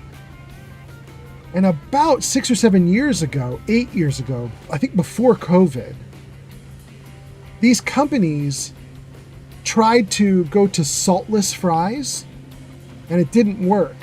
Whenever a company would convert their fries to be saltless, everybody would leave that fast food place and go to all the other fast food places and get salted fries. So they kept going back to having regular salted fries. And then something very conspiratorial happened a few years back, which is one day, every fast food company in all of California switched to either salt-free fries or so lightly salted fries you could barely taste it. And they never looked back, and none of them ever did anything more with salt. And at that point, you couldn't go to another fast food restaurant to get like heavily salted, yummy fries. You couldn't get it, because all of them did the same thing all at the same time. Clearly, because, you know, they were getting their butts kicked. If like one company converted over on its own, all the other stores would get business. And because of this, the only way for them to push it through was for all of them to do it at the same time. I'm not even sure that's illegal, but they did it. You're not supposed to be able to work together to like set pricing and so on. Like, you can't collude like that. I'm not sure if there's an anti-salt collusion rule though. You know what I mean? Like, can you do that? You might be able to do that. But anyway, it was very frustrating. And so I have to say, it was very lovely to leave California and come to Washington, because while Washington is very liberal, they ain't that liberal. There's salt all over everything, so it's great. Welcome back, salt. Anyway, goodness. Johnny B says, I have never been to Cheesecake Factory. Also never been to Olive Garden. Olive Garden is okay-ish. Cheesecake Factory is really good, but Cheesecake Factory also will kick you in the ass. Cheesecake Factory is pretty, I don't know. Shapuput says, last time I went to Olive Garden, it got me sick. Yeah. Olive Garden is talked about a lot, but I don't know that it's a big thing. It's just okay-ish, you know? Cheesecake Factory is a little different. Cheesecake Factory gets talked about. Depending on what you order when you go there, though, it's actually good. Even if you're a person who has standards, it's actually good. And the desserts are sheer insanity. Like incredible desserts. Which you would expect at a place called Cheesecake Factory. You'd expect the desserts to be insane. And they are. They're super decadent. I don't know. Cheesecake Factory lives up to the hype a little bit. Even though it's just like a generic restaurant. But it's an interesting one. It's expensive too, though. Yarn says, I got a large fries. They only give me regular fries. Oh, that's mean. I don't like that, Yarn. Sir Pooput says, Wendy's has got some good food. Sir Pooput says, I love their ice cream. You love Wendy's ice cream?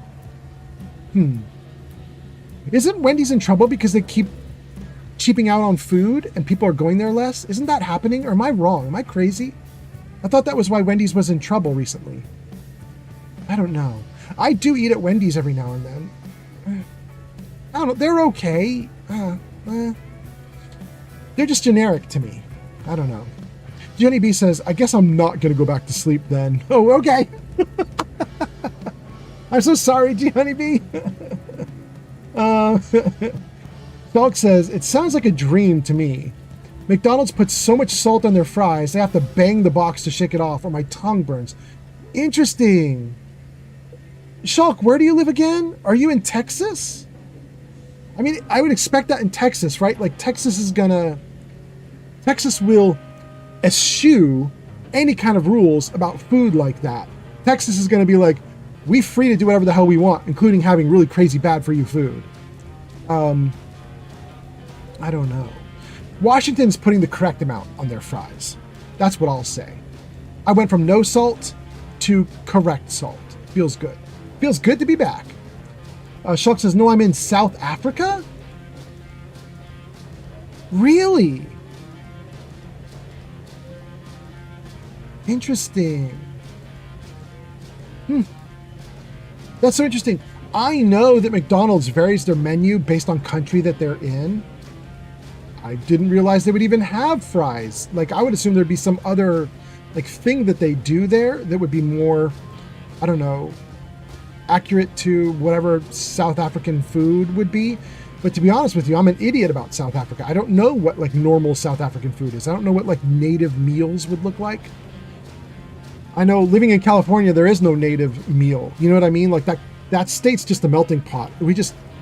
California is just like, we don't care where you live. If you have good food, you come in and make it, and then we'll be happy. And so California be a slut like that. You know what I mean, you guys?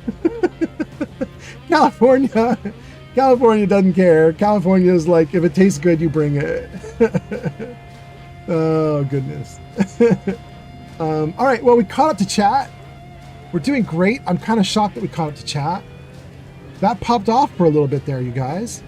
Let's get back in the game, though. Let's see what's going on here. So, we couldn't find a way past the laser barrier. We went into a side room.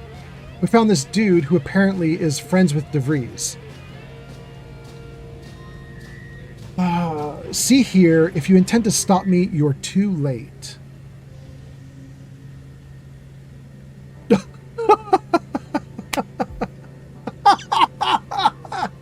Oh my God, we're doing it. Option number 2 is, she warned you about me and you still didn't lock the door? You must have a death wish. It didn't go. What? No, I don't. Or maybe I do, if that's what it'll take to stop you. I won't underestimate you like those folk at the monastery did. I'll be vindicated in the end. We need answers, now. How we extract those answers, I'll leave up to you, Commander. Personally, I'd start with the knees.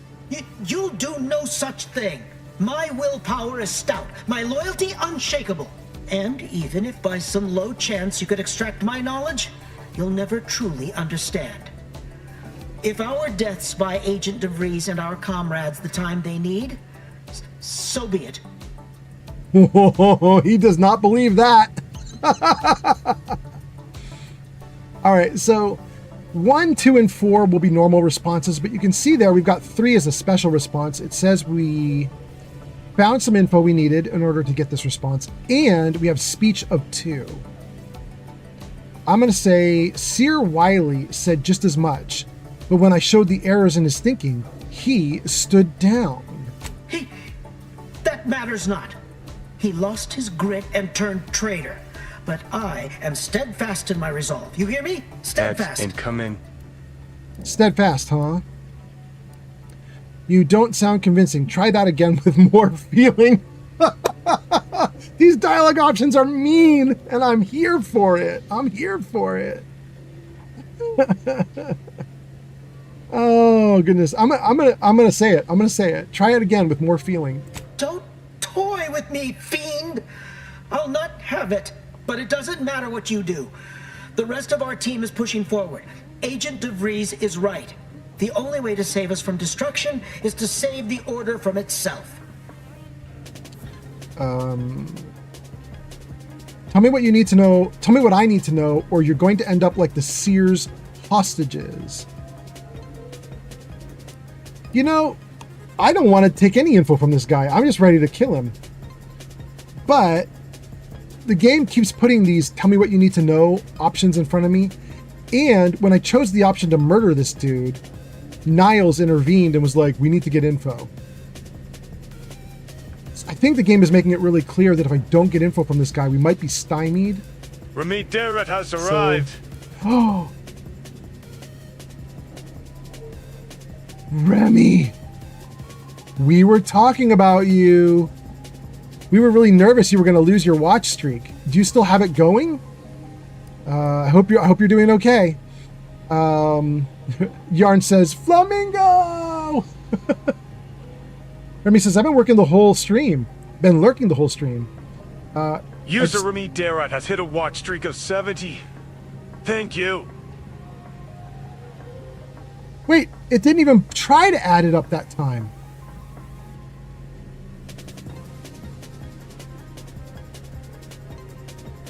Jarvis? What are you doing, bro? Wait, is this your first stream to get that with the new name Remy the Rat? Am I trying to watch for Flamingo hitting watch streaks? Wait. Watch streak. Watch streak. I'm king off of Flamingo, not Remy. Damn it. Shoot. Shoot. Hold on.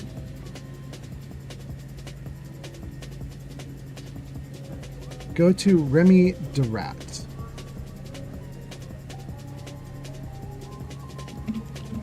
Okay. Dang. Okay, value. Search for Remy. No, don't search for all that. What is that? Good Lord, don't do that. Search for Remy.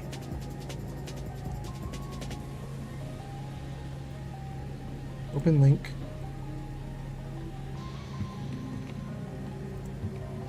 What is happening? Okay, there it goes. There we go. Search for Remy the Rat. If Remy, do math. Otherwise, just say thanks for watch streak. Shoot. Well, I mean, I'm glad we caught it now rather than later, but that's, okay.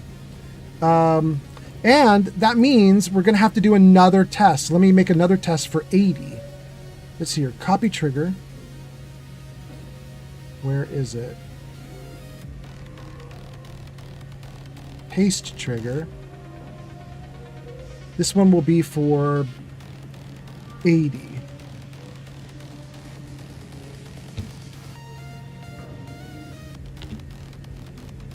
Okay.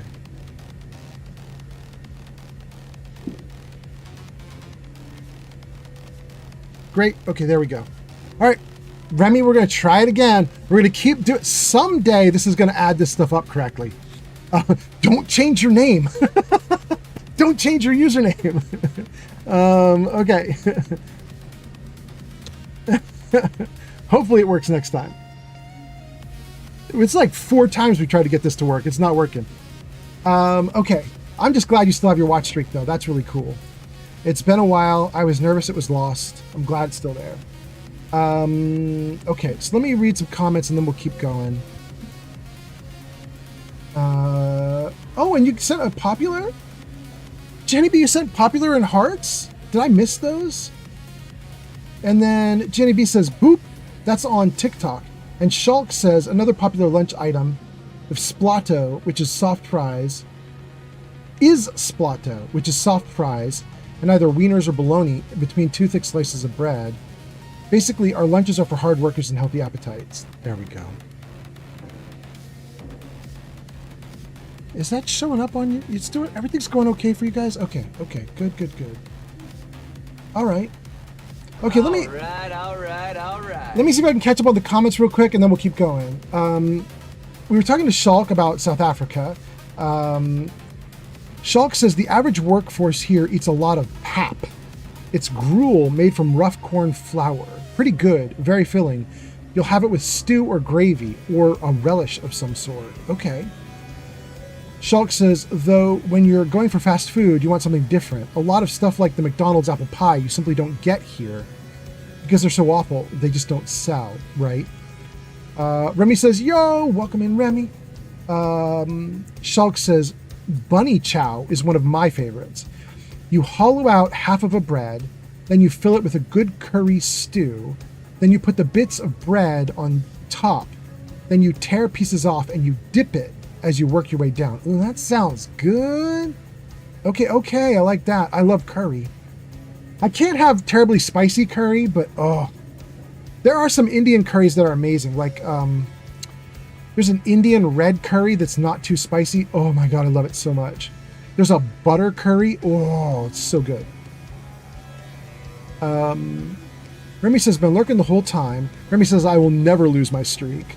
Jenny B sends hearts and go popular. Thank you, Honey B. I hope those showed up on screen. Remy says, it didn't even say the plus this time. Yep, it didn't. We figured out why. Remy says, the first stream with the new name, Jarvis said 65 plus 1, so no idea why it changed. No idea either, but we had you in as Flamingo, not as Remy. This is the first time we've done Remy, just now when I changed it, so weird. Shulk says, another popular lunch item. Oh, we got that one. Remy says, weird how it changed itself. Maybe Jarvis updated recently? No. You know what it could be, Remy? Is it could be that we have never changed it until now. Well, you know what, Flamingo? The system, StreamerBot, it did crash out like a month ago. Part of what led to all the problems I've been having in my streams is it crashed out and I lost some work. Maybe I changed you from Flamingo to Remy that very day. I hadn't saved it and it got lost. It's possible. Maybe. Very weird coincidence though. Anyway, okay, let's see here. You know, it changed itself. Remy says, hi, Yarn. Remy says, good thing I woke up, my phone was only at 8% left. Remy says, for easy food, I love just making rice with ground beef or shredded chicken. Yeah, that is easy and good. Tasty. Okay. We're good. We're in. Let me just check everybody. We left with G Honey B doing a boop on TikTok. Everything looks good on TikTok. 3 viewers. Thank you guys for being here. All the people on TikTok. Thank you. Kick doing great, but no viewers. But that's okay. Kick never has viewers. And then on YouTube, we've got Shulk. That is great. We caught up to Shulk. And on TikTok, we're Remy. Yay! Checked all the platforms. Everything looks great. Hot damn. We're doing awesome. Thank you guys for being here. Thanks for hanging out. Okay. You know, I gotta admit to you guys, I am thinking hard nowadays. Thinking hard about dropping Kick and putting Instagram, of all things, in its place. Just very weird. Because I don't think of Instagram as a place that I should live stream. Except, I had one of my little clips or short videos go viral on Instagram a week ago. And I got something like 20,000 views in the course of 2-3 days. And I know that's not a big viral, but it was pretty good. Old man, you know what I mean? Please save and pause the game. Why? User Yarn by 97 on Twitch has ordered new features. Oh, Please there are reveal some. the new features now. Jarvis, show new features. It's got up to date. Okay, great. Great, guys, check out these new features. In fact, we have 6 people on YouTube. This could actually happen right now. I'm kind of excited. You can see all the previous features listed there. Song, WTF, Nuke Alert, Fortune, Greeting Control, new games and channel points. So if you look in channel points on Twitch at least, I don't know if the new games are on Kick, but they're at least on Twitch. You'll see there are 4 new games that you can do chat games. But the new is !Spank, which is only for YouTube. It's exclusive to YouTube because Zankt asked for it on the last live stream. Zankt saw Crystal doing that little sound that we do. You are so naughty. This spanking is going to hurt.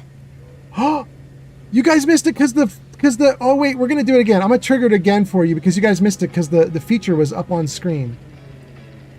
Jarvis, hide new features. Hold on.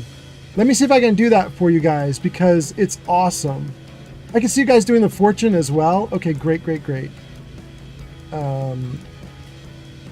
Go to action. Hold on. You are so naughty. This spanking is going to hurt. Oh, she bad. Oh my goodness. Okay. That little thing that you just saw, that's exclusive to YouTube. And it's because Zankt was jealous that you guys get to do that little sound that says perhaps a spanking is in order. Zankt was mad that he can't do the perhaps a spanking is in order channel point redeem. So he was like, you better give us something on YouTube. So I gave Zankt that.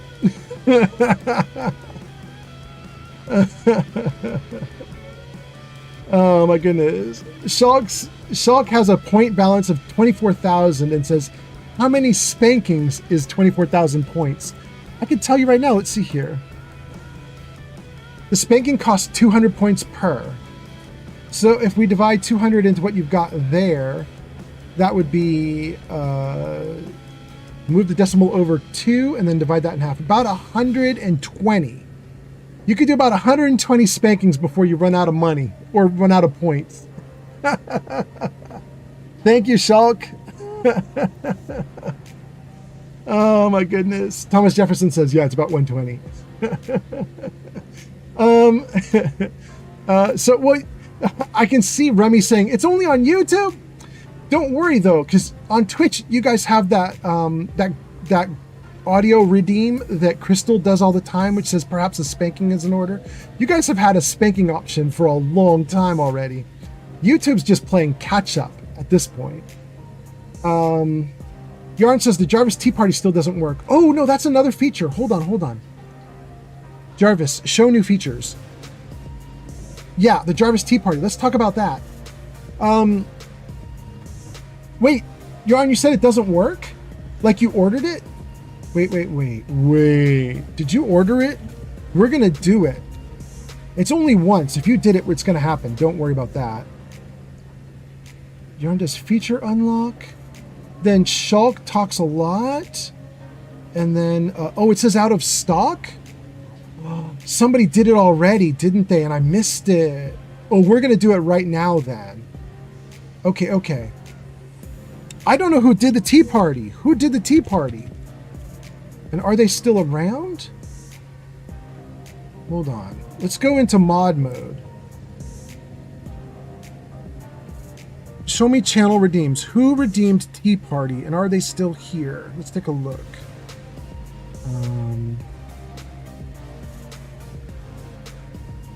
Yeah, reward request queue. Pop out. Good. Okay, here we go. Oh, Fallout did it. Fallout JV. Hey, Fallout JV, are you still here? We're going to do the tea party. Hopefully you're still here to see it.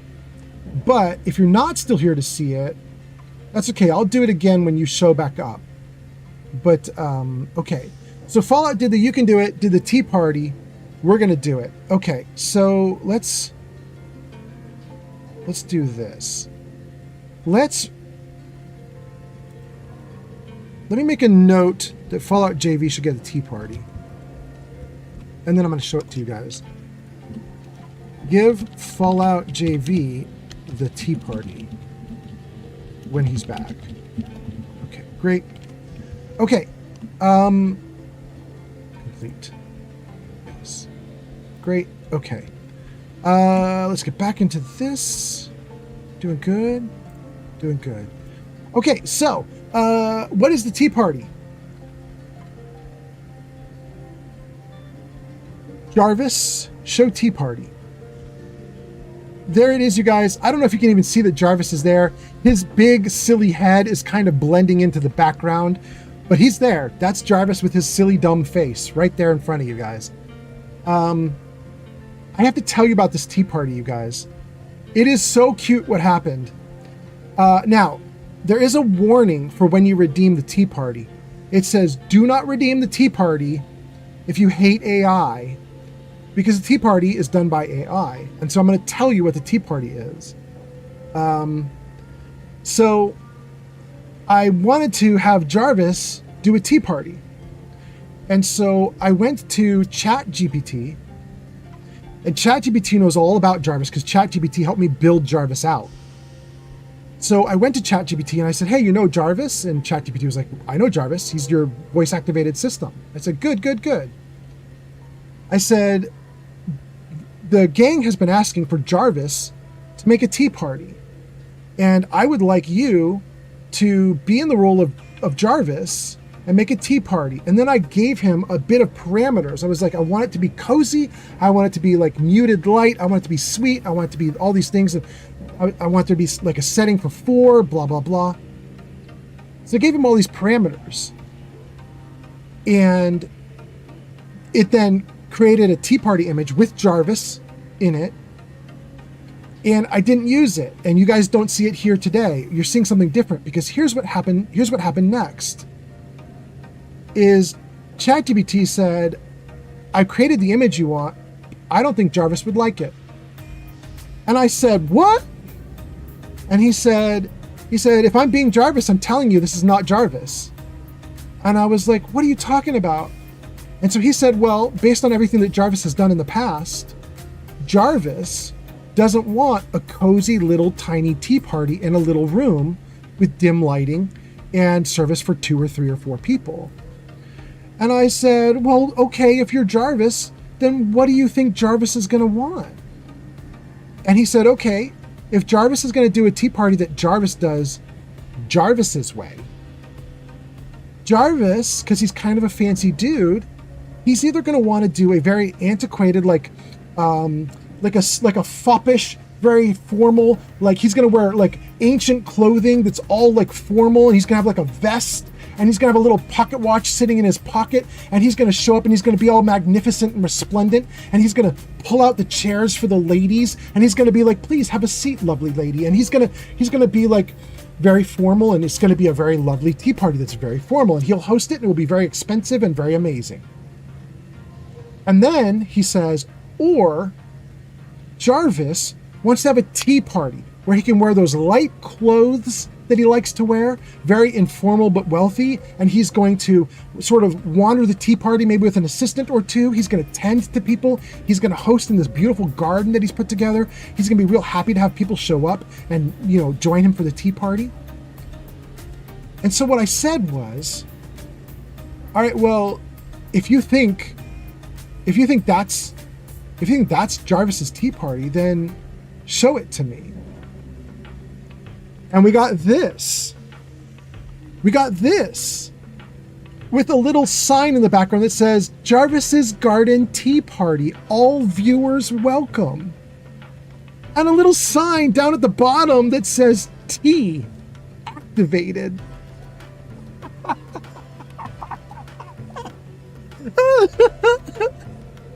And Jarvis sitting at the head, all excited for you guys to show up. Oh my God. User Ramid Derat says, all viewers but Morgan. Okay, fair. Jarvis has got a little bit of money, so maybe Jarvis has a bouncer to keep Morgan out. Oh my god. Yarn says, that's so sweet. It's wild to me. I've never had an interaction like that before. You know, I've talked to AI before. I'm familiar with AI. I've used AI to try to make some things for this channel every now and then, which I know some people are strongly opposed to. I try to keep it to a minimum. I try not to do too much. But when I've tried to use AI in the past, it's very like machine. Do you know what I mean? Like you're talking to a machine and you know it. You talk to the machine, you say, build this thing, write this thing, try this thing.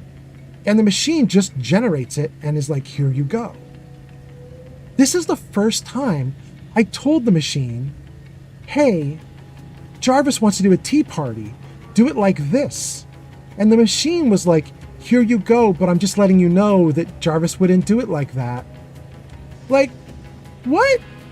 The machine's talking back to me and says Jarvis would do it differently. And then when he gives me what Jarvis would do, I'm like, damn, you're right. This is what Jarvis would do. That's so weird, you know, guys? Like, how the heck did that happen? I don't know. I thought it was cool enough to make a story and put into a channel point redeem. Anyway, there you go, guys. You're all invited. It's Jarvis's tea party. And apparently, he actually cares about this stuff and he's trying hard. It's cute. Oh, goodness. All right. Jarvis, hide tea party. All right. Jarvis is listening. Let's go. Good. Okay, let me check all the comments. I think we're mostly caught up. You might have a few stragglers came in the last minute or two, but let me just check. Remy says, my first stream with my new name did say the +41 properly though, so my brain is stumped about why it got it wrong now. Maybe that is really the day that it crashed, was the day that we had made all the adjustments, and maybe we lost them, Remy. Remy says, what is the Jarvis Tea Party? Well, now you know. Remy says, Instagram or Facebook would do better than Kick. I know, right? It's really weird to think. But if I'm already going viral on Instagram, why am I sitting on Kick with 90 viewers? Not like 90 followers total and 0 viewers currently. I just don't know why I'm doing it. Shulk says, this is about Africa. Shulk says, KFC is by far the most popular franchise over here. There's this one town with buses heading to the Easter religious gathering, where they'll stand in queues over 100 meters long. Wild. I gotta tell you guys, I actually like KFC. I know that's wrong to say because it's garbage food, but like the spices they put on their chicken, it's actually tasty to me. I can't help myself, you know? In fact, saying it right now, I kind of want to go out and find a 24-hour KFC and get some. It's bad. Anyway, Remy is sad that the spanking is only for YouTube. Thomas Jefferson gets some points. Thomas Jefferson redeems spank for 200. Thank you, Thomas Jefferson. Thomas Jefferson says, I never knew that I would spend my precious points. I mean, you spent it well. Although, wait a second. TJ, did it respond to you? Wait, did it respond to you twice and one was weird? Ooh, it was weird. You see that buggy thing it did? After you spent points on the spank, it says, Thomas Jefferson, you've redeemed spank for 200 points. You have 700 left. And then it did it again, but it didn't put your name in correctly. It says user redeems spank for 200 points. User has some number of points left. Oh, that's because I triggered a free one. That's what's happening there. Okay, that makes sense. Okay, nothing's broken. That was me just making sure it was good. Okay. That makes me feel so much better. Okay, so that was Thomas Jefferson. Shulk says, how many spankings? TJ says 124. Yarn says, Jarvis Tea Party's still out of stock. We fixed it. Shulk says, my once every 60 seconds. Only once every 60 seconds, right? For text-to-speech is now once every 60 seconds. The Tea Party was once ever. I just wanted to show you guys that because we talked about it on a previous stream. I thought it was cute what happened, but anyway. Yarn says it is sweet. Jenny B says Morgan is excluded, but Morgan wants you to know that he or she knows Jarvis personally. Oh, Morgan. Yarn says the only AI I don't like is the AI crochet patterns that are floating around. Yeah, they're really bad, aren't they? Remy says the machine would be the one to know how Jarvis would get down. Jarvis is a material girl. Remy says I see gamers stream on Facebook and Instagram with solid followers and viewer counts. See, I think Remy, I'm gonna do that. Hey Remy, if you're I don't know if you watch on Instagram enough that you have like a favorite or someone you followed. But if you have someone who's streaming on Instagram that you like and they're streaming recently, would you just send me a link or something? Just send it on Discord or DM me or do something. Just give me something. I just want to see someone do it. I tend to investigate before I start streaming on a platform. I need to know like what the platform does and how it works. I'd like to see somebody good before I, dive in. Anyway. Remy says KFC hot wings are the best. And Remy says, I am TJ, by the way. Oh, that's interesting. So on YouTube, you're TJ, but on Twitch, you're Remy. Okay. Jenny B says, no, you're Flamingo. Yarn says, hi, TJ, Flamingo, Remy. Sug says, yeah, but that specific KFC is one of the best in the whole country. Their chicken is sourced from a nearby farm, so it's not like the battery raised chickens. What are battery raised? Is that like mass something? Like, are you saying that like the farm that they pull from is like a free range farm where the chickens are all out? In any case, now I want food. Remy says, I'm a man of many aliases. Remy says, I haven't been there for a year or so now, so no idea if to properly activate. Oh, okay. You used to watch on Instagram in the past. Got you. I mean, I'll figure it out. It's fine. I'll figure it out. I'm not even sure that I'm going to drop Kick and go to Instagram, but Instagram is being so responsive to me and so nice to me right now. You know what I mean? Like, as a platform, they seem to be very receptive to me. It's like TikTok a year ago. When I did my first few videos on TikTok, not even a year ago, like 18 months ago, 20 months ago, 22 months ago, TikTok would give each of them like 1 million views.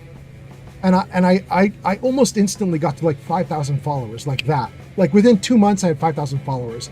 People were like, that doesn't happen, bro. You're lucky. And I was very surprised. But TikTok was like, you have stuff we would like to put in front of people, so keep doing Fallout stuff. And so I did,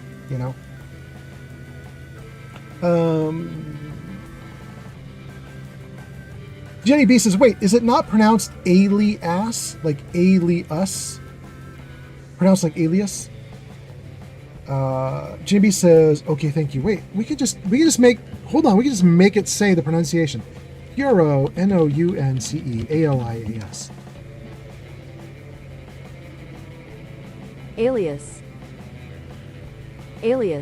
Alias. Well, if I'm not saying alias, I should be saying alias. Okay. Caught up on Kick. Caught up on TikTok. Oh, and Jacob liked the live. Thank you so much, Jacob. That's so nice. That's on TikTok. Thank you. That's Jacob. That's Kick. That's TikTok. That's YouTube. And good. Okay. Jenny B says, okay, thank you. Shulk says, the chickens raised on growth hormones and under heat lamps? Right. You're calling those battery chickens? Okay. Battery raised. They actually get to move around and stuff, so the meat doesn't have these pockets of like thick fat under the skin. Oh, right. Jenny B says, don't forget to like Mick the stream on YouTube. Thank you. Thank you, G Honeybee, and welcome in, Mick Mokum. Welcome in. Mick says, good morning. Hi, old man fella. Hi, chat. How's everyone doing? Welcome in, Mick. I hope you're doing great. Things are going well over here. G Honeybee says, Mick, hi. And Remy says, hey, Mick. Welcome in. Nice to have you guys here. Hot damn, we're doing great, you guys. Okay. I have to tell you guys, this is the first time I've done this in forever. I'm in moderator view of my own live stream. I've almost never done this. I almost always look at my regular view, like what you guys see, where you just click into chat and you get to see the chat stuff on the side and the video on the other side. That's typically how I watch my own stream. But I'm in moderator view right now, and it's really neat. I can see so many people have me on lurk. It's so nice of you guys. I love you guys so much. I'm not going to shout everybody out because some people lurking don't want to get shouted out. But there's just like piles of names, and some of the people who are in lurk, like these are like some of my longtime friends that are just quietly sitting in chat, just hanging out. Haven't said a word, but you're here. You guys are awesome. Holy cow, you guys are freaking awesome. Look at all you guys. I love it. You guys are so amazing. Thank you. Remy says, hiya, Mike. Mick. Jenny B says, so I found out I can watch a movie saved on my phone and have it on repeat while I sleep. And then says, wait, you guys use ModView? I know, right, Jenny B? I almost never do it unless I have to deal with channel point redeems. Jenny B says, win for lurkers. Jenny B says, win for streamer, win for mods, win for chat. Hot damn. Okay. We caught up to chat. Everything's going great. Let's do the game for a hot minute at least. Remy says ModView is booty on mobile though. Yeah, I believe that. I wouldn't even try it. Yarn says, not gonna lie, I kind of miss being a mod. Do you want to be one of my mods? Yarn, I would totally put you in as a mod if you wanted to be one. I just don't know if you want it. I think I might have even offered it to you before, but I think at the time you were really upset. I think you were like, I just don't, like you had such a bad experience at the other place. I think you were like, I don't wanna. But, you know, if you do wanna, I'd definitely have you as a mod. You'll lose VIP if you become a mod though, right? You're gonna go from having the pink diamond to having the green sword. Yarn says, can I please be a mod? Really? You want it now? Yeah, you could totally be a mod. I'll change you right now. I'll absolutely change you to a mod. That's not a problem. Let's go. Let's see here. Go in. No, it's not under settings. What are you doing, bro? Go into dashboard. Go into mods. Mod management. Okay. Where are you in here? YAR. Wait, you don't even show up in the list? Because there's another section that has the full list of viewers. Community, maybe? Roles. There we go. There's 2 places in Twitch where you can do mods, and I should not have been where I was. We should be in community roles. That's better. Okay, now we should be able to find you. Let's take a look at that. YARN. Yarn. You have just lost VIP, and now you get mod? Okay. Do I need to save? Do I need to do anything? It might be automatic. I don't see a save button anywhere. So Yarn, if you post again, you might get a sword instead of a pink diamond. We'll see if you don't. If things don't work out, we'll fix it. Yarn says, oh, you do have the sword. Okay, it worked. You do have a sword. Okay. Yeah, you could definitely be a mod. We need help, you know. You guys have seen... Actually, chat on Twitch is actually pretty good. Chat on Twitch is fine. But you guys have probably seen that basically everywhere else, it's not fine. We've had spammers on TikTok, spammers on Kick, We don't really get spammers on YouTube, but we did have some pretty awful people on YouTube at one point, like about a year ago. You guys might remember them. They were real bad. And the Discord server also is struggling. You guys have seen that. We actually had a bunch of people quit out of my Discord server 2 days ago. There was just like this flood of leaving, because we had 2 people got hacked and started posting porn into the server in like a really tiny window of like within 2 days of each other. Like one dude did it, there was a day of relief, and then another dude did it. Anyway, so mods are good. Remy says, wait, could I get a custom sword? I want Excalibur. No, you can't. There is one sword for all mods, but thank you for asking. Oh, goodness. Wait, somebody's just done a Discord server check. That was on TikTok. Thank you for doing that, whoever was doing Discord on TikTok. Let's see here. Okay, where do we leave off? The mod screen is booty on mobile. We got that one. Yarn says, miss being a mod. We fixed that. Jenny B says, but you got VIP here, though. Yarn says, I would want to be a mod. Yarn says, I prefer the green sword. Well, you got a green sword now. Remy says, I want to be a mod, too. Remy, you already have the green sword. Jenny says, Twitch only allows mod or VIP. Yep. Remy says, can I get a custom sword? Jenny B says, magic boom, you're a mod. Yard says, flamingo. Mick says, I'd go for lightsaber if I were you. I mean, if you're going to pick a mod like icon, lightsaber is definitely the best. If we could make that happen, that would be really good. Yarn says, yay. Remy says, whoa. By the way, you guys, we are actually going to do something really neat. I was on someone else's stream yesterday. Honestly, I don't remember who. I don't remember if it was Cage or Jace or someone else, but it was a woman's stream, a very pretty woman. I've been in her streams for, I don't know, months now. And I really like her streams, and I was just hanging out with her, talking to her. And she was really excited. Oh, wait. It was because we came in on a raid with Mortar Mike. Ooh, what was her name? Dang, I can't remember. But anyway, she's very lovely, and she has pink hair, and she was chatting with Mortar Mike and myself. We raided into her. And she had all these custom emotes that people were getting. Like right then on that stream, there were things that people could do to get these emotes. One thing you could do was you could be in chat active for 2 hours straight. Like a streak, a chat streak. Instead of a watch streak, it was a chat streak of 2 hours. Or you could gift 5 subs.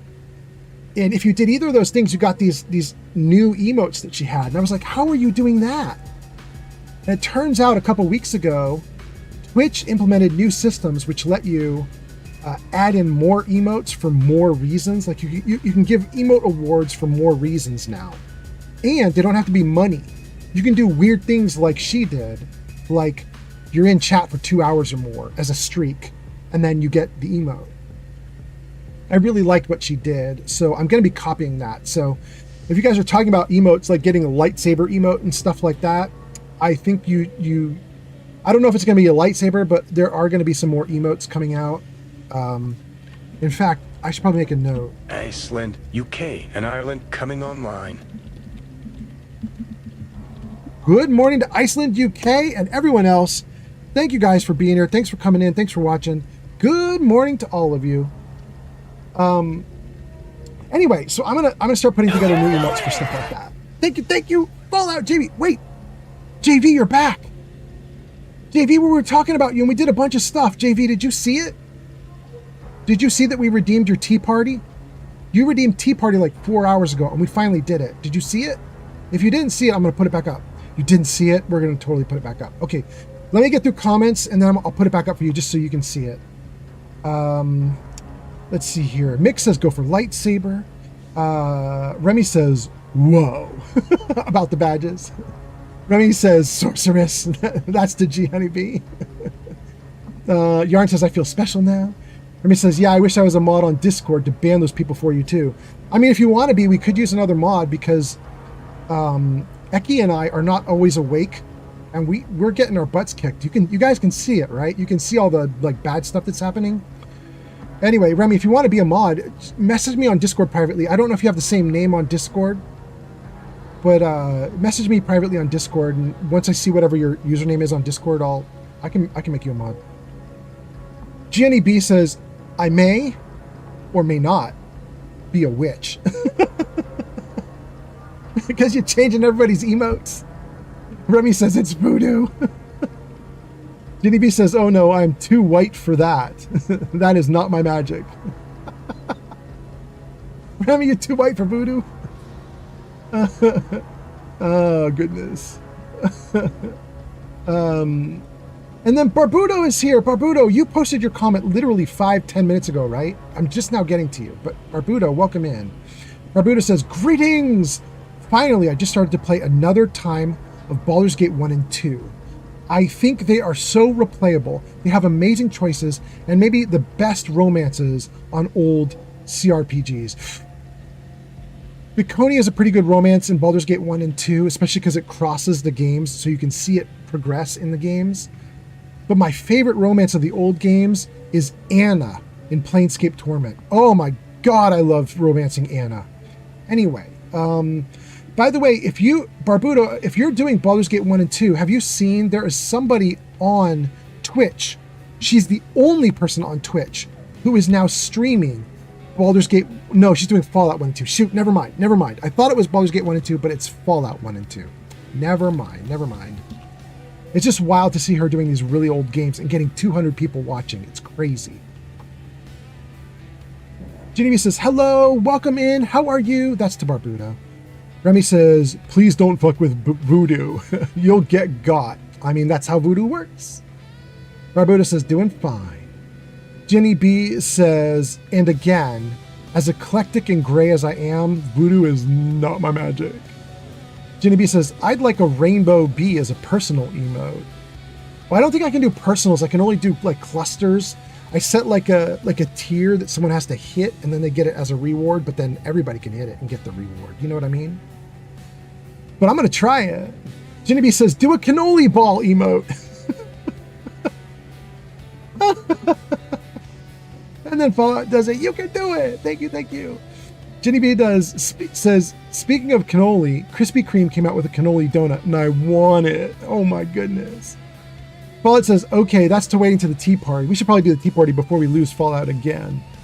Remy says, personal emote. I need something that's like Pimp My Ride, but it would be name that gun. Yeah, I know, that would be your thing. That is true. Yarn says, I want one that says, don't mess with yarn. Jenny B says, Remy is God on Discord. Oh, thank you, Jenny B. Okay, great. We will make God be a mod. Remy says, we need one that says crocheter, but is someone getting their crotch hit? I actually really like that. We should make it old-fashioned like Fallout, with the little Fallout character, the Vault Boy. And you do like an old-fashioned punch with the little like lines coming off to show like the action and movement. Little old-fashioned punch. Fallout says yes. Remy says this is true about being God on Discord. Yeah. Yarn says that would be hilarious to have the emote be the little punch. Yeah. Okay, so Fallout, you redeemed the tea party. I'm going to show you the tea party. I'm going to give you a very short version of what we said 20-30 minutes ago. Jarvis, show tea party. Okay, this is the tea party. I apologize because Jarvis's head, which is a motherboard, is kind of blending into the green plants behind him, but that's actually Jarvis. He's really there. And here's the story, Fallout. Everybody was asking for the tea party 2 or 3 streams back. And I went to ChatGPT and I said, ChatGPT, you know Jarvis, my little guy who helps me in my live streams. And ChatGPT says, yes, I know about Jarvis. And I said, great. My viewers are asking for Jarvis to throw a tea party. And I want you to create a tea party for me.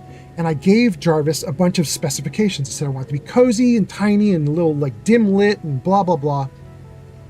I see you, G Honeybee. And so I told them to do that. And so I got an image back. And the weirdest thing happened. It's never happened to me before. But after I got the image of the tea party back, the AI says, this is what you asked for, but this is not what Jarvis would do. And I was like, really? You think Jarvis wouldn't do this? And I said, all right, tell me what Jarvis would do. And the AI said, Jarvis is kind of like he's a well-off dude. He's very highly intelligent. He's got a motherboard for a face. He's pretty cool dude, and he likes to wear these like expensive but light colored clothings that like loose on his body and stuff, and he's taking care of himself. So he is going to want to do like a hoity-toity, foppish, like nice clothing from like years and years prior, with like a vest and like a pocket watch in his pocket, and like maybe even a monocle or spectacle on his face. And he's gonna do a very formal tea party. Or he's going to do like a garden tea party, and it isn't going to be seating for 2 or 3. He's going to have like a couple tables out. He's going to have a bunch of his friends over, and he's going to make it be a thing. And he's going to walk from table to table, entertaining the guests and talking to people and checking in with them and being like, do you like my tea party? And he's going to have a servant or someone helping him who would like go around to the table serving the tea up, and he'd very happily sit down at a table and chat with people and so on. And I was like, you think so? All right, show me. So the AI did, and this is what it came up with. It said, this is a Jarvis tea party. And I had to admit, I really liked it. I was like, are you serious right now? This is what you came up with? It's great. It has a sign in the back that says, Jarvis's Garden Tea Party. All viewers welcome. And it's just like it feels so like trying hard. And I was just like, all right, I think it might actually be Jarvis. It might actually be Jarvis. Mick, I see you, Mick. Oh my goodness. Okay, anyway, all right, so let's keep going. Jarvis, hide tea party. So anyway, you guys are all invited to his tea party, apparently. Oh, goodness. Where did we leave off? You need a crocheter emote. Oh my goodness, you guys, now I have to do it. Shoot. I can tell we're going to do it. I can feel it. It's going to be animated. We're going to have Naoko do it. Ask Naoko to create a Vault Boy old-fashioned emote of a punch to the crotch and animate it. Eeh. You guys are costing me money. When it's too good of an idea, I can't say no. Anyway, okay, let's see. Genevieve says, after the tea party, show Yarn's website. Jarvis, show Yarn's website. Oh, no way. Did I do it wrong? Jarvis loves Yarn. He never misses it.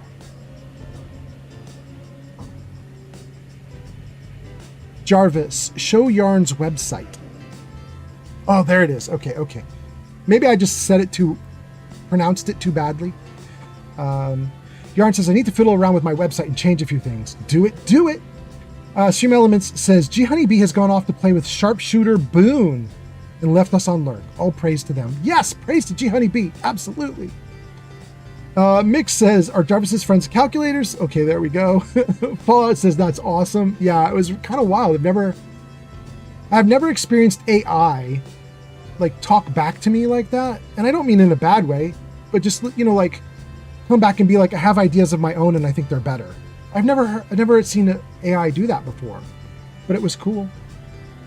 Remy says, emote ideas are too good. I mean, I think that emote idea is pretty good. Like an old-fashioned kapow right to the crotch. think it could be really funny. We'll see. We'll see what happens. Maybe I'm wrong. We'll ask Naoko to animate it and see if she does a really good job. You know what I mean? Yarn says, soppy post incoming. Stoppy? Like Codsworth says, stoppy for the old days? I really do love this community. I have never felt more loved and welcomed into any community, and I actually feel seen and appreciated. I just wanted to say that I thank you all and love you all. Oh, that is nice. That is soppy. You're so sweet. And a big purple heart to go with your purple yarn. I love it. I love it so much. Thank you, Yarn. Yeah, you're pretty awesome. You came in because G Honeybee vouched, right? If I remember correctly, that's what happened is Jenny B was like, yo, I have somebody who's going to come into your community. You better be nice to them. G Honeybee was like, you better be nice.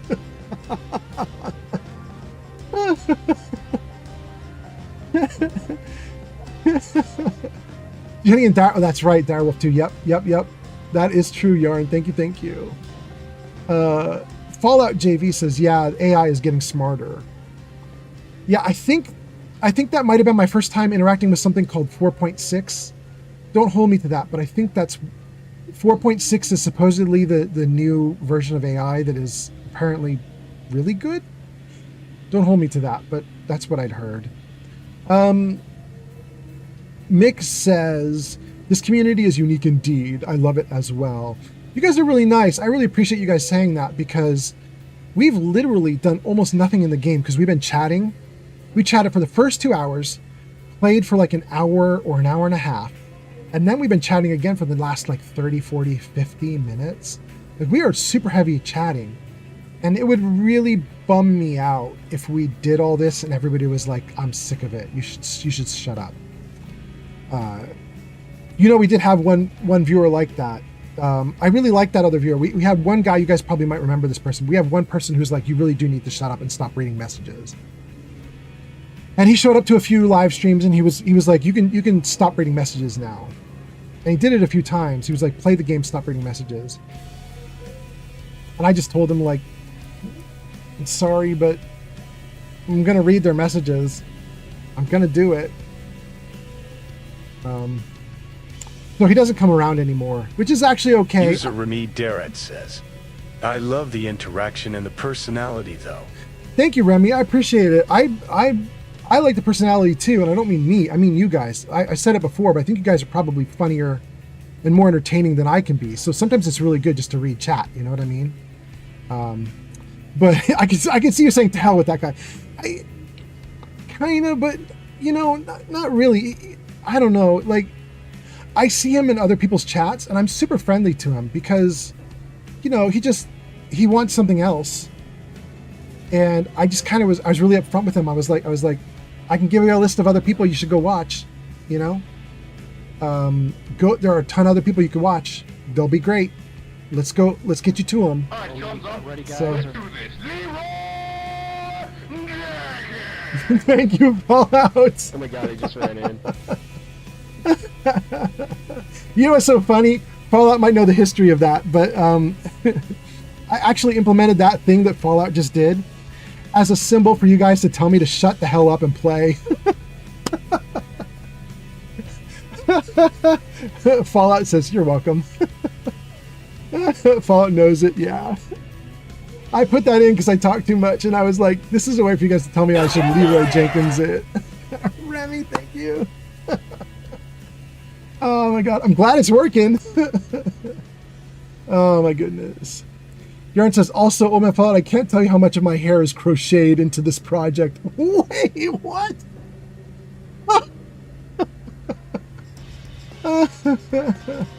Yarn says, I'm glad I became a part of the crew as well. Absolutely. Remy says, we love you too, Yarn. Glad you became part of the crew.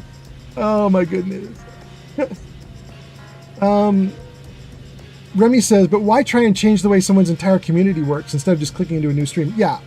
I mean, and Remy, that's true. That's kind of what I did. Is I was like, buddy, I got a bunch of people you should go see. And I just sent him off into a bunch of other streams. And he's been in those other streams. He's been pretty happy. So, I mean, it is working out for him.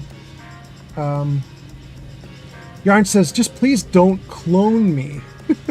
Is that happening? Paulette says, I have a redeem of Star Wars. Yarn says, it's in a bun. This is to Remy saying, girl, toss that thing in a bun. I missed that comment. Oh, there it is. Remy says, girl, toss that thing in a bun. Don't clone me is from the hair comment. Got you. Yarn says, my hair is in a bun, but due to my lupus, it falls out in clumps. My hair is just everywhere. Oh, dang. Okay. Yarn, I promise not to clone you. That is definitely something I didn't think I was going to have to say tonight, but okay.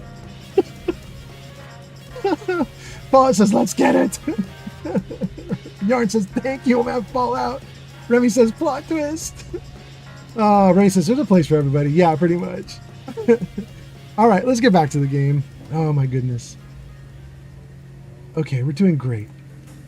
Comments are unclickable. That's good. I can get back into the game. We're in the game. Remy says, clone Yarn.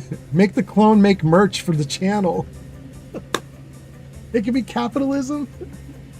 Oh, goodness. You know, I did just ask Yarn to build me a sprat, which is the little tiny, like, cute little critter that runs around in this game that I'm playing.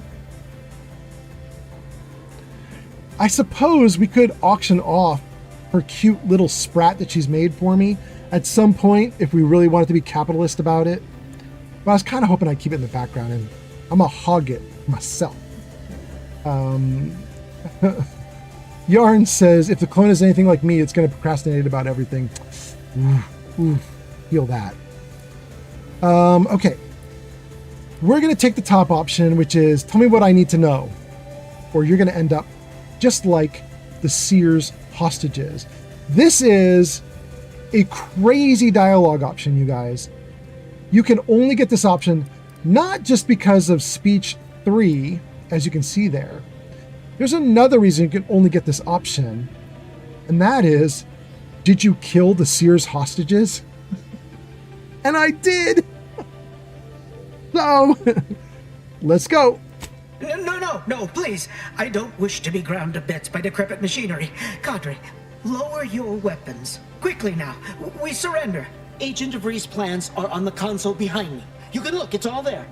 Another team is in the chamber ahead, fighting off the station's auto-mechanical defenses. They are to secure the station while Agent DeVries makes for the forum chamber to eliminate the delegates. So you may have quite the fight on your hands. You'll also need this. Her guards have commandeered some frightful reinforcements, and you'd do well to find the control hub to disable them before you're spotted. Now, with your leave, we'll make our retreat. I'll put my gun down. You can go. I expected more of a fight, to be honest. Yeah, they're all going. We just won by talking through it.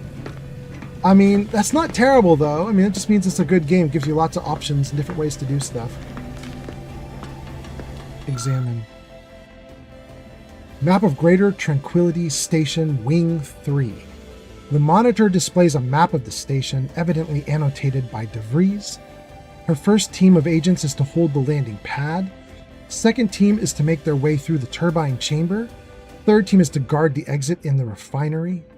DeVries herself will make for the broadcast booth overlooking the forum chamber, where the delegates are to meet. Okay. Remy says it's procrastination nation.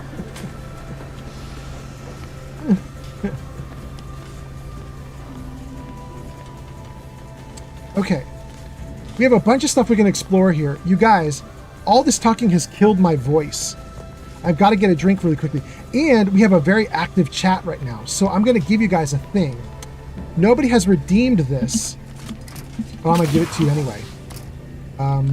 We have all these new games. I'm going to run one of those games for you guys right now. Hold on. Let me save the game, though. I don't want to screw this up.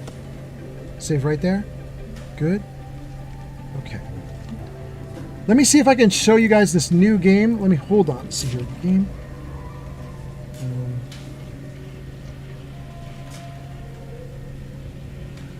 Jarvis, show game word chain.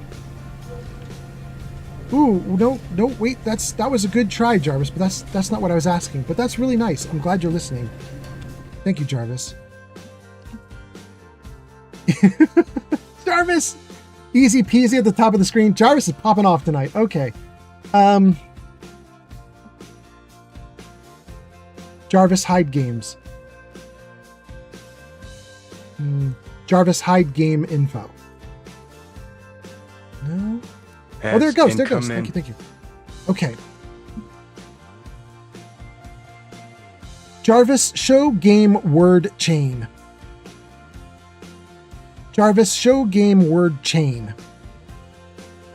No, I'm definitely doing that wrong. Let me see. Oh, because it's not. I'm not doing it right. That's why. It's my fault, not Jarvis's fault. Jarvis show word chain. It worked! Okay, so here's the deal, guys. You can see the instructions down at the bottom.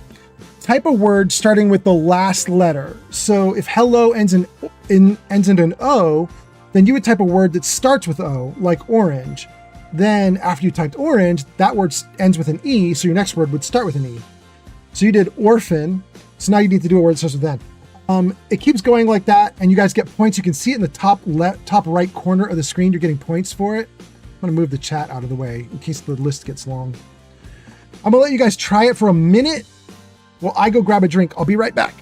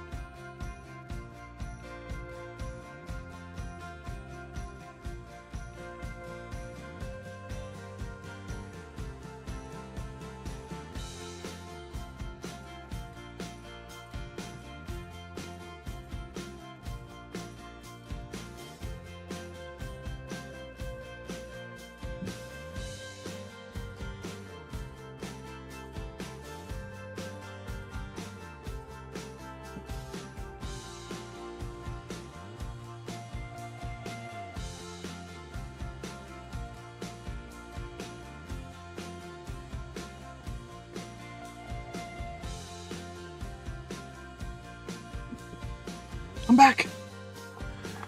Remy, Mick, and Yarn in the lead.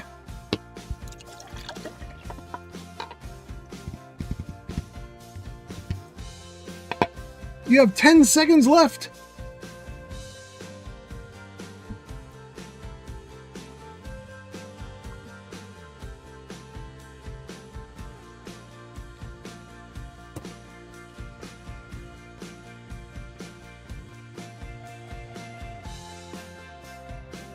That was interesting. I don't know what it means when it says theme is animals, theme is gaming. Do you have to try to type games now? You can't type any word. You have to type a game word? That's wild if that's the case. How is it going to know? Does it have a database of every game ever made?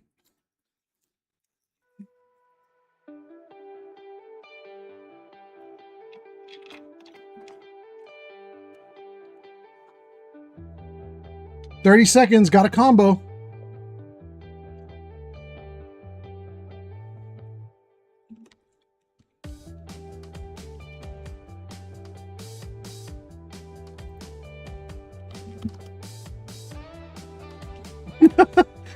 Nerd was the best I could do for gaming.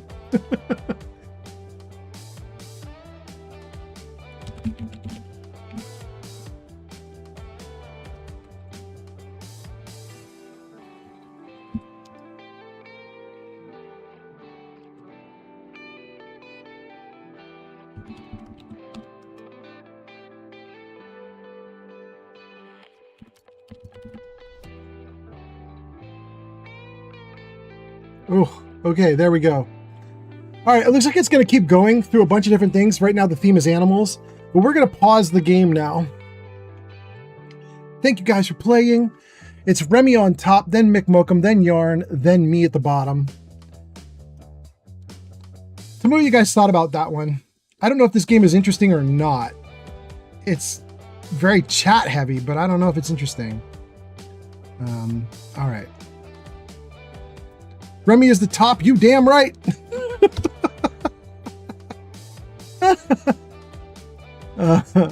Oh my goodness. Jarvis hide word chain.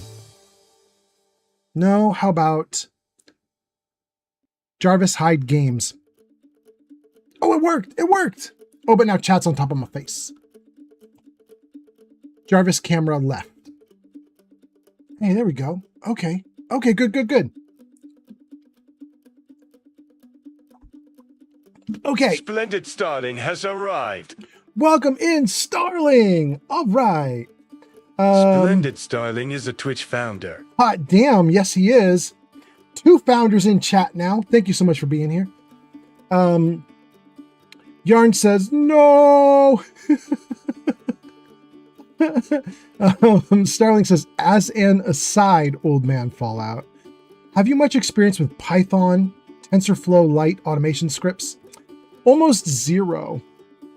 I tried to do something, Starling, in my career, which potentially is what has now kicked my ass. But especially while PHP was really popular, I tried to make it a point to not work with Python or Java. I didn't like those languages, so I tried to avoid them. Anytime there was a job that came up and I could choose between Python and PHP or Java and PHP, I always took PHP over the others.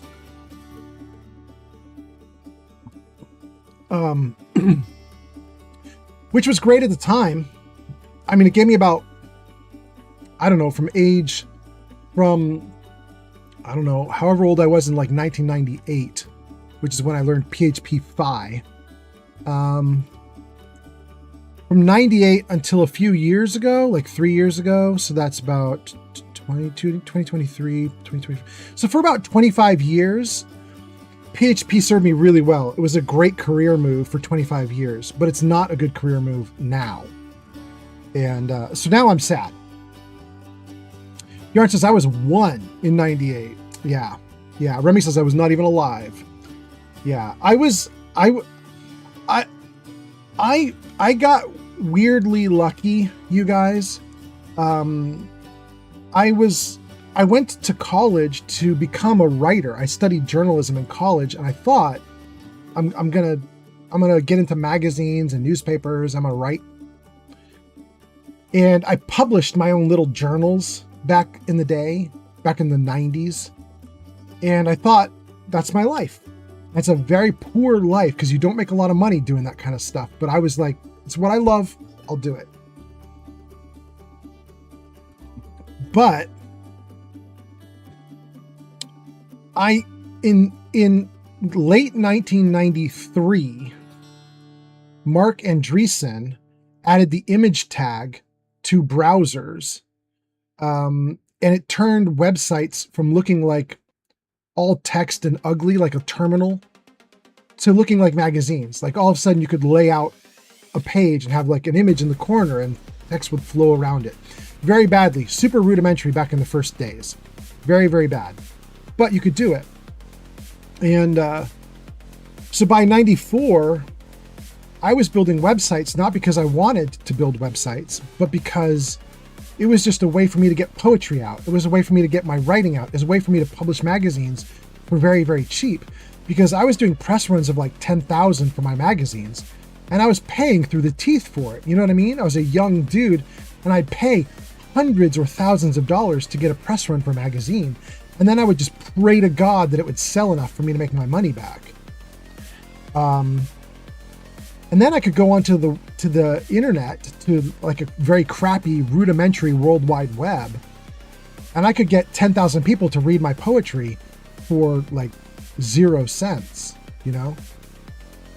So I one day was driving down the road with my then wife, and I just pulled over to the side of the road, and I looked at her and I said, I think I need to have a career change.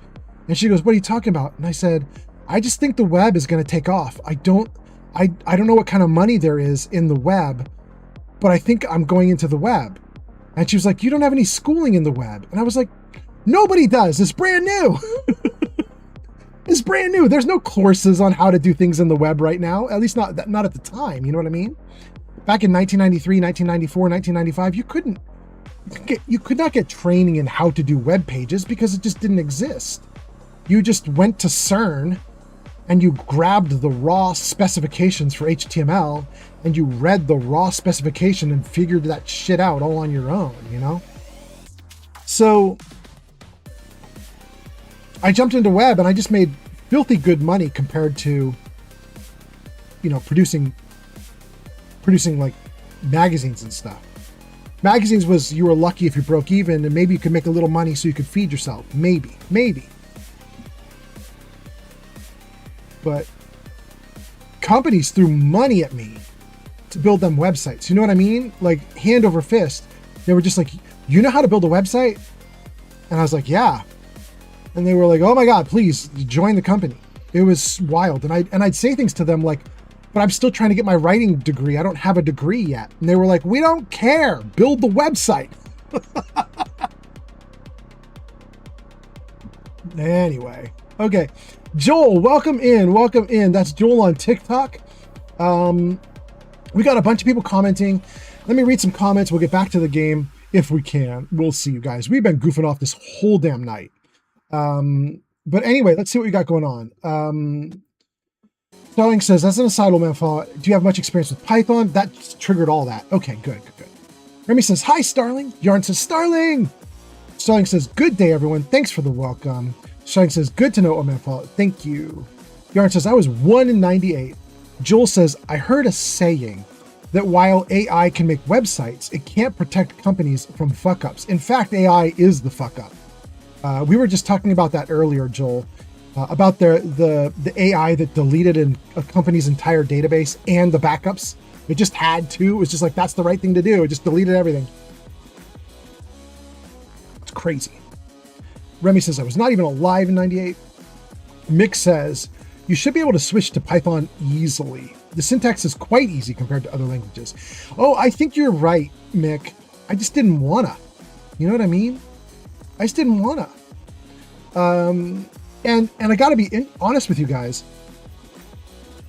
I didn't know this, but all the stuff I do with StreamerBot is all web pages. I didn't know that at first. You know, you get an overlay for OBS or for StreamerBot, you get like programming code and stuff like that. I didn't know this, but they all just work with HTML and JavaScript and CSS and all the regular web stuff. So like stuff like this. Jarvis, New Year's. Jarvis, New Year's. User Make Mokum says. Yeah? Didn't wanna is a very good reason to not do something. Yeah.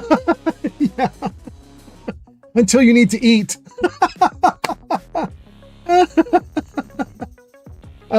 Wait, hold on. Let me see if I can get Jarvis to do something. If he's not going to do New Year's, what will he do?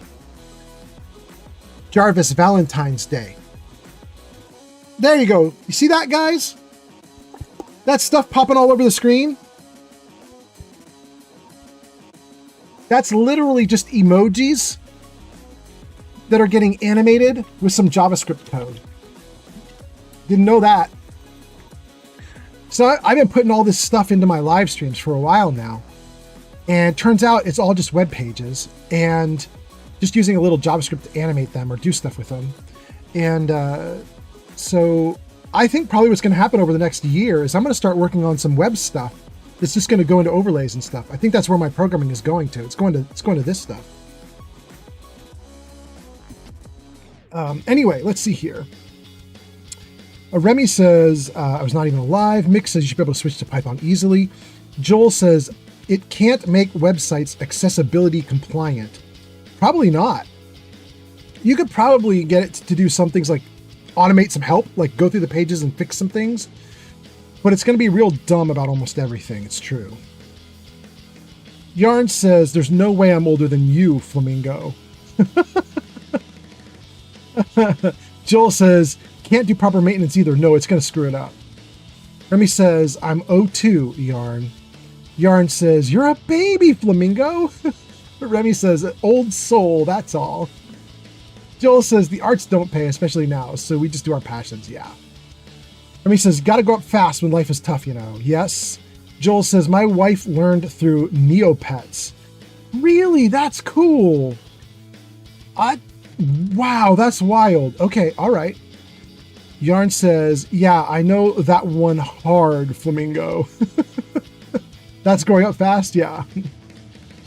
Nick says, your journal's looking like this. 10 print, have a nice day, enter, 20, go to 10. Nick! I used to do that kind of stuff to try to impress girls. It didn't work, I will tell you. Joel says, she jokes that there's a Neopets to web developer pipeline. Is there really? This is amazing, Joel. I didn't know this. Starling is laughing. Starling says, that's an amazing story about your magazines. I had no idea. Yeah, it was really fun back then, but also, pushed me into the web. I got to give it credit for that, you know.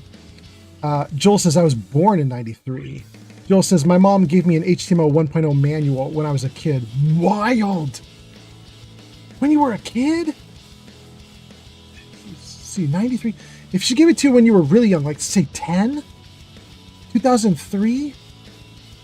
It should have been way past 1.0 by then. Wow. She just giving you outdated books? She's like, learn from the beginning. You know what's really wild, you guys? CERN, 30-something years ago, when the web started, back in 92, 93, 94, 95, 96, like early, mid-90s, late 90s, CERN would track every website that existed. So any website that came online that was new would get announced in a weekly announcement from CERN. And there were so few websites back then that you could track them manually, by hand. There were a dozen, then 100, then 1,000, then 50,000, then 100,000. But even at 100,000, it was manageable in terms of like manually tracking that stuff, right? So for the first few years, they would track these websites by announcing them. What's really interesting is they never got rid of it. The system doesn't do it anymore, but all the stuff that they announced is all still on CERN's website. They just left it up as legacy announcements. So it's all still there. You can go back to the beginning of the web. You can see CERN announcing the 2nd, 3rd, 4th, 5th website to ever exist. The 100th website, the 10,000th website, the 50,000th website. And I'm not going to tell you my real name, so you'll never know, but around website 38,000 and website 40,000 is my announcements for my websites back early on. I'm just a permanent fixture in CERN now with all my old websites. It's kind of neat. Anyway, Old Man Fallout says, updated, thank you. Oh, that's to Yarn. Yarn did the WTF and updated it to say, Yarn is now a mod. Woo! Yarn, go off. Remy says, that's when Magazine Man turned into Meta Man. Yeah, pretty much. Starling says, thumbs up. Jill says, I hate to say it, but that's what AI has basically done for now for careers. That's what AI has done for careers. Yeah, I see what you're saying. I'm going back through all your comments. I see what you're saying. Yeah. You're keying off of what I was saying too, right? You're talking about the idea that a lot of work that we've done is now kind of discarded and you've got to basically trudge along in new pathways and stuff. Yeah.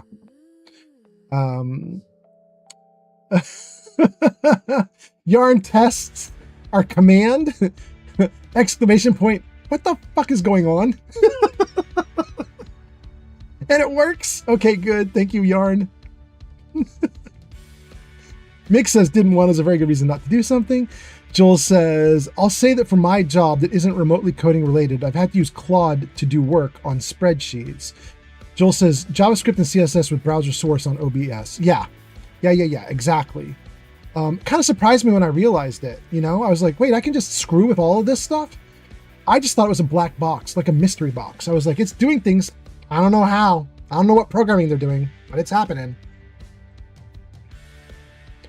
And then I saw some code on accident, and I was like, wait, I know that code. Okay, let's see here. Starling says, that's what I was thinking. Throwing some work your way, but it requires machine vision experience. Oh. Thank you, Starling. Probably wrong for it if it's something like Python, though. I mean, I could learn it, but the problem is I would be learning on your dime. It's not great. It's not great. And then, thank you for the you can do it, by the way. Mick tries the WTF and says it seems to be working. It is. Yarn says, I finally remember the command. Oh, I should tell you guys about commands. That's a new feature too. Joel says, what you said about the 90s, where if you didn't know much, you could get hired because new tech. Oh, that's what you're referring to? About that's what's happening with AI now. Yeah, I got it. Yeah. Remy says, I'm going to lurk for a bit. Absolutely, Remy. Joel says, I mean, Shopify overhired in the pandemic and then had massive layoffs. I was part of one of the rounds. Ooh. So I learned about CSS and OBS usage back in 2015, 2016, but I didn't do much with it. That's interesting, Joel. Dang, you got a decade on me. Look at that, my guy. That's pretty damn cool. Okay. That's wild. I was going to tell you guys that there is a thing I changed about my my production on Twitch. If you're on YouTube or Kick or TikTok, you're not going to see this because I don't think. No, wait, you'll see it on Kick too. Okay, you'll see it on Twitch and Kick. Those two have it because it requires panels, and I don't think that YouTube or TikTok offers panels yet. It's not a feature for them yet.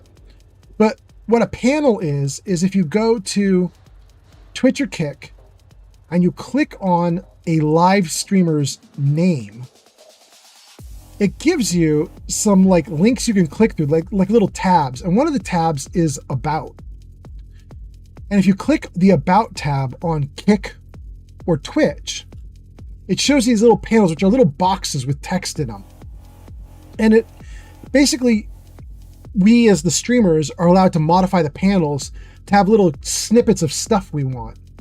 And so mine has an About Me panel, a support panel, a games panel shows what games I'm currently playing. A setup panel shows all my gear that I'm using.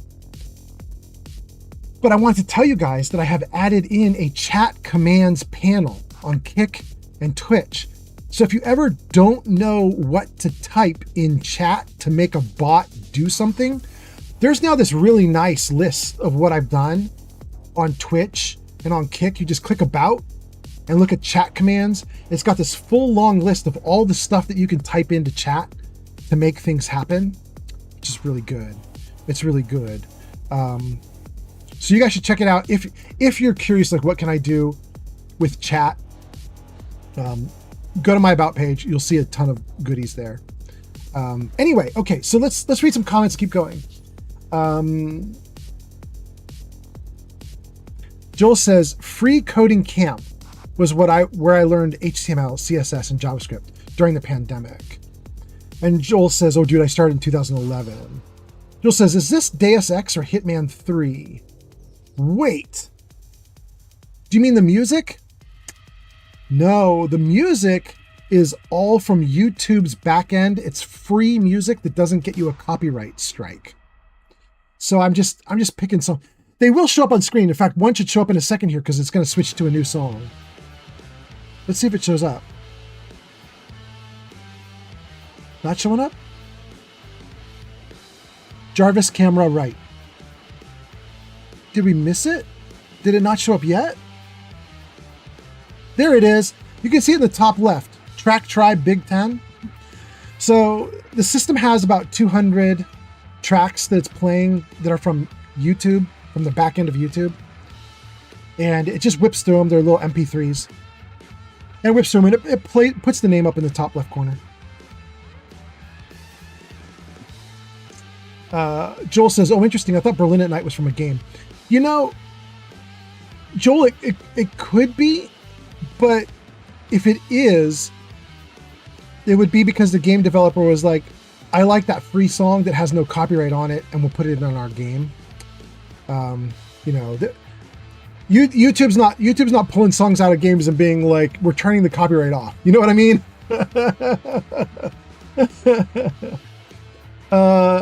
Oh, Yarn is checking out all the commands. I can see Yarn is doing it because I now have to read a thing.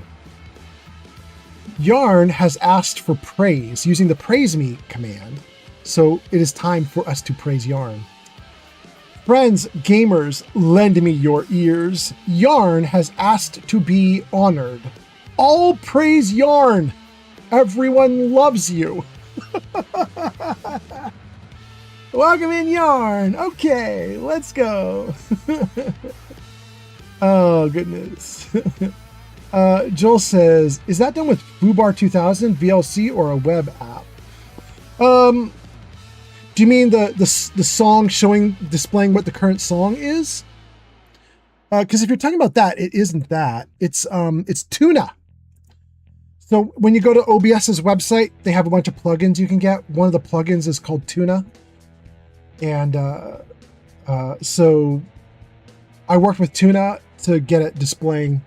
There it goes now. What are we doing? JR Tundra, Black Highway. That's the new song.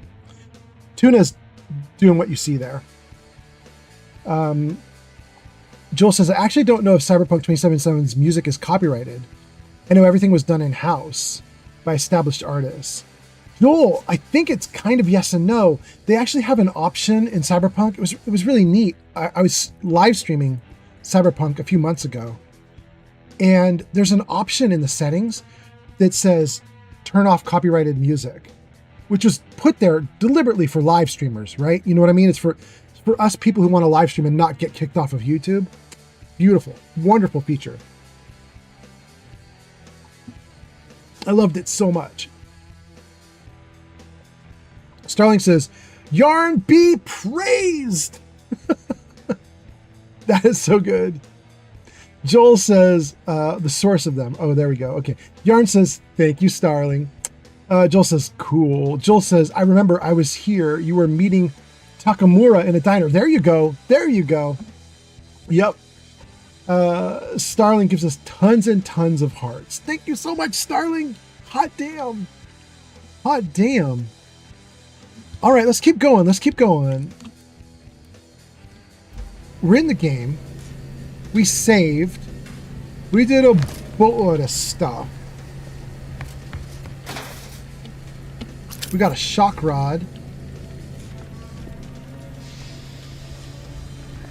Ooh. I might have had the game on pause for too long. It's a little jumpy now. No, it's going smooth. Okay, maybe I just needed to load some textures back in. It's okay now. It's all right. We have a workbench we can use. We have an elevator we can use. Let's not do the elevator till the last minute. Let's keep exploring. Nothing we can do over here.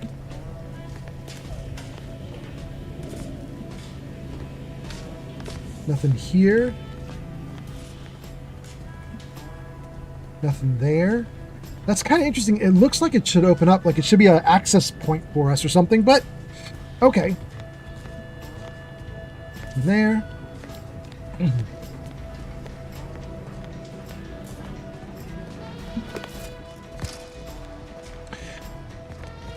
OSHA would have a field day with all these pipelines all over the ground. Like, OSHA is gonna kick these guys' butts.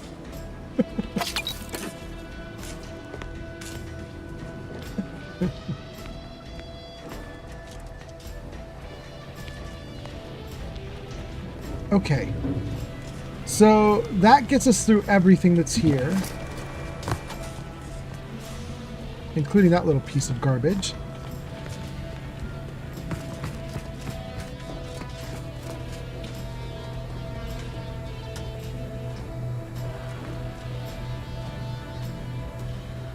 Good. User Amit Derat says. Yeah? Jarvis, move chat or camera. Oh, thank you. Jarvis camera left. Yeah, that works. That works. Thank you, Remy. Thank you, Remy.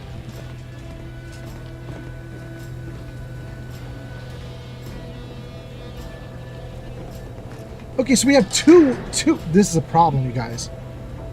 We have two systems we can use to transport.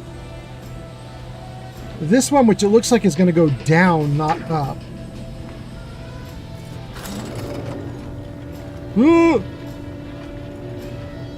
And there's another one behind us that went up, not down. I don't know if this was the best decision. Maybe we should have gone up first, but oh well. It seems your sovereign is regarded as being inept, shall we say? This is good. If the Protectorate's own leader is beyond his depth, he and his ilk won't anticipate an alliance. He's not my sovereign. Yes, right. Well, landing a strike against the Protectorate in this state will be something like wrangling a galloping breadworm. I am unfamiliar, but I presume that to mean it will be without exertion. If so, then you are perhaps even more ignorant of Arcadia than I calculated. The Sovereign, guide him, is as ineffective as you suggested. But his advisor, the Consul, is not. These executions, these impulsive attacks, are solely his influence. Solely? Your previous sovereign was rather draconian himself, if your own history books are to be believed. Do not act like the current rot emerged from nowhere. I could perhaps say the same for you and your reputation for putting profits over people. But instead, I suggest we pivot our discussion back to the real matter at hand. Okay, that sounds like the peace talks.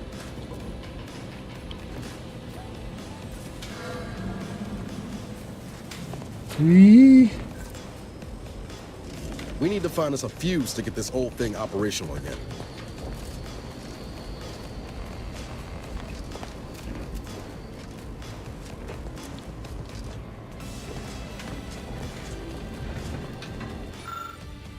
Fuse box. A box that typically contains a fuse to complete a power circuit, but the fuse is missing. I could insert the fuse if I had it. I could rewire the fuse box if I could hack. I can use the electrotherapist perk, which I have. Or I could fashion a makeshift fuse. Okay, let's escape from this.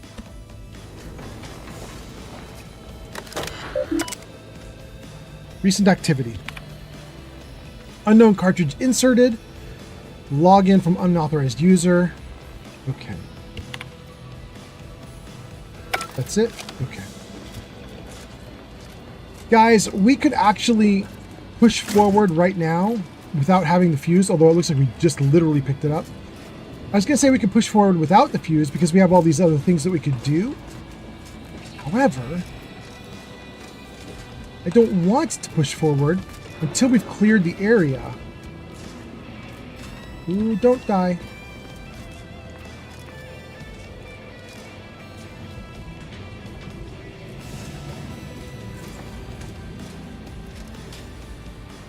I bet we could actually get to that other side with a double jump. And there's a treasure box over there, right there. We're trying it. Gun away. Save the game.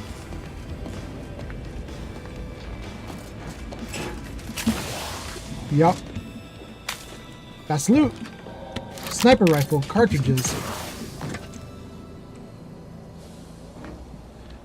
But that's it. That's all we can do here. Yeah, we can't do anything there. Alright,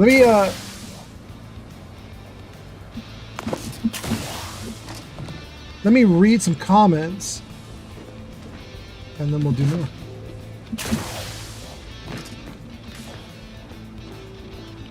Great. Okay. I'm going to assume that if you let yourself fall down there, it's death. I don't think there's any way you can get down there that's safe. Trying to go down there just as the game ends you.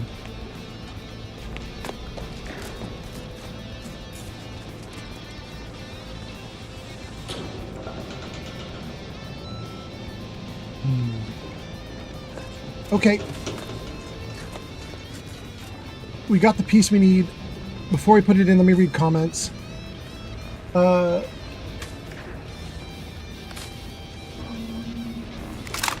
Oh, whoa, wait, whoa, what are you doing? Game, hold on, relax, game. Joel says, I spent hundreds of hours getting my stream set up, screen overlays, etc. Joel says, wait, what game is this? Oh, Outer Worlds 2? Yes. Yarn says, oh man, Fallout, put your camera back. Thank you, Yarn. Thank you, Remy. Joel says, I need to finish the first one, especially with Spacer's Choice. Yeah. You know, Joel, Spacer's Choice, the revision of the first game, I thought that was unnecessary, first of all, because the first game is so recent. I was like, we don't need a remake. But second of all, when they did the Spacer's Choice remaster, it wasn't good at the start. But it's real good now. And it was a good training ground for those people. Because those same people, I believe, are the ones who then went on to make Oblivion remaster. So, The Outer Worlds was like a nice training ground for them, and that's nice. Okay, let's see here. Joel says, yeah, this does feel like an Obsidian game. Joel says, I'm going to go to sleep now, but before I go, what's your thoughts on Cyberpunk 2077? Joel says, good game. Agree, I hear it's improved. Yeah, it's much better now. Cyberpunk 2077. Joel, I continue to think Cyberpunk 2077 is a pretty great game, but I continue to think that's a real bad game for me on the live stream. I stopped doing Cyberpunk 2077 on the live stream on purpose because my viewers were just not having it. They were like, bro, you really suck at this game. You need to stop. And seeing how well I took to Outer Worlds 2 and a bunch of other games, and then seeing how not well I took to Cyberpunk, how I could not understand the systems, I could not understand the gear, could not understand the interactions. I got bothered that most of the buildings in the town or in the city are like just fake. You can't get into any doors, you can't talk to any NPCs. Like, it started to drive me nuts. People make fun of Bethesda because they're like, oh, a Bethesda city is like 12 houses. Yeah, but all 12 houses you can go into and talk to the NPCs. And then we go to Cyberpunk, and I would hit building after building after building after building, and I would try to go in the front door, and I couldn't get into any of them. Or I'd find one where I could get in, but there would just be a generic NPC in there that didn't say anything, you know? And I think it hit me wrong. So anyway, you got to go, so I don't want to take up your time, but I think it's a really good game, but it's really bad for my live streams. Maybe in the future I'll get better at it. We'll see. And then Wapos is here. Wapos says, to be fair, being bad at a game doesn't make it a bad game. That's my point exactly, right? I think it's a really good game, just not a good game for my stream. Joel says, dang, what I like about Night City is the verticality of it. I mean, that's a good point. That is pretty damn cool. Joel says, Phantom Liberty is a must. And then says, ciao. Absolutely, Joel. Thanks for being here. And Joel, this is a good point because, you know, I didn't even get into Phantom Liberty. Maybe I will love the game once I get into Phantom Liberty, you know? Get into Phantom Liberty, see what that's like, fall in love with the game all over again, and be happy about it. It's very possible. Let's do it.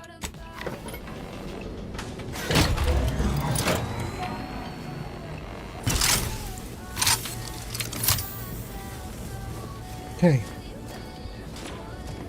That is all I need to do here, right? Didn't change this, did it? No, it didn't change that. Okay.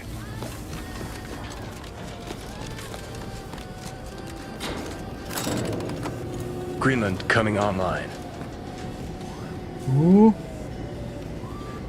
Good morning, Greenland. Isn't Greenland the country that Donald Trump wants? Isn't he obsessed with Greenland? Am I wrong?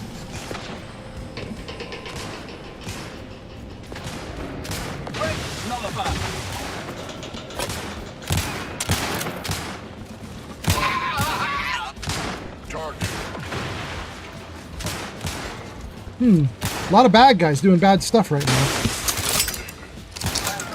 Automechanicals are no fun. They take all the finesse out of murder. Auto-mechanical control hub. This panel controls the deployed auto-mechanical dragoons and can be used to modify their directives. So I can upload a targeting protocol, which I would get from Greater Tranquility Station, probably if I'd gone up instead of down. Or Greater Tranquility Merchant Override codes, which I have. Or overload the dispatched dragoons with hacks. I don't have that one option.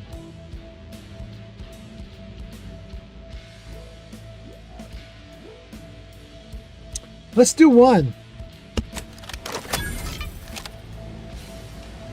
That was it. They're off. Or, no, he's still on. They're just not fighting. I mean, I'll take it. Peaceful dragoons.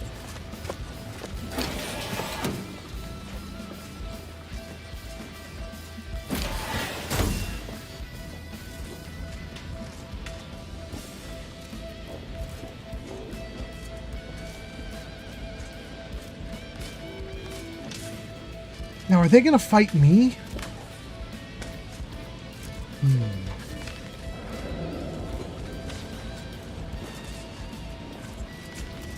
I don't know if I turned them off permanently. Like, if I don't shoot, they don't shoot. Or if I just stop them from killing each other. I don't know what I just did. Okay. Joel says, my last point, take your time. Enjoy the storytelling and the side content. Play it offline. Have a blast on your own. Now, Joel, that's good advice. I will absolutely do that. Absolutely. Shulk says, Cyberpunk's combat music is like taking a drill to your skull. You don't like it, Shulk? I actually love it. But, to be fair, I was a DJ when I was younger. For a very small amount of time, I was a DJ. And it has kind of turned me into a slut for music, so I can get along with most music. I have a hard time with country, but almost everything else I can handle. Starling says, power down the sentinels first. Persons unknown, perchance close by. Is he going to go into camp? He is.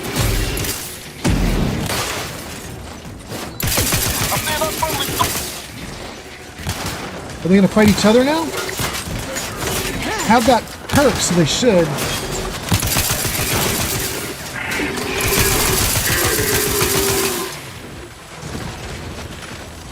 Looks like they did turn on each other at least a little.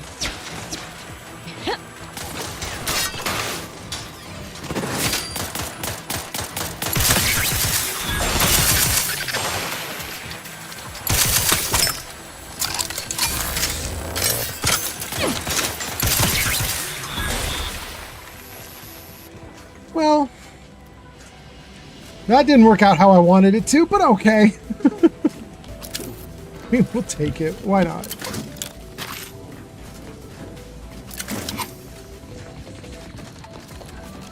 It's probably good that they're not friendly, because then it means we get to blow them up and take all their parts. So, no complaints.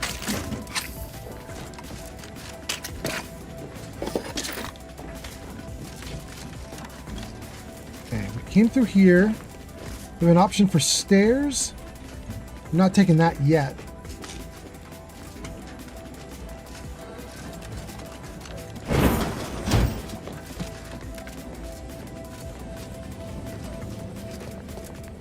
Okay. Let's go up.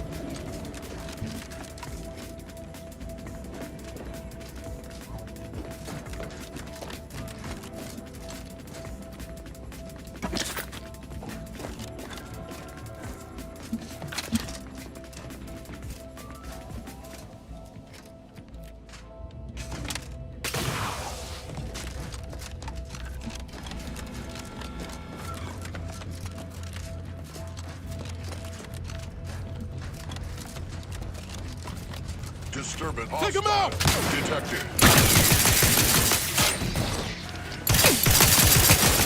Recharge the mayhem! Whatever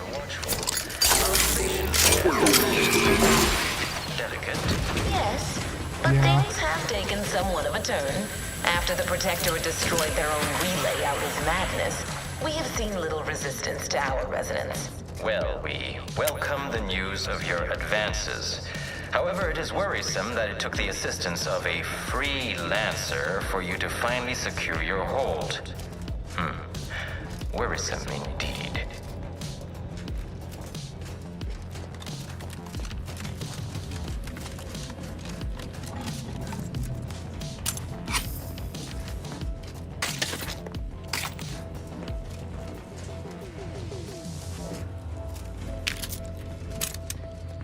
Okay. Well, that's pretty good. We may have exhausted this little tiny area here. We jump down and die.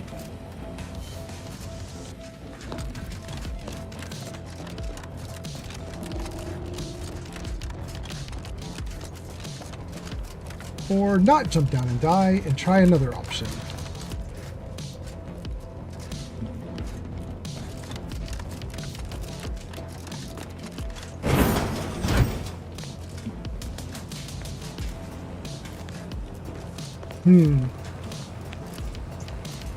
I need another fuse?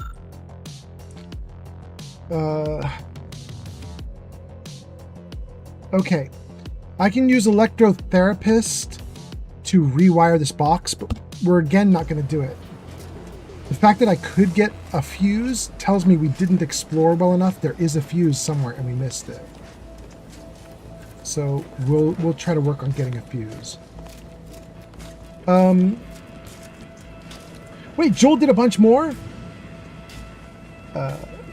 Joel says, I would equate Cyberpunk 2077 Ultimate to GTA 6 in terms of playing it all the way through. It might not be for someone, but CDPR and Rockstar know how to make compelling narratives with great characters. Maybe even Red Dead Redemption 2. Joel says, our game, Ungodly from Azra Games, launches at the end of this month. It's a company made up of veteran game devs. Dark fantasy action RPG with console quality first on mobile. With console quality? First on mobile, then on PS5, Xbox Series, Apple, and PC. Gotcha. Okay. And I think being a fan of RPGs and great narrative characters has allowed me to enjoy the work. What are you doing in it? Are you doing the writing? The programming? Interesting.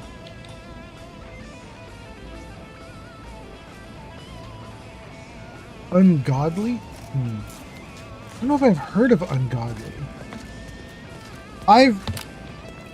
Lately, what I've been having my ear out for is anything from the Fallout game, which means I'm listening for anything from In Exile. They've got Clockwork Revolution coming. Anything from Obsidian, like this, like Outer Worlds 2, anything else, I'm interested. Except for Grounded. I don't want to play Grounded. I know Grounded is amazing, but I'm not interested. Oh, we can't... Yeah, we need to find the device. We didn't find it. We could try this. A little farther down than I want it to be, but okay. Oh. It's useless. I thought they were giving me an alternate pathway. They're not. Okay. Oh, goodness. Yeah, In Exile, Obsidian, Bethesda. I'm trying to listen for anything about Fallout.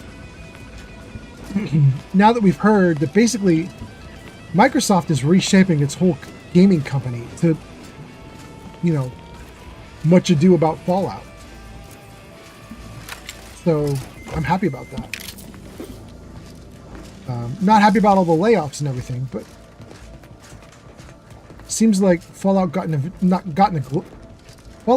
neglected for a long time, and it seems like Microsoft is not going to allow that to happen anymore. That's nice.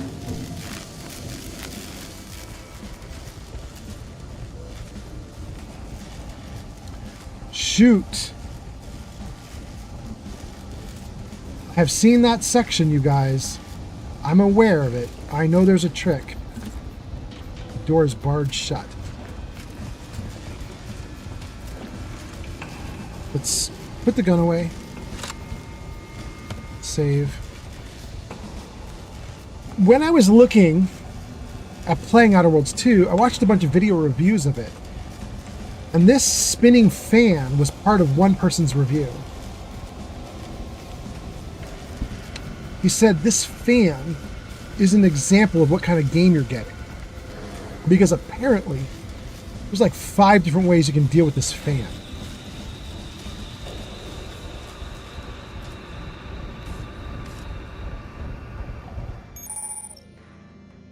The massive blades of certain fans will make quick work of even the toughest Earth Directorate agent.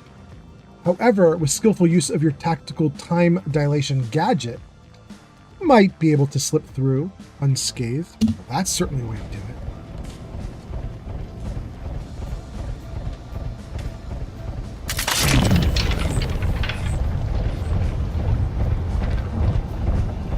That was actually stupidly easy.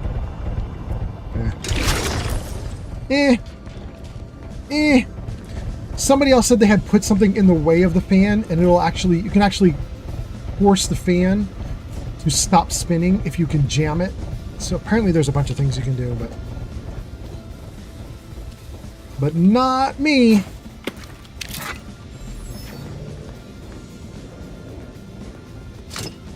Whoa.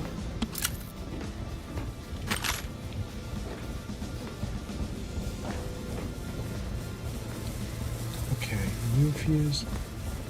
Do I want to remove the fuse from here so I can make the other area work, or should I leave this fuse in? I don't want to remove this fuse if I can avoid it. We'll come back to it depending on what we need.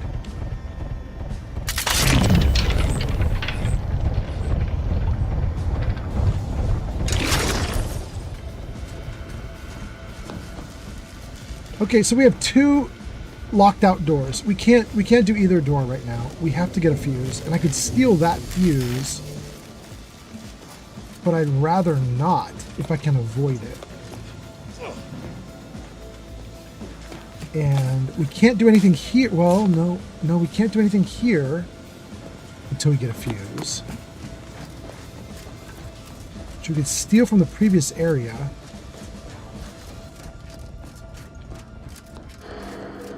Hold on. There we go.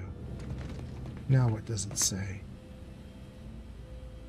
Find the broadcast booth is what it wants me to do right now? No.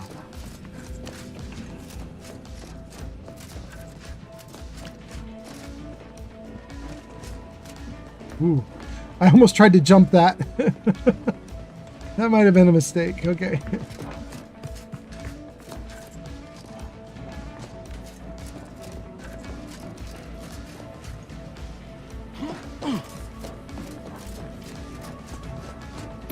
After some quick mental calculations, I do see merit in your last declaration. It was astonishingly logical, in fact.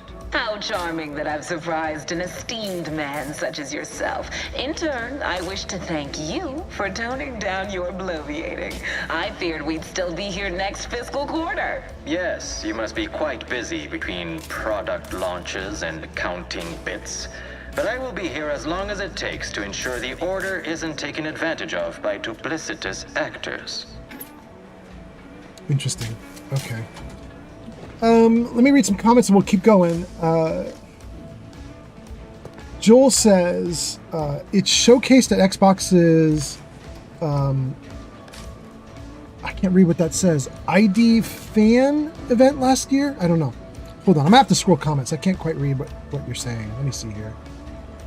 Okay, there we go. Joel says, I was doing dialogue editing and script coordination. Okay, cool. Joel says, it showcased... User Layla Mtavish has hit a watch streak of 25. Hot damn, Layla! Layla, welcome in. Thank you for doing that. That's so cool. Thank you for being here, Layla. All right. Thank you, Layla. Let's go. Welcome in Joel says it showcased at Xbox's ID Fall event last year. Is that ID or id? Wait, is that the company? Xbox's ID. Okay, okay. Joel says the game looks a lot better now than it did in October and November, but it's a completely free-to-play.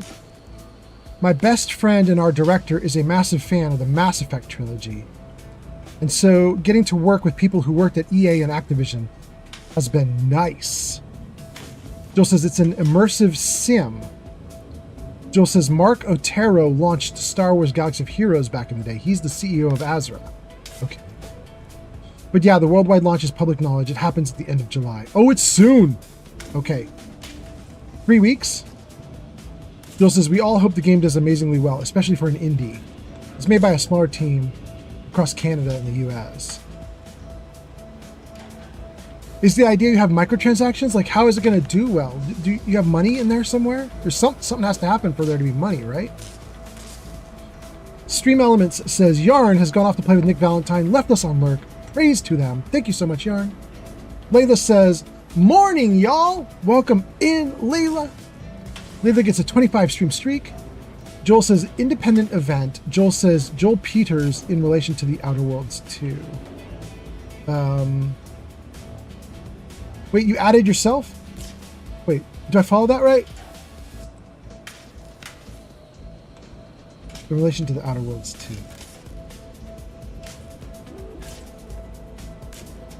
Oh, you're saying it's a smaller team in relation to Outer Worlds 2. Okay, I think I follow you then. Okay, got it. Cool, cool.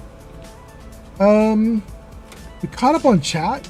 Everything's going great. We have more viewers now in the middle of the night than we had at the start of the stream, which is weird, but it's how it works. Joel says there are free-to-play elements, but not unfair. I was saying the immersive sim stuff is in the Outer Worlds 2. Oh. Okay. Gotcha. Okay. Thank you for clarifying. I appreciate that. Laylam Tavish has arrived. Right? Layla, thanks for being here. Hope you're doing great. Layla says, how are you enjoying this game?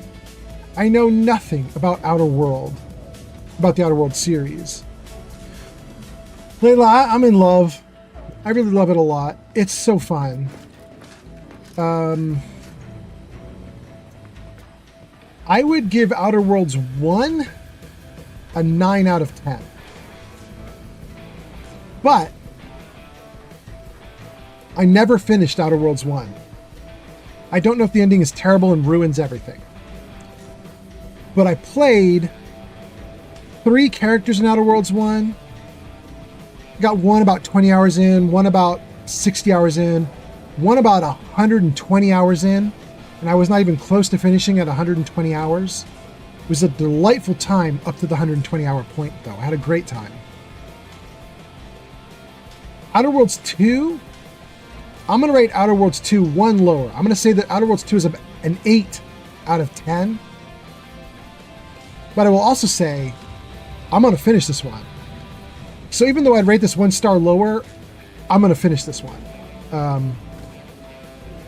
Outer Worlds 1 was ridiculous, silly fun, and it was a good time to just go in and hang out in that world and just goof off. And just be like, oh, neat, oh, cool, I found a shrink ray. Oh, neat, oh, cool, I found this other thing. Like, you find silly shit and you have a good time, you know? This one, it's the same game world, so it is still silly. But it's more severe. There's actually a plot to it that is like, something has actually gone quite wrong. There is an actual corporate war that is happening. War meaning like actual like dead dudes on the ground war. And I don't know. It's an interesting game. It's an interesting game. It's pulling me along. I will finish it. Anyway, let me see some comments and then we'll keep going. Thank you for being here, Layla. Joel says like Deus Ex or Thief, but yes, it's not my first game at all, but it's one of the ones I've been working on is in depth on Zenless Zone Zero was the same job. It's one of the ones I was working in depth on.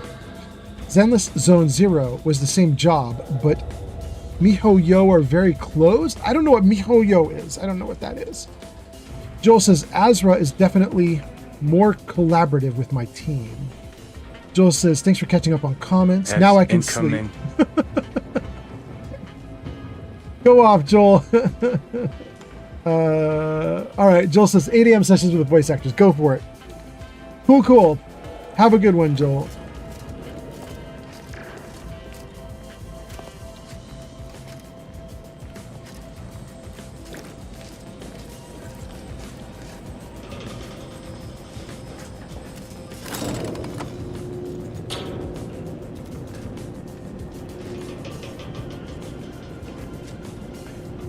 For those of you who see me going backwards and wondering what the hell I'm doing, there was a whole other lift behind us.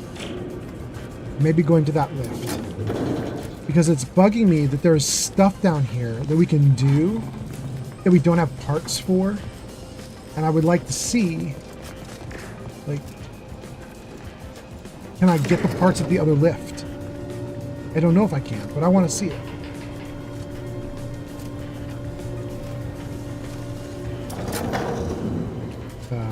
Joel says MiHoYo and HoYoverse are the makers of Genshin and Honkai Star Rail. Oh, and ZZZ. Okay.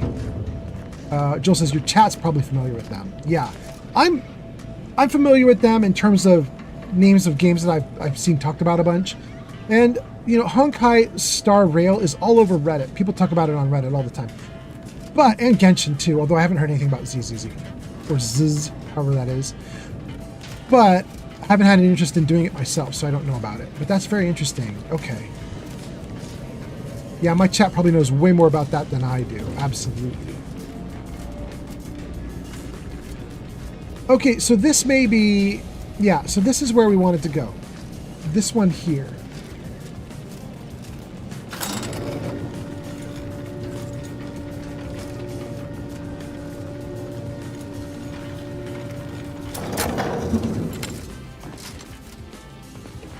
What do we have? What do we have? A toolbox, but nothing I can pick up.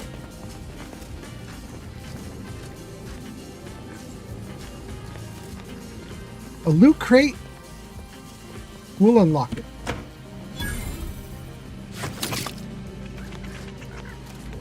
I hear a sprat.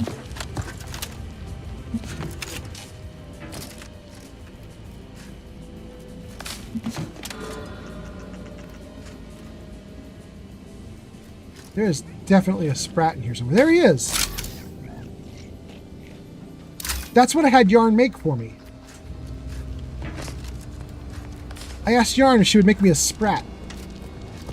That little dude, she's gonna crochet a little sprat for me. There he is. Bye, little guy.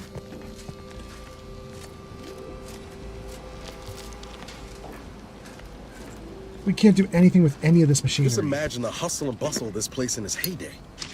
Shame it's all going to scrap now. Word? Is it all going to scrap now? Okay, there's not anything we can do in here other than just the one thing at the end of the hall. Let's take a look. Welcome, personnel. Please select from the following options. 1, I can read something from Provost Iglesias. Or 2, I can read updates to emergency protocol. Or 3, I can leave. Let's do 1. To Greater Tranquility Substation personnel from Provost Ambrose Iglesias. Subject: important announcement. This message serves as notice that Greater Tranquility Substation is to be decommissioned at the end of the month. Please speak to your direct supervisors for an update to your duties and details on your next posting. Remember, with pride, that all of your work here is making the Sovereign's vision of powerful planet-side communications relays a reality. You are greatly thanked for your service. In Matriarch's name, Provost Ambrose Iglesias. And then, update to emergency protocol. Be advised, should Greater Tranquility Substation move into lockdown procedures, the following mechanisms will automatically be activated. Emergency flood lighting, intercom sirens, landing pad ship enclosures. Note that these features can only be overridden by an administrator. There was no option for me to override. There is nothing for me to do here. Coming to this upper area did not unlock anything cool for me. We did not get an extra fuse. I don't know if we got anything.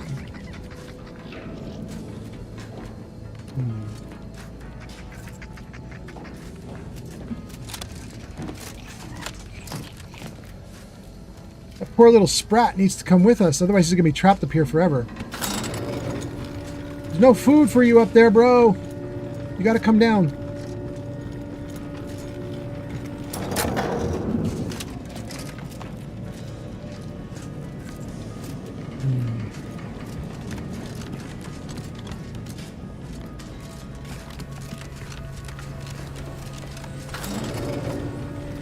All right, I'm a little bummed. So here's what it means. Because we couldn't find anything in the upward elevator, that means that by game design, we are supposed to go grab that other fuse that I saw, which I don't want to do. I don't want to take the fuse out of one location and have all the services there get cut off to me so that I can make a fuse work at another location. So I think instead we'll use my that skill that I have. We'll try and use that skill to like manufacture a fuse. If such a thing is even possible. Coolant tank, lubricant, cloth.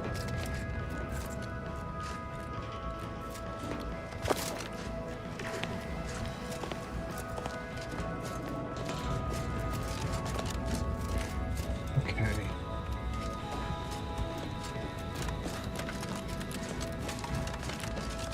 That's where we came out the first time. You know, we haven't gone down this. Let's see what's down here. Does this give us any options? Let's take the high road first. We need Greater Tranquility Maintenance Access Card, or I can lockpick it. Let's see if we can find that card before I do a lockpick. Whoa!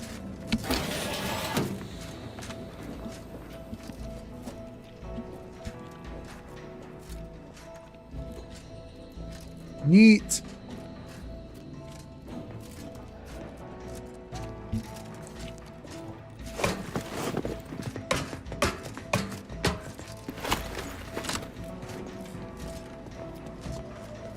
Great. It's another fan, and this one is jammed or off.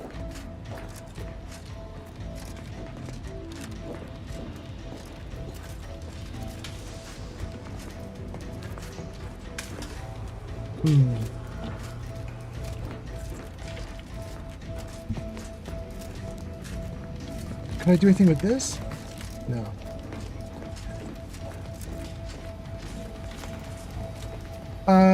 Yarn says, well, I mean, it's a big sprat. the one that you're crocheting, yeah. That's all good. It's all good.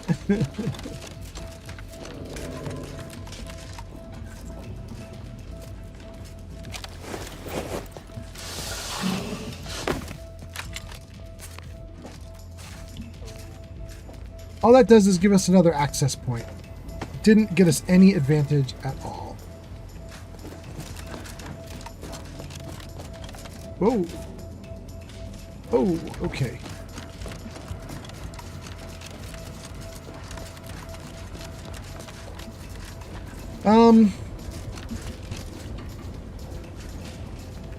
Jarvis, music off. I don't know how loud that music is competing with the audio that's in the game. I don't know if you guys are hearing it and it's real bad or if it's just fine. We'll just try it with it off for a minute. Just let the game audio take over. Small plasma charge. Long rounds.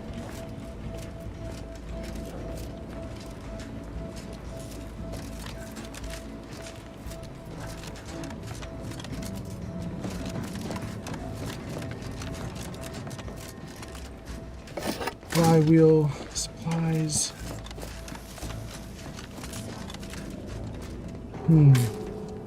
We're really not getting a lot by messing around down here. I thought maybe there might be some advantage, you know? It feels a little bit like this area is just like an extra bonus for people who really wanted to wander and explore, like real hardcore. They're like, all right, we'll give you a couple little extra things if you do that.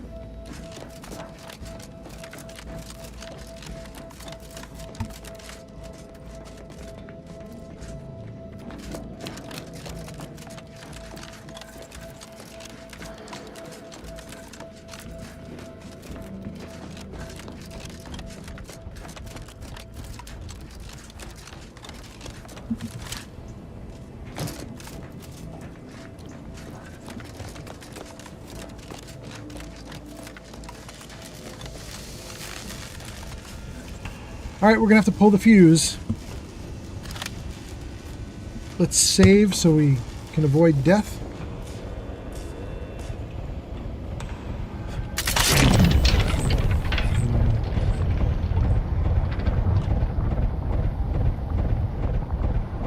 Cool. Alright, let's steal the fuse from here to use it in the other location.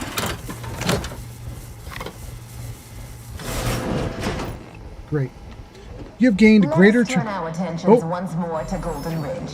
I am grateful we could come to an accord after that unfortunate attack on Outpost Opportunity, but many questions remain. Of course. Allow me to offer this bit of data, then. The true culprit of the attack was a proctor named Svoboda. My brave colleagues found her out and promptly executed her. Ah, so the Order is capable of decisive action. I had doubts after hearing about your monastery. Countless, brutal murders at the hands of a seer, was it? How was he not stopped? The carnage was counted and thoroughly documented, I assure you. What's more, the culprit has turned himself in for rigorous rehabilitation and penance. I do not appreciate insinuations that we allow chaos to run rampant on our watch. Chances are high that any erratic variable is a result of your people's meddling in our affairs. Ridiculous. Brutal. Next you'll be claiming we're to blame for all of your past failures. Why, the mere prediction of our arrival years ago sent you into a tizzy. Isn't that right? And it just stops there? Okay. It's a little weird the way they give you like a tidbit of the conversation and then just cut it out. Like, we'll feed it to you piecemeal. Like, I feel like they should have a proper conversation that starts and ends, but okay.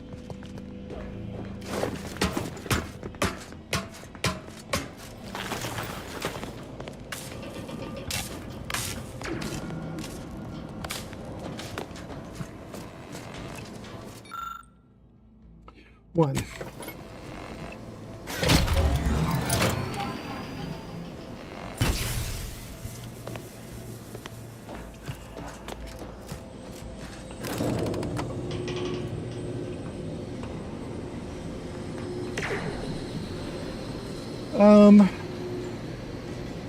Joel says, Azra is definitely more collaborative with my team. Thanks for catching up on comments. Now I can sleep.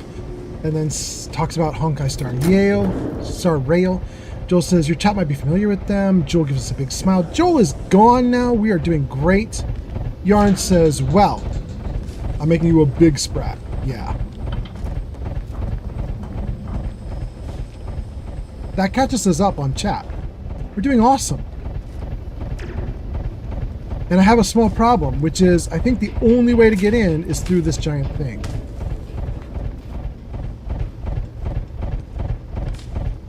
Save.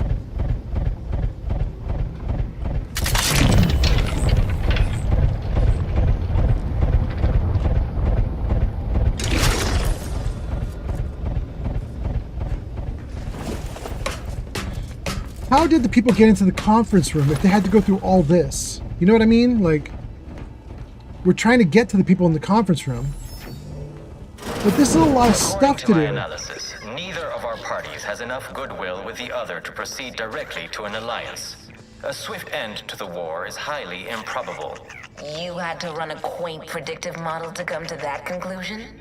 Did your numbers give any insight into making this more worth my while? That's it? Whoa, it's driving me nuts the way they cut out. Okay.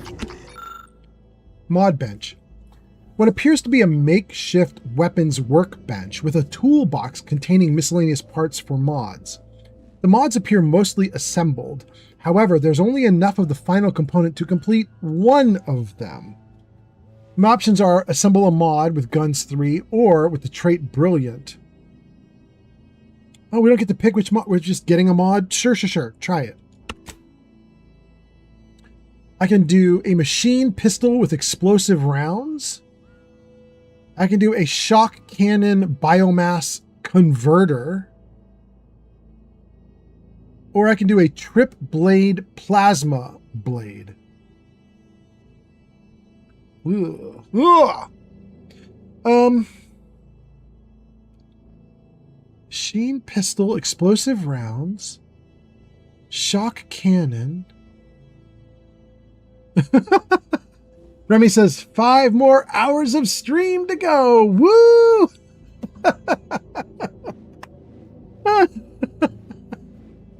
I mean, I hope not, but you never know. You never know, my guy. I keep saying no, and then I do it anyway, so I'm ridiculous. What can I tell you? What am I going to do here? Machine pistol, explosive rounds. Machine pistol, explosive rounds. Shock cannon, biomass converter. Chip blade, plasma blade. I'm going to take the shock cannon biomass converter. I don't really even know what this does or why I want it, but I think I'm currently literally using a shock cannon. I could be wrong, but I mean, all the lightning coming out of this big gun that I'm carrying, I think that's a shock cannon, I think. Let's try it. Using a little know-how and elbow grease, you were able to successfully craft the mod using the last of the parts available. Okay.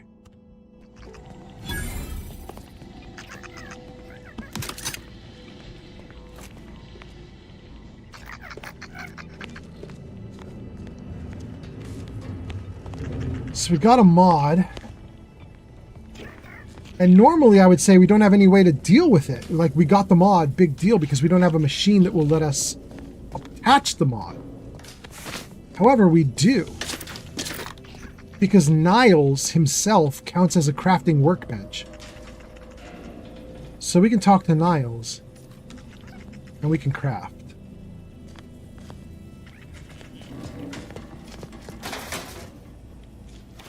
Fishbowl card. +5 max health. Absolutely great.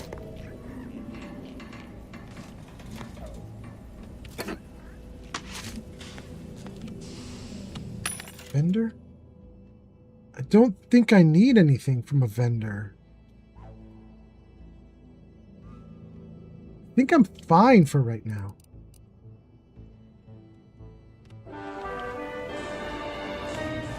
We'll take auto dock though, absolutely. Great. Patched up.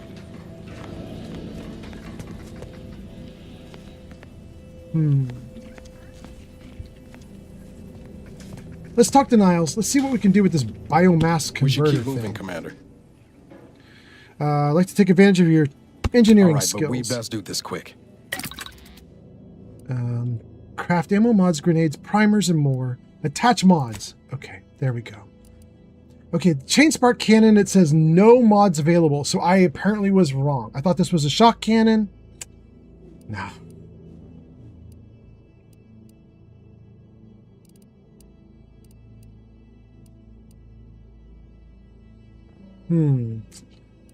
No.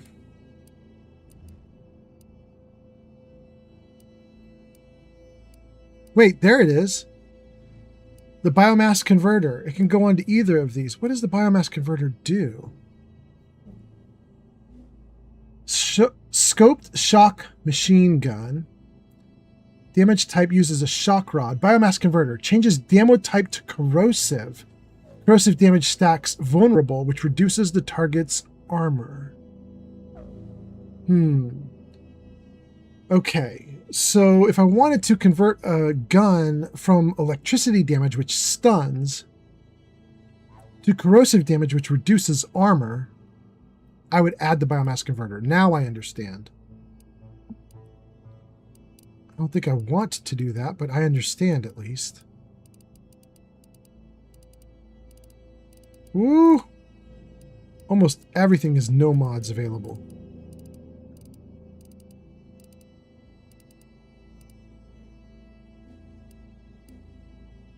Except for this one's got a bunch of stuff we could do with it.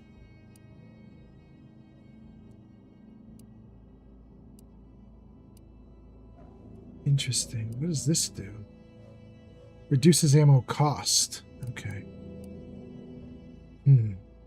Okay, well, I don't think I'm going to mess with any of this right now. I think I'm okay the way I am. However, I do have one thing I need to do. We're going to do words on stream for just a moment. Because now that I've actually got liquid and I'm actually able to speak again, now I have to use the bathroom. Okay, so I have all these new chat games that we could try. We're going to save those chat games as like an experiment for later. But right now, we're going to do tried and true words on stream. We're only going to do it for a round or two. I just got to go do a bio break. But we'll do it for a moment. Jarvis, show words on stream. Oh, Jarvis, I love it when you listen. Hot damn. Guys, if you are on Twitch, you're just going to type directly in chat with your words on stream guesses. But if you are on YouTube, Kick, or TikTok, you want to use the QR code in the bottom right of the screen. It's visible right now. It's the little blue area in the bottom right corner that says scan the code or guess on your phone. So grab your phone, scan the QR code, and then you can participate. That's for YouTube, Kick, and TikTok. If you're on Twitch, you can just type directly into chat. So we'll do words on stream for just like a minute or two, and then we will get right back to the game. Here we go, guys. Thank you for being here. Oh, wait, little Bobby is here? Bobby says, hey, man, good to see you. Game looks like fun. Glad you're playing it. I was wondering what it was like to play. Hope you're having a good day. Cheers. Love you, man. Thank you so much, little Bobby. All right, little Bobby. Thank you for being here. Let's start the game, and I'll be right back.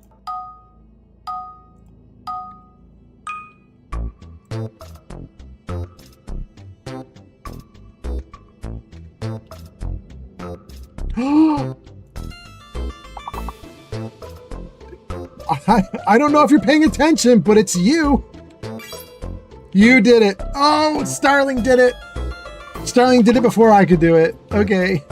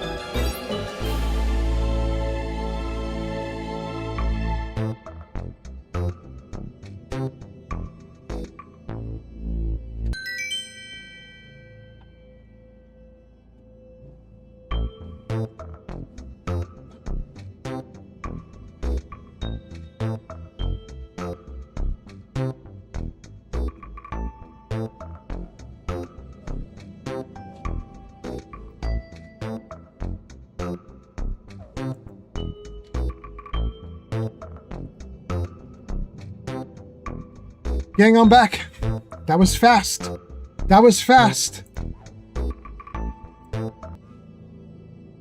Jarvis, hide words on stream. Oh, and you put rock and roll on for me? Thank you, Jarvis. I don't know if we should have that, though. The game's got its own music. All right, let's see here. We got Starling, Melvindo. You guys did a ton of stuff with the game. Everything's looking great. Okay. Am I missing anything? Remy, Yarn, Starling, Melvindo. Got everything. How about Kick? Is Kick good? Kick is great. How about TikTok?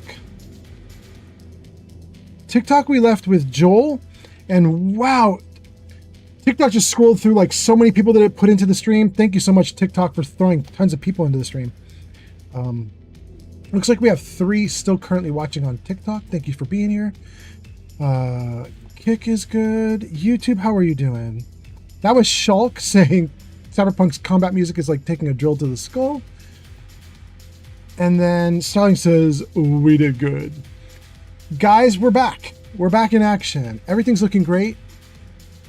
I don't think I want to mod guns right now. I already have guns that work really nicely, and so I don't think I want to mess. So let's drop out of this. And let's turn the music off. Jarvis, music off. Jarvis, music off.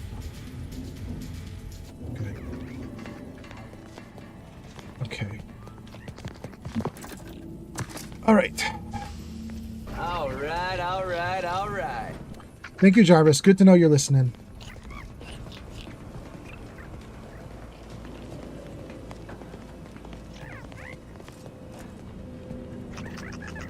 Wait. Is that like a laser that's currently active in a box? Oh, whatever.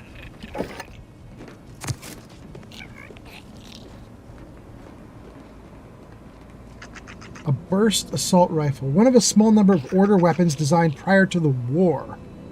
It has been iterated upon to near perfection. Handles like a mathematically sound dream. Okay. Don't think I want it, but okay.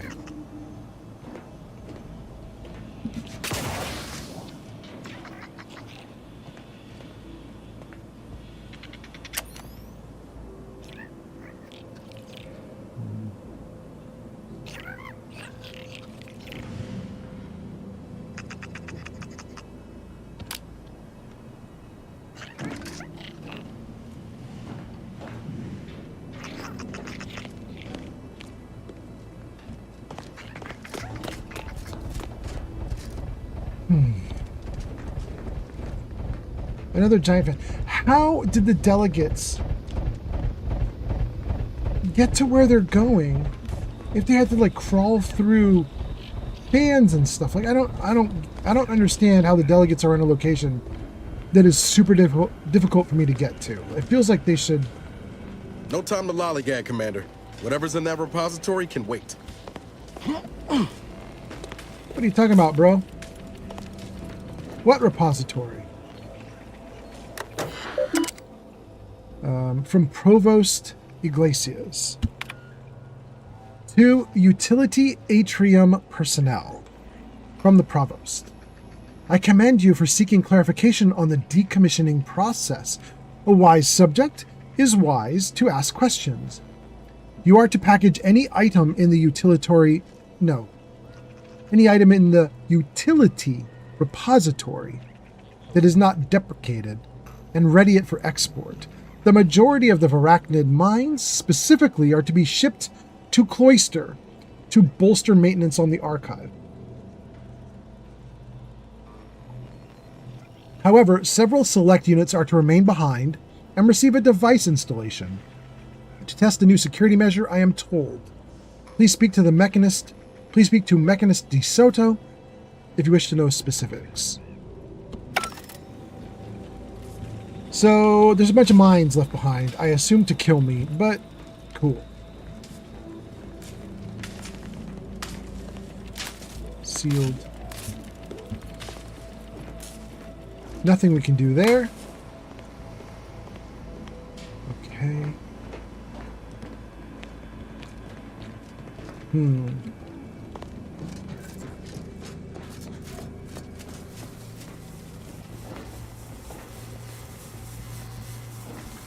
We have another option to remove a fuse.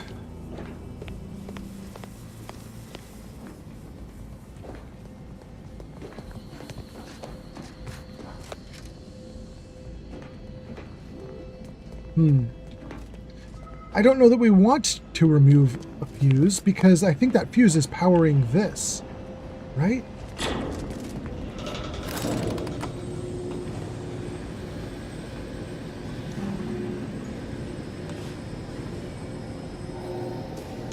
I think that over there is where we came in. Came around the side.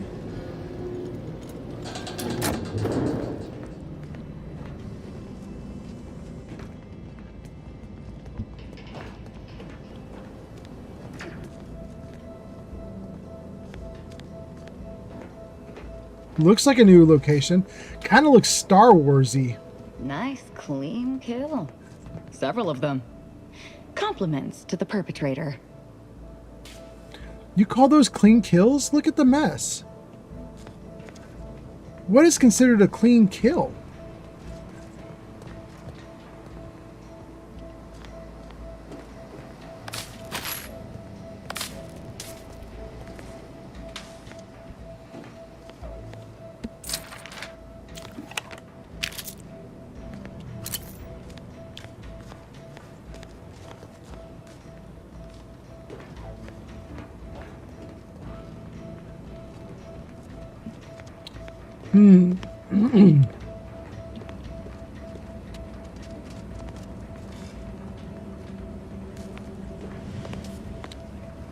I just saved the game.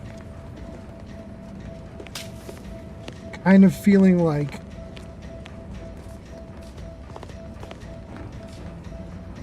the music seems to be getting more insistent.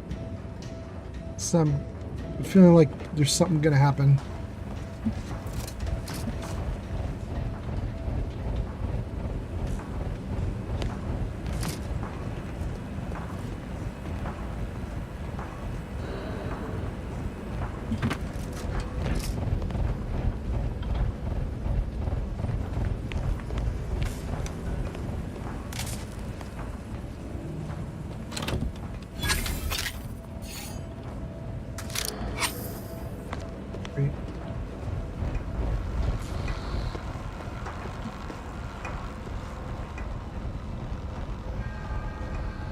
This really does feel a little Star Wars-ish. It's not a perfect one-to-one translation from Outer Worlds to Star Wars, but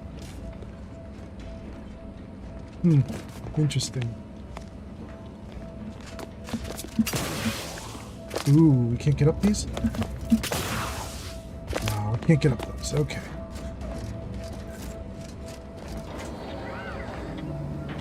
Examine. This hub powers local automechanical bays. With the proper codes, deployment can be fully disabled. I have the cartridge. You use the cartridge to disable all the automechanical bays.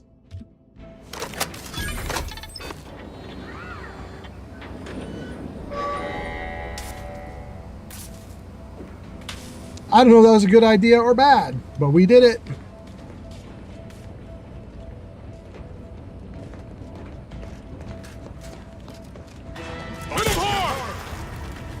You'll go no further, infidel. This next shot won't miss. It did miss! Haha!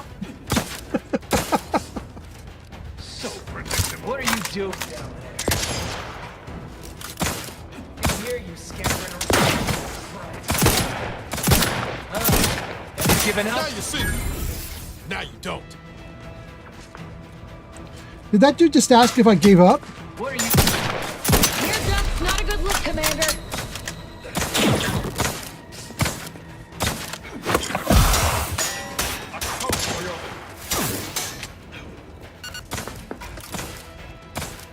Stand back up, bro. I can hear you.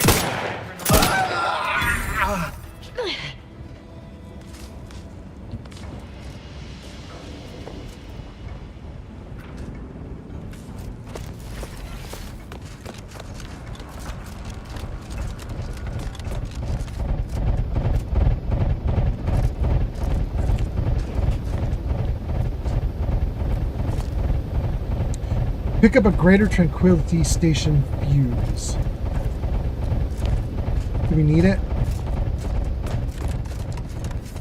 It must be there so we can mess with it. We need it so we can get the bridge to cross, huh? That's the idea. Where's the power for the bridge? Oh, did we miss this? Hardship, shoot.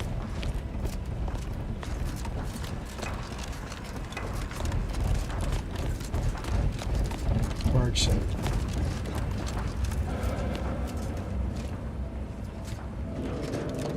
Okay, don't know where the power is.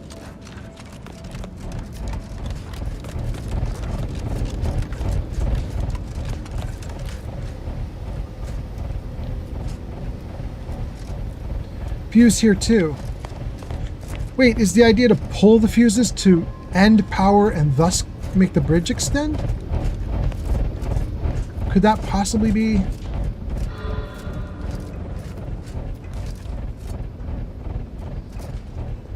Usually you need to add power to make things work, but in this case... Alright, let's pull them both.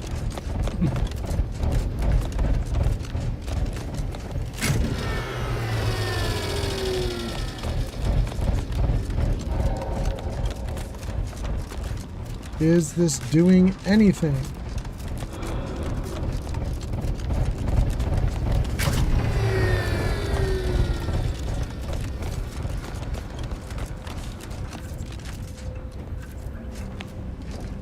It didn't do a damn thing. However, there are two doors that we could not get through. Let's see if that changed the doors. Nope.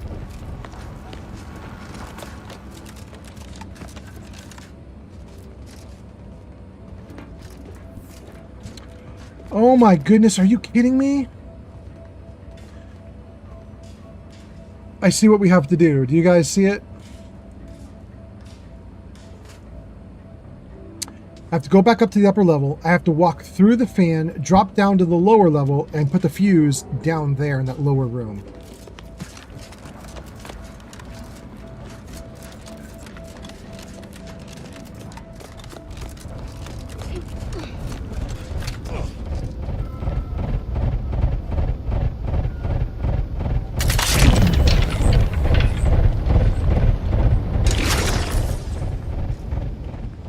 Ugh.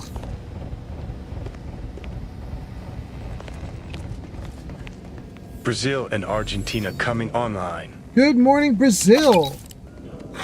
Good morning, Argentina.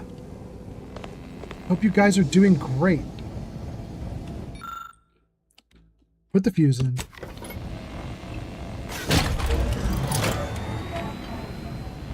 Let's wreck. Red assessment confirmed. Apparently that pissed some people off. Okay.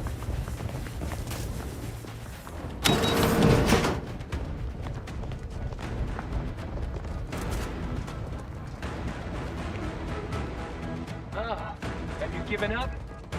What? What are you doing down there? Oh, have you given up?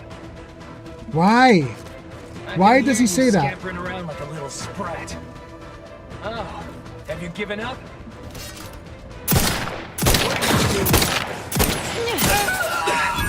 Predictable. Stand back up. Ready to waste him on your command. Thank you.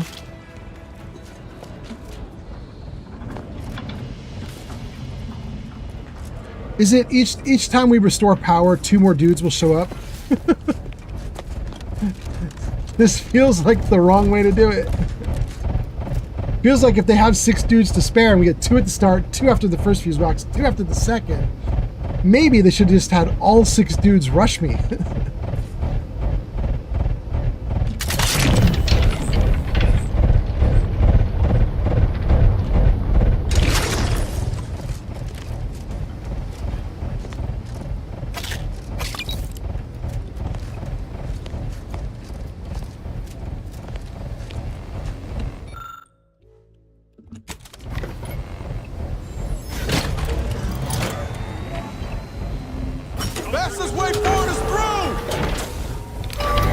They're back.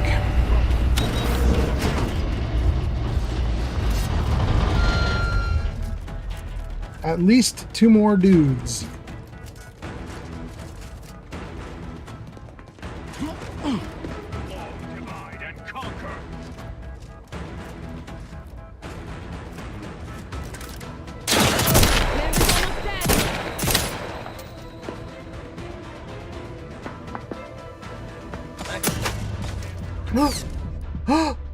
They won! You have 6 trauma kits. You can be revived. Yes, that's how my companions revived me. This is no place to die. Wow. Have you given up? Alright, I gotta take it more seriously. The sharpshooter's actually sharp. Guns cocked and What are you doing down Give us there? I can hear you. We're so close. One elevator ride away from having DeVries in our crosshairs. Finally. Finally.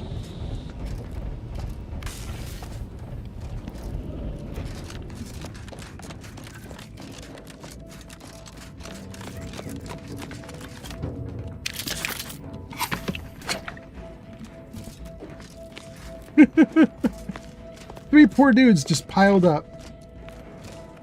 Try this side.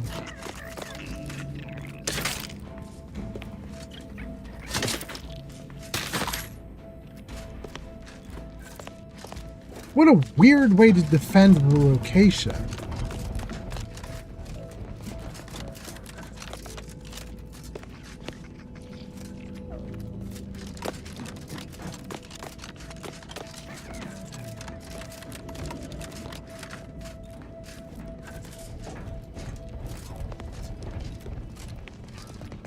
Okay. The only way forward is through the blue area. The red area. The purple area. Okay.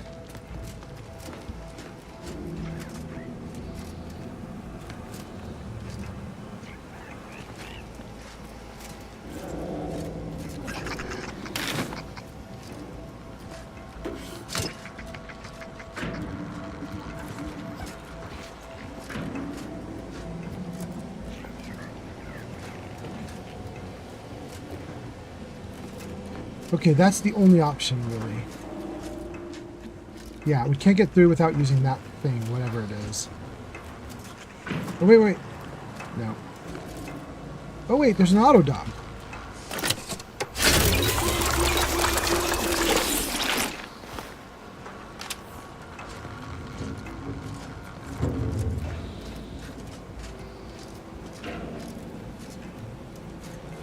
Okay, that's it. We got to do it there.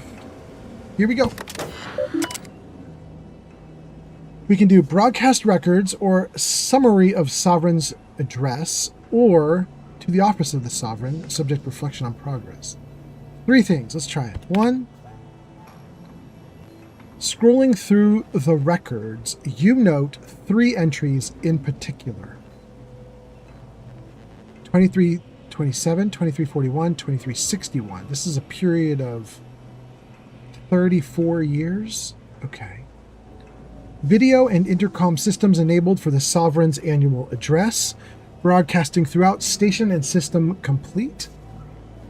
Then, intercom systems enabled to commence the decommission procedures. Broadcasting throughout station is complete. Then, video and intercom systems enabled for reason undisclosed. Broadcasting throughout station still in progress. Okay. Let's see the summation of the address. The Sovereign announces the creation of the Vox Initiative and how it will serve the people for well into centuries to come. The Sovereign thanks the Order of the Ascendant for their steadfast and thorough research, promising great scientific advancement in the years to come. Finally, the Sovereign announces the birth of his first child, Henry. The Sovereign trusts everyone will embrace his son as their beloved leader when the time is right. I believe that's who is our current leader. In fact, I have Jarvis set up to tell me about the Sovereign. Let's run that now. Jarvis, what is a Sovereign?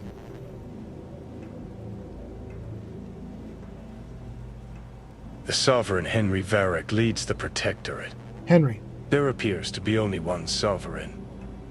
Below that are Wardens, who oversee or guard locations. There are also Arbiters. They enforce law and serve as judge, jury, and executioner. Okay. So, the Sovereign rules over the Protectorate, which is like a fascist utopia, essentially. And they work with a group called the Order, which basically are part of the Protectorate, but they're a specialized group that thinks they can make predictions about the future based on mathematical equations they have that run the universe. Okay. Important. Before this address is broadcast to Arcadian subjects, all footage must be edited and submitted to the Office of the Consul for approval.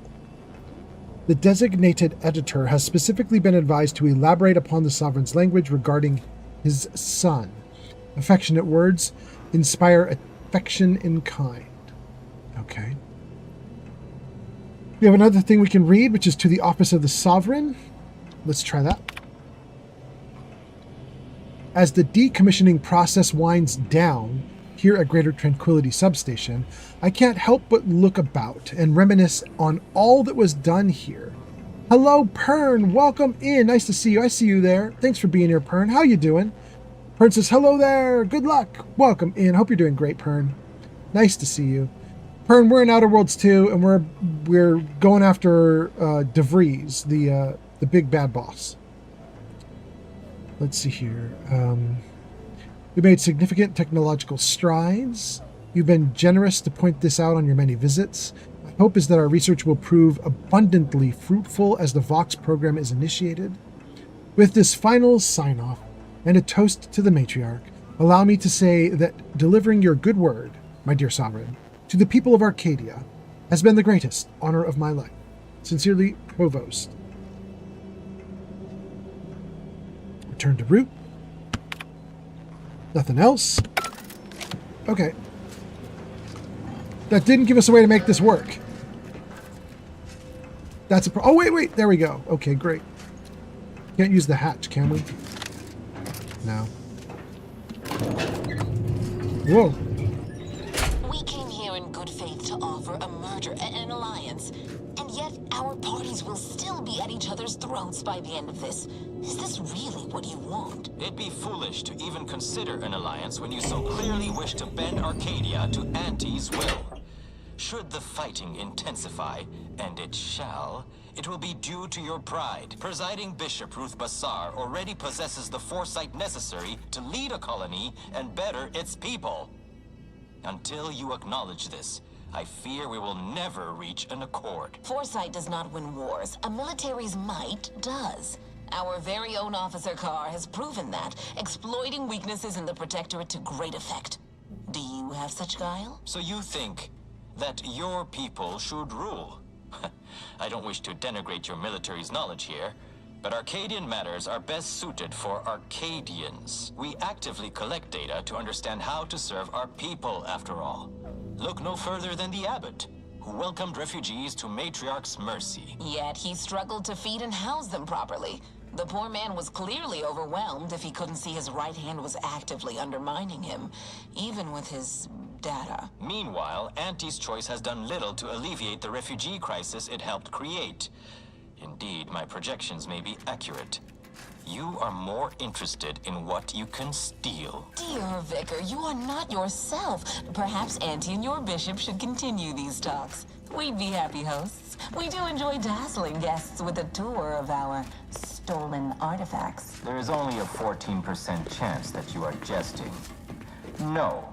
If anyone in Arcadia is fit to host such discussions, it is presiding Bishop Bassar. Anyone else would be an insult. Okay. Pern says, Pern says, nice. I am well. How about you? Pern, doing great. I'm really loving this game. I'm having a really fun time. This stream has been pretty damn fun. We spent the first 2 hours of the stream just chatting. Didn't even play the game at all. And then we finally got into it. We've been going for a while now. And I'm pretty happy. We're advancing the story. And potentially we're maybe about to meet DeVries, the kind of big bad boss. I mean, we'll see. I could be wrong. Maybe she's still a ways out, but as Niles here said, we basically just have one more door to get through until we see her. So hopefully we actually get to do something important here in a moment. Anyway, Hearn, thanks for coming here. Hope you're doing great. Heard you are doing great, so I'm happy about that. Thanks for hanging out. And let's go.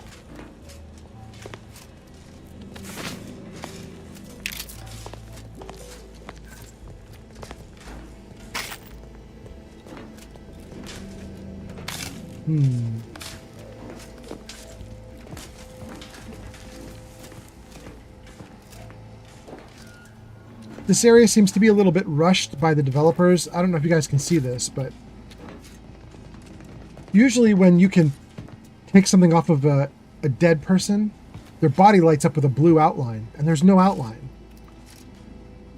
Which makes me think the area we're in, the devs like slapped this thing together and didn't have time to get it all debugged and fixed. There's the blue outline. Could be wrong. Just guessing. We can't get any of this gear. Look at that. No blue outline, but we got fruit from him. Or something. Where's their security detail? It's like they're asking to be killed. Amateurs. Maybe they were asking me to kill. Maybe it's a whole setup. Maybe I'm going to be set up with it.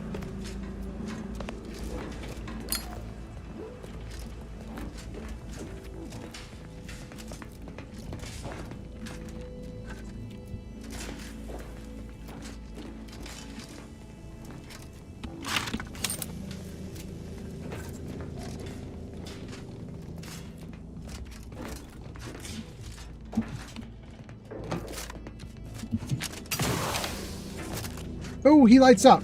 Good, good. Wait. Wait. Potato is back? Potato says, hi. Jarvis, say hi. Hey, Goat. It's good to see you. I like your beard. Hot damn, Jarvis is listening. Starling says, hello, Potato. Potato says, hey, Starling. Starling says, hello, Pern TV. And Pench says, those bits were in the prison wallet. Wait. Pench, you're back. Potato says, am here. Sorta. Pench, nice to see you again. You were here earlier in the stream. Is my stream gone on that long for real? It's 7 hours. Damn, okay. That's kind of wild.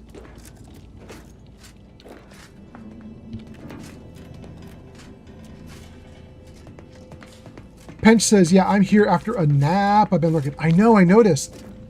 Pench, I was saying earlier while you were napping, I don't usually go into the moderator view on Twitch, but I was, I needed to go in there because somebody had ordered something, kind of like you did.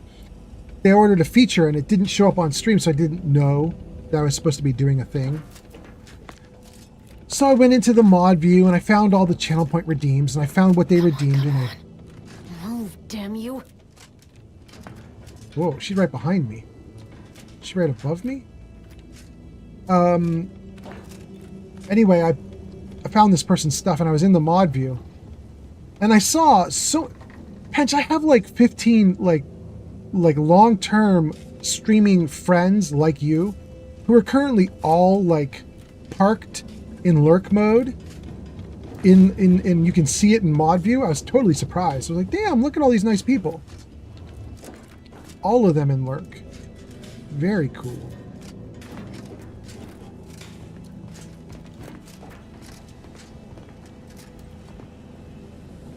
Starling says, in that battle, you said, ha ha.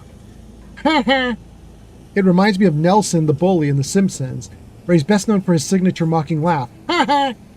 which happens to be voiced by Nancy Cartwright. I wonder whether that should be another clip for you. Stop booing me. Stop booing me! Stop booing me! It finally worked! That's Cleo, you guys. Gojo Redeems, you can do it. Thanks for being here, Gojo. Oh, I'm so happy when Jarvis is working again. That's so nice.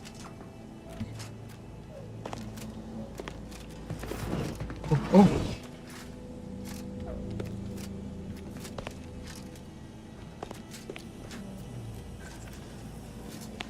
How are we supposed to... Wait, what do we... Is there maybe a panel that I missed?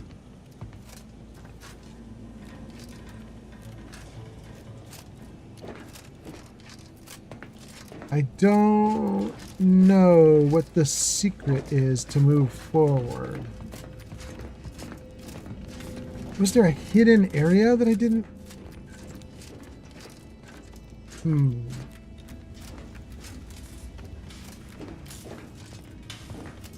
No?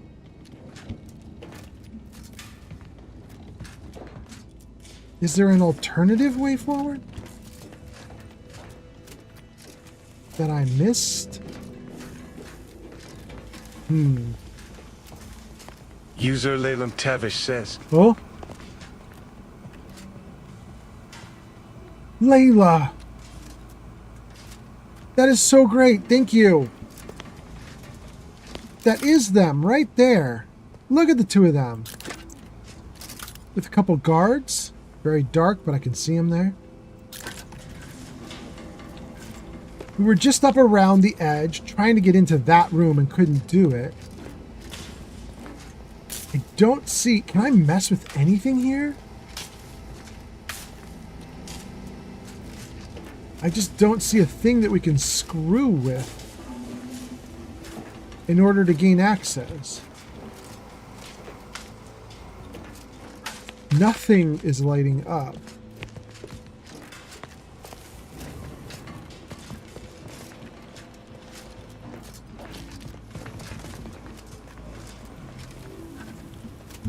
No, nothing lights up, so I'm not sure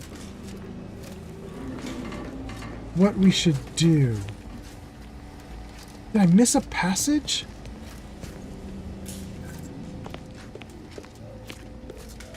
We should save the game. I feel like... Wait. Can we do anything here? No. No.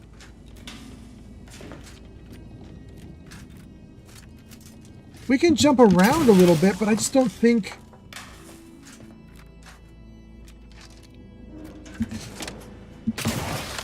I don't think it's earning us anything to be high up like this. We were already up there. We couldn't move forward.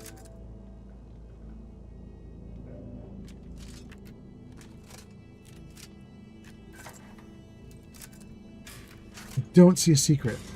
Hold on. Let's talk to these two. Can't wait to see this vile DeVries person who betrayed you begging for mercy. Okay, good. Now's not really the time for a chat. You need something? No, he doesn't have anything either. Shoot. They don't have anything to say. Nothing lights up blue for picking up. We have a door up there, but we can't get through it. It says it's sealed.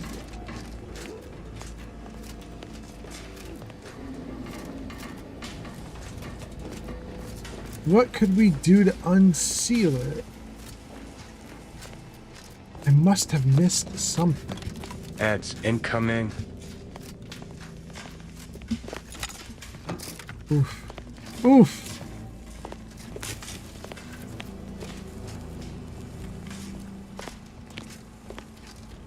Potato says, I am gonna lurk. Wait. Did I miss Potato says, I forgot what the boo did. My bad. Oh, that's when we were doing booing a few minutes ago? No worries. Potato says, I thought it was going to be something scary. Oh, I got you. Layla's laughing. Potato says, I'm going to lurk if that's okay. Absolutely, Potato. In fact, I'm shocked you're here, Potato. Just do your thing. I know you've got big issues you're dealing with.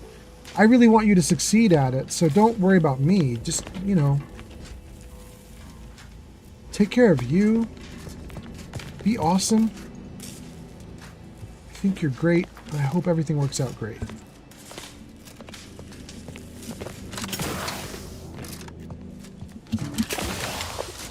Okay, we can get up here.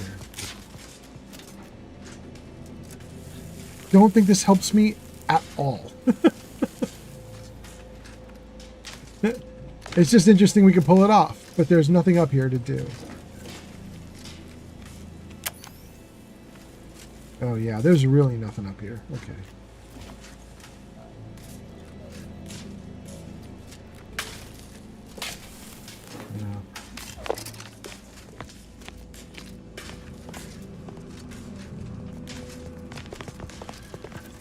No. We clearly missed a thing. Wait, but this is... Wait. That's the elevator that comes down. This is the entire area to explore. There's no thing we missed. What?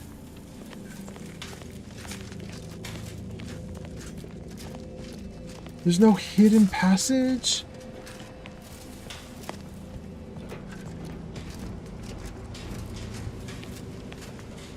They're just standing there, waiting. This is glass. I can't get up through it. Can I break the glass? No. Can't do anything. That glass is bulletproof.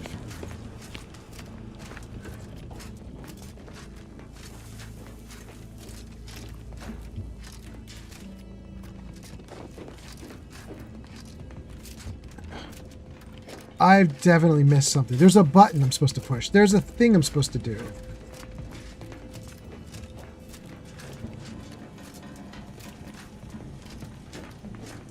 Nothing there. No. No.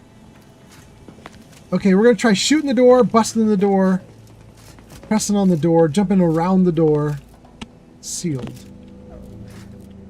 That's where we would hack, but it won't let me hack. Sealed. Shoot the glass. No, won't let me in. We've definitely messed it up somewhere. Mick says, hi again. Welcome back, Mick. Nice to see you again. Thanks for being here. Pototo says, or Stream Elements says, Pototo has gone off to play with Harold and left us on lurk. All praise to them. Word. Sealed. Ads finished. Okay, great.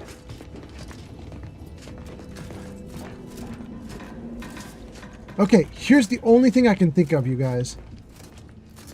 Without using a cheat guide and figuring out what's up and why nothing works, the only thing I can think of is that there's something back before the elevator that would unlock a sequence here and let us in.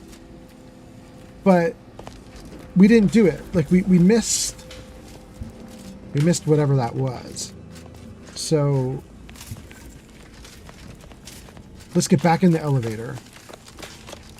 And let's see if we can, I don't know, find a thing that we're missing, maybe?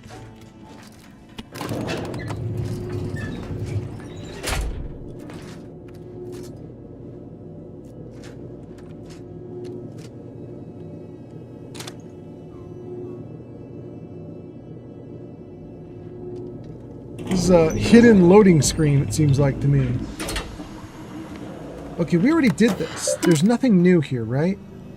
Nothing new. Nothing else to mess with there.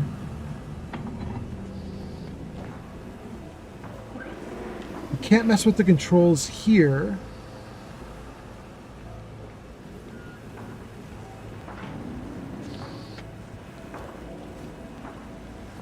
Already got the auto dock.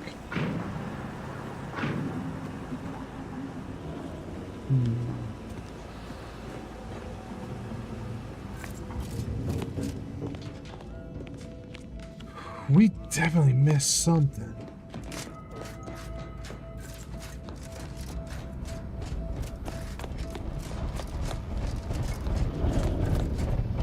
We took the power here and we put it downstairs. And we did the same on the other side. Is this it? No.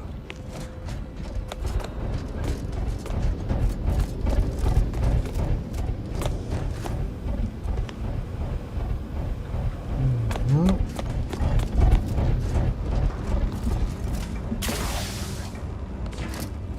Okay.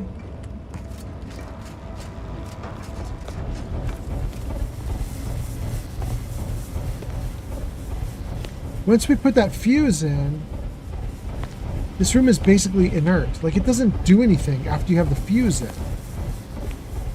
Nothing else you can do with it.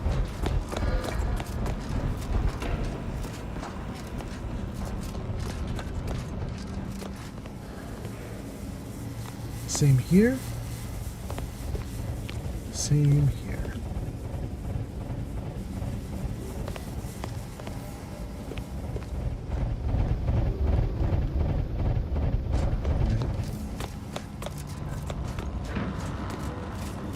Okay.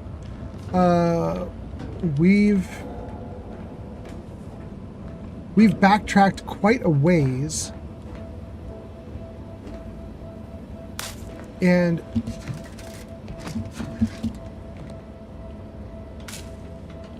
I just don't see a thing.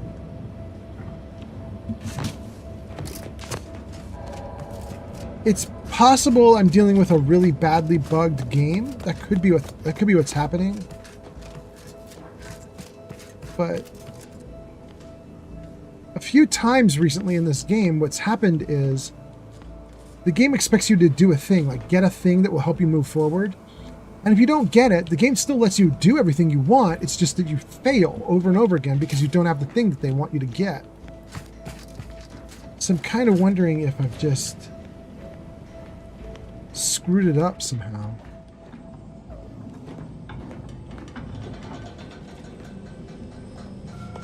I missed an area. I did a thing wrong. Dojo says, did the fuse launch the party? I don't know what that means. I mean, Gojo, we've been taking fuses to power these lifts and stuff. And so we've been swapping fuses all over the place, and that's been good. We definitely didn't get launched anywhere.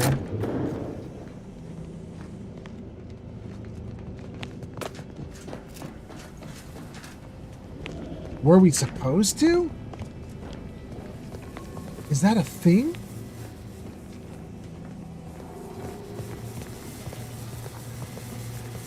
We could remove this fuse, but then I think we cannot power this to get back over to the other side. So I don't think I want to remove it. And I didn't need one on the other side anyway, as far as I could tell. Gojo says, wait, we don't get to party? And then Gojo is sad.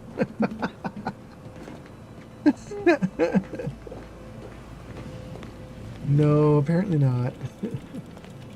Sealed. I wonder if I'm supposed to get into the sealed area here. Oh, look at that. Okay, gang, this might be our answer. The game expects you to swap these fuses around.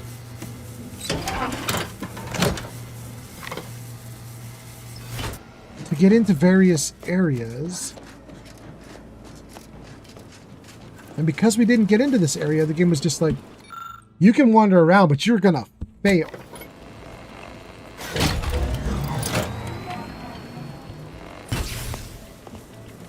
By my estimation, if we formed an alliance, say, within the next month, we would see returns within days. The market, the colony, would soon be out of Protectorate hands. By your estimation? Do explain, how did you arrive at this estimation?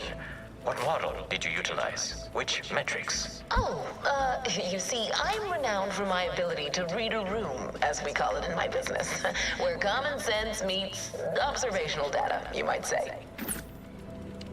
Okay. Starling says, hello, hello. Let's get him over with. Oh. Oh. Let's dismiss with the how do you do's.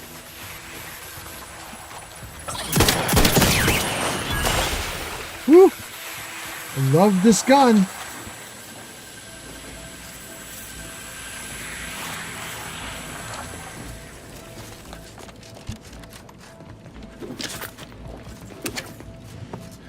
Okay, so once again, the game required us to get this stuff in order to move forward, but did not give any indication that it was required, and let us move right past it as if it wasn't required.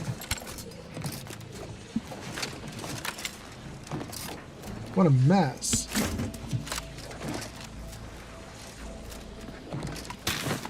Issues like this are why I'm rating this game. Oh. Why I'm rating this game one rank lower than the first game. The first game was a 9 for me. This game's an 8 for me.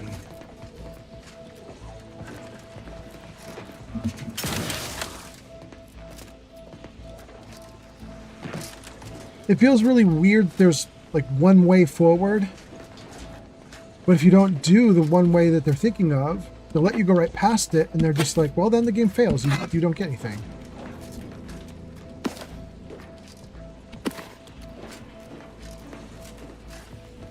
Okay. 2 ways to go. This door and the other, like, blasted open area. Okay, so we can mag pick that. Let's worry about that in a minute. First, let's deal with this. Oh, shit. Okay.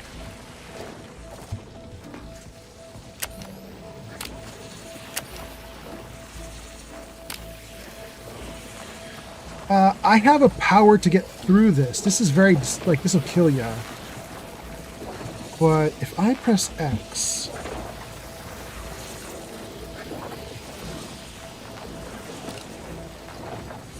I think it's that one. Yeah.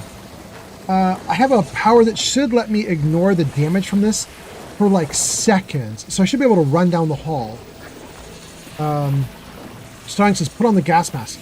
That's pretty much what I'm doing. This is like an anti... I don't know what this stuff is called. Zenithal or whatever it is. It's like an anti-Zenithal suit.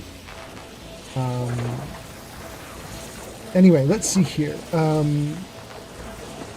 Evil Gojo says, big sad. Starling says, party time. Starling says, it's a particularly violent party. Starling says, language, put on the gas mask. All right, here we go.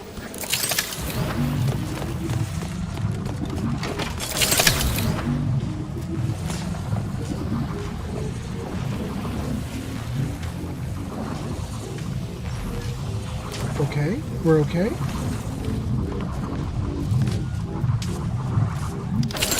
Good. Okay.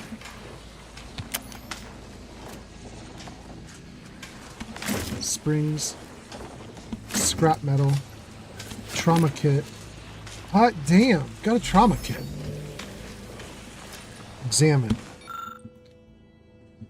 Mechanist DeSoto's notes.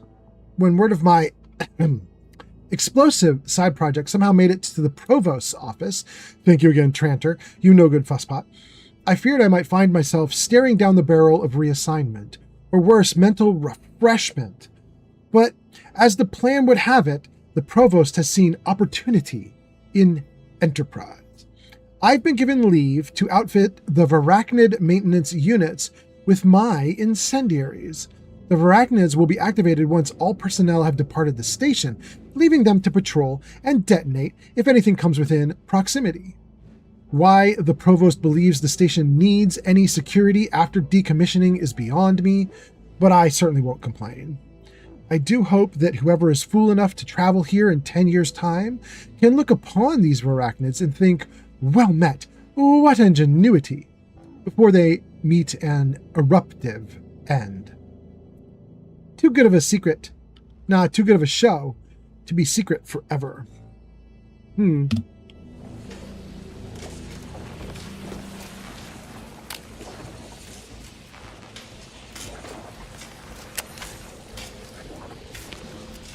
Well, that's it.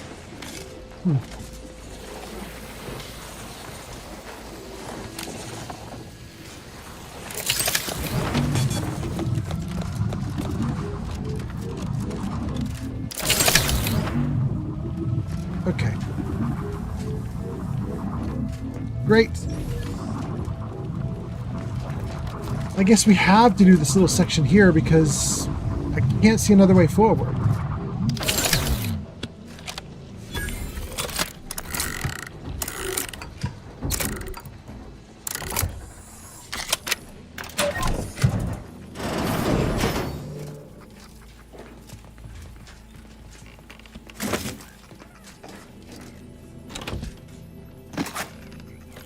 You've gained a Union diffuser. Don't know what that does, but okay.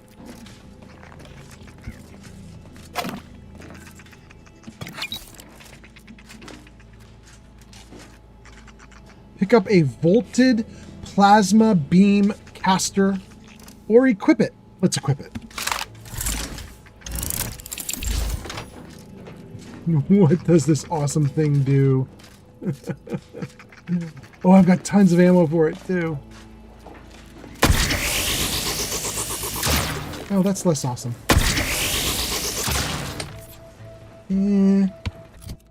How good is it? Here? Ooh, it's a big debuff. It's a trick. It's a trick. I was like, oh, it's so cool. No, it's not cool. Don't use that, bro. The Zyranium Ray is also just as bad. Give me back my cool gun. Where is it? Here, maybe? Yeah, there it is. Go from 98 DPS to 240 DPS. We'll keep the 240 DPS. Thank you very much.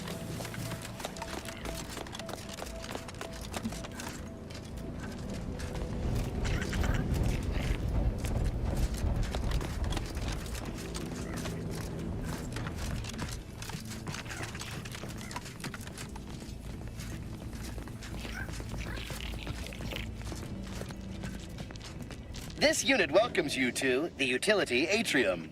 My records do not indicate that any authorized personnel remain aboard the station, but I am programmed to exchange wares for monetary compensation for whosoever seeks it. The station has been decommissioned for decades. Why are you still here? Searching my records. Ah, yes. The explanation given by Mechanist DeSoto was as follows. I need someone to have eyes on my explosive friends. But I do not have eyes. Show me what you got for sale. This sector's long-departed personnel seem to make good use of these. Lonely Automech Gift Shop. The Black Hat. Minus or plus 80% toxicity drain rate. Remote access. Gain increased critical hit chance against automechs. If automech hacking is unlocked via the manual reset perk, automechs may now be hacked from a distance? Ooh. Both critical hit choice and hack distance increase with your hack skill. Okay, that's cool. That's cool. We should probably buy that. An advanced decryption key. Let's buy that.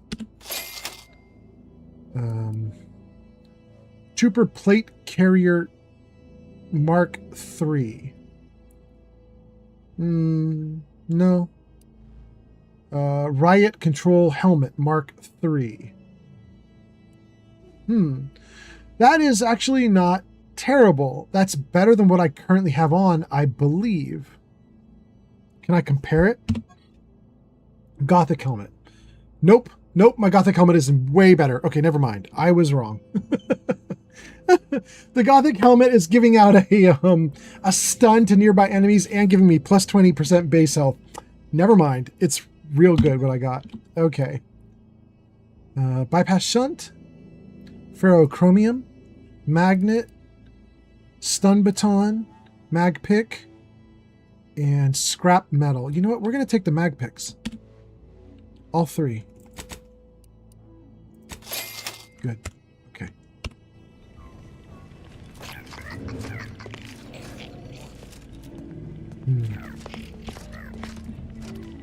Okay. So backtracking has been really useful because we found a bunch of stuff that I missed the first time around, including an entire vendor. But I'm still not seeing, like, anything that lets us unlock the other... Ooh! No, maybe it's already unlocked because we needed to trigger that audio. I think it's unlocked. We needed to trigger the audio. We did trigger the audio. I think that means we can go back forward now and have everything work out.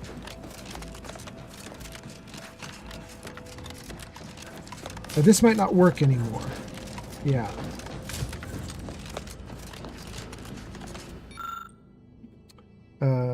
Let's do number 2.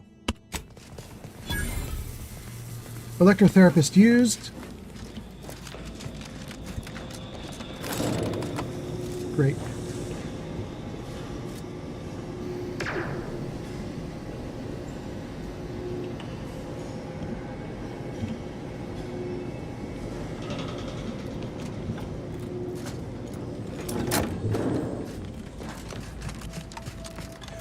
Okay, this time when we take the elevator down, I don't think we're going to need to do anything different. I think it's just now the next scene will trigger.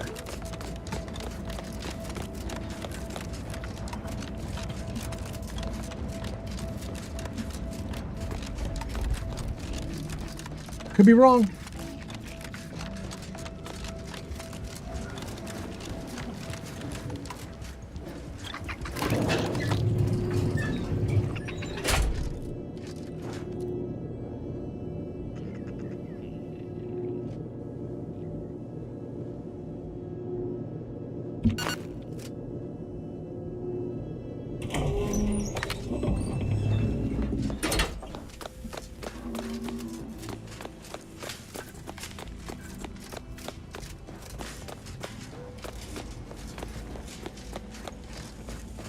If I'm right about this, I want to ding this game again.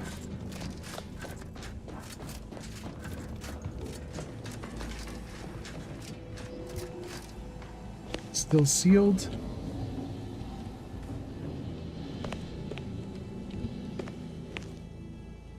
Can't get in there.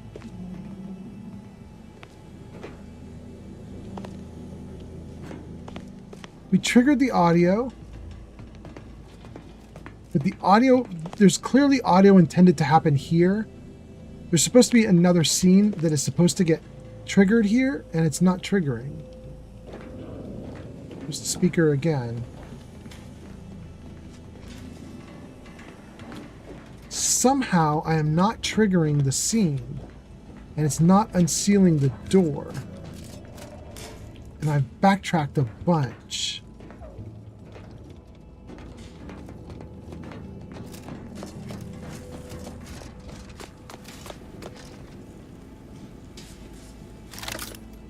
They're still standing there. They're literally all just paused, waiting for me to show up so the scene can trigger.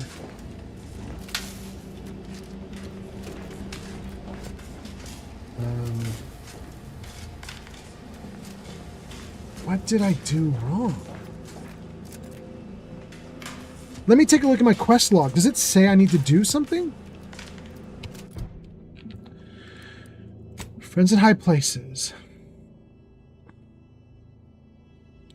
Follow DeVries to Greater Tranquility Substation. We've done that.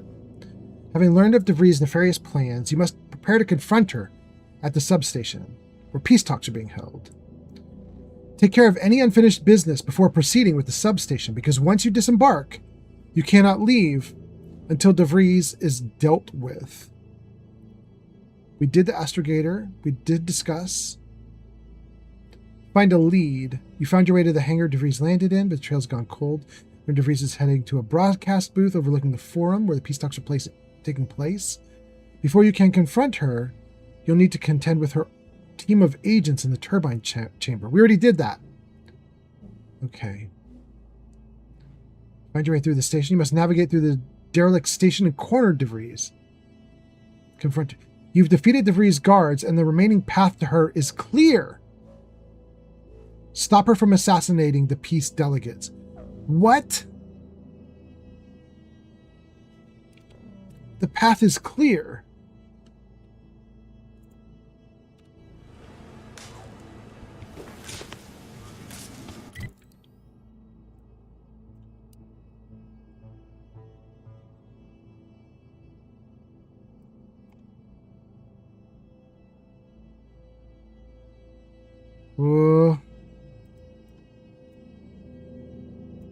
What? Journal. Fiends in high places. This is just the quest that we are already looking at. What is like? Oh, the codex? Logs? Exploration? Logs, maybe? That doesn't help.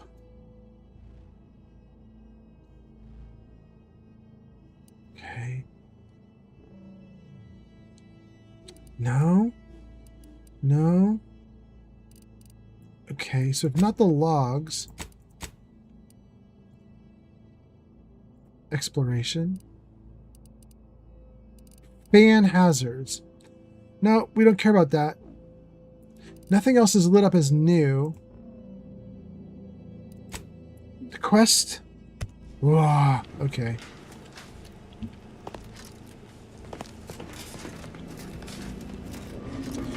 What is the name of this quest? Is it Fiends in High Places? Fiends in High Places, right? Let's just see. Save. Let me just see if Fiends in High Places is busted.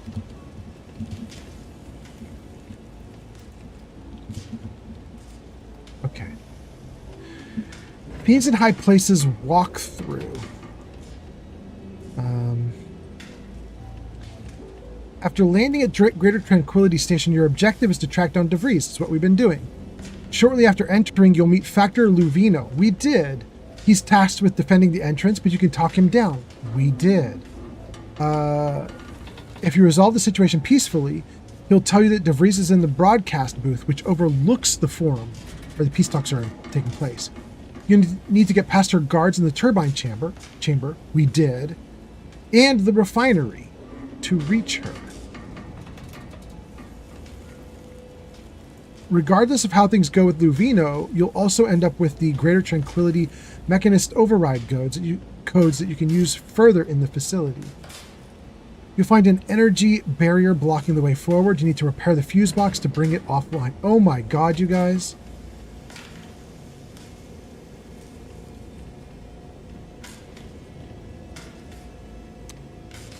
Oh my god. You guys. After doing all this, the game, without telling us and without putting a map marker down or anything, wants us to go all the way back to the beginning entrance to this entire dungeon sequence.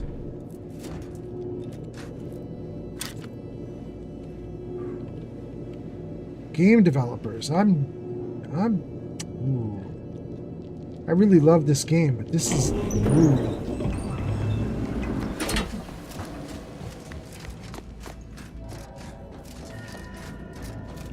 way back at the beginning. I backtracked a ton. I need to backtrack way more. Way back at the beginning, there was a laser shielded area. It had like big blue lasers up that would not let us pass. Supposedly, we need to go all the way back there.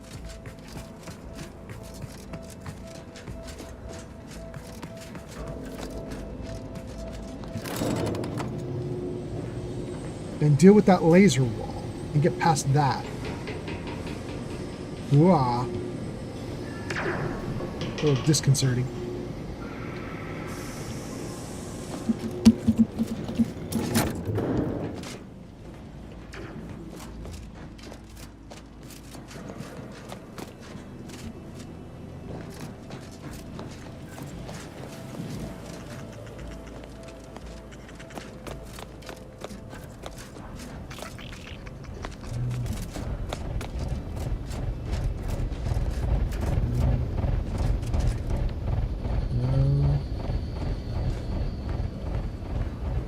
Is it up above?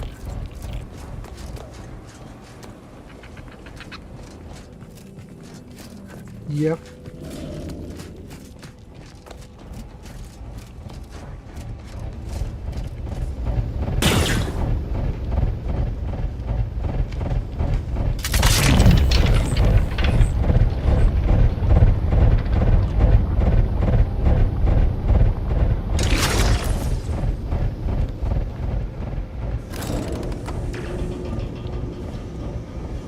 Ooh, I think this is rough game design. It could be I'm totally wrong anyway. I just looked at the guide and it said you're going to have to go back to the laser barricaded wall. I didn't read past that. I don't want any hints if I can avoid them. So I didn't read past that. But so we might go back to the wall and it might be that it's just garbage, that there's nothing. Maybe there's nothing there.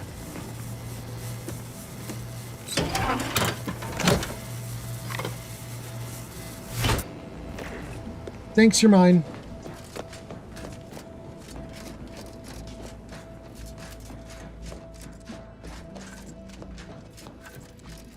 There's a scene from The Princess Bride where, what is his name? Vincino? I can't remember his name, but he says, "We got to go back to the beginning, Fessig! Back to the beginning."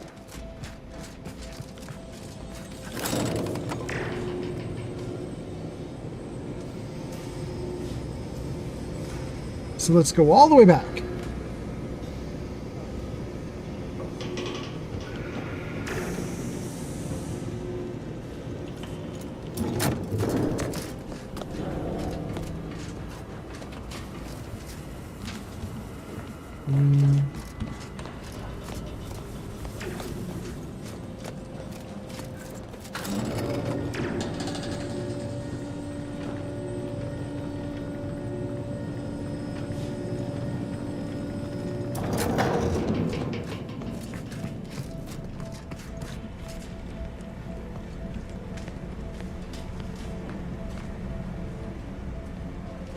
Okay, this should be close to the beginning, right? There it is.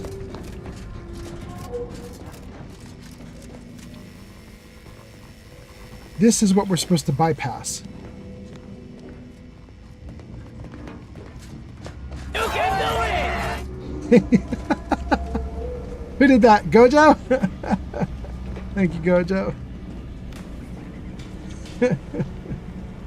So, do I even have a place to interact with? Is there somewhere in here we could put this fuse in?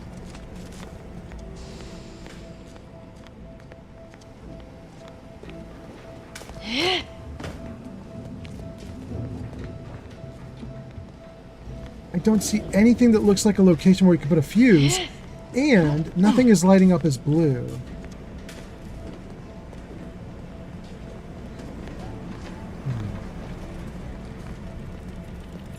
Well, that lights up, but that doesn't do anything for us.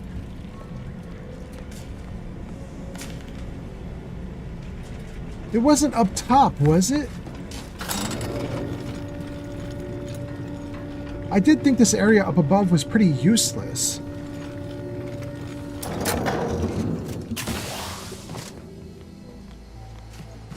Was there something up here we could mess with? We already did that. That didn't do anything for us. No! There's no area to put a fuse box in.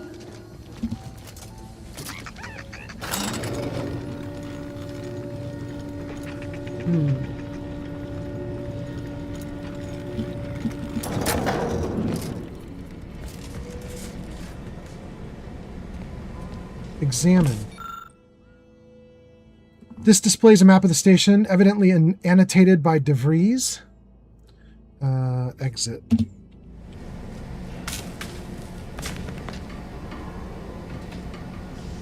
Examine this. Oh, no, that's the same text. Okay.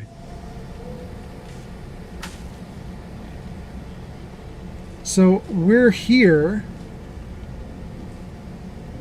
The game is suggesting we go down to there, maybe? I don't know.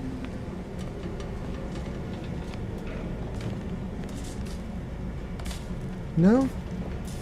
I just don't see a thing. Let's backtrack a little more. We messed with this location here. That worked out great. There's nothing we can mess with there. Or there. No.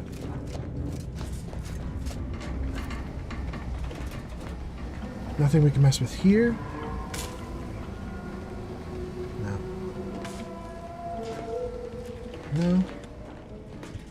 Behind the area here. No.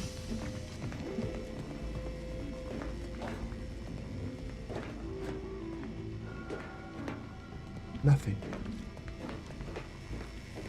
No. Okay, so here's what we're going to do, guys. I'm going to raid out, because it's late anyway. We should probably wrap up the stream as it is. But I'm going to raid out. We'll find somebody good to raid out to. And then, sadly for me, I'm going to go look at a cheat guide. And I'm just going to see a walkthrough. I'm going to watch somebody go through this, because I clearly missed something. And I just don't know what. I don't know what I've done. And I don't even have the opportunity to leave the area, go do other quests, and then come back. Because, as you guys may have noticed, the game text says once you get in here, you don't leave until you finish. So, ooh, I hate it. I hate that I have to do it. But I clearly missed something real bad. Okay, so let's save. Good. Okay, and then let's see who we can raid out to. Who do we have that we can raid? Who's going? Oh, that's so cool. You guys, we were even talking about this earlier. Kajeric is doing Fallout 2. We were talking earlier about somebody was playing Baldur's Gate 1 and 2. And I was like, Cage is going back to Fallout 1 and 2. She's playing those. So we could definitely do Cage. That's really cool. We could also do Jace. Puerto Rico coming online. Jace is doing Cyberpunk 2077, but Jace does not need us, you guys. Jace has 274 people watching her right now in the middle of the night. She's got a massive audience. She doesn't need me to raid. Pern is doing Elder Scrolls. Scotty's Beeman is doing Frostpunk.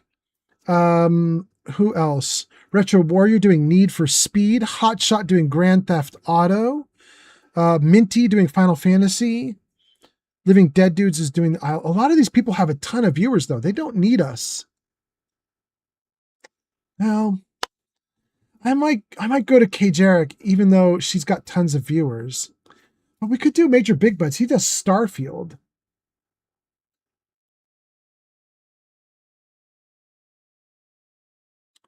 Maybe we'll do Major Big Butts. Okay, let me think about this. Let's see. Gojo says, back to the beginning. Yep, that's what we doing. And then Mick Mokum says, yeah, it kind of sucks to have to read a walkthrough if you want to solve things yourself. And then Mick Mokum says, wait, which Final Fantasy? Let me take a look. 9. That's Minty doing Final Fantasy 9. Starling says, thank you for the stream, Old Man Fallout. Absolutely. Mick says, anyway, thank you for the stream. Yeah. Starling says, also for the insights about Python in the magazines. Yeah. I hope you guys had a good time hanging out and chatting. I had a good time talking about all that stuff. It's kind of fun. Anyway, let's see here. Let's take a look at Major Big Buds just to see. Is he doing okay? Is he about to wrap up his stream? Oh, no, we can't rate him. He's been going for 10 hours. Nope, never mind. We're not going to go to Big Buds. Let's take a look at Pern and Cage. Pern? How you doing, Pern? Oh, Pern's kind of offline. Or on a pause or something. Okay, not Pern. Okay, what about Cage? Guys, we're going to go to Cage. Cage does not need us to raid, but she's so perfectly in line with my audience. She's currently in a vault suit from Fallout with the Viking hat from Skyrim. She's cosplaying. She's in Fallout 2. She's doing so good. She's such a great streamer. Let's go raid Cage. I've raided her before. It's silly to raid twice, but you know, 3 times, whatever. Raid Cage. Let's see. Starling says thanks for the stream. Mokum says thanks for the stream. Starling says thanks for the insights. Starling says, should we do Pern? And then Starling says, yay, do Cage. Okay. Good. Yeah, let's do it. Thank you guys for being here. Thank you for hanging out and watching. We'll head into to see Cage and hang out with Cage now. I appreciate you guys a ton for hanging out. Thanks for hanging out. I will be back soon-ish, 12 hours, 20 hours, and we'll do it all over again. Thank you guys for being here. I will see you soon. Bye.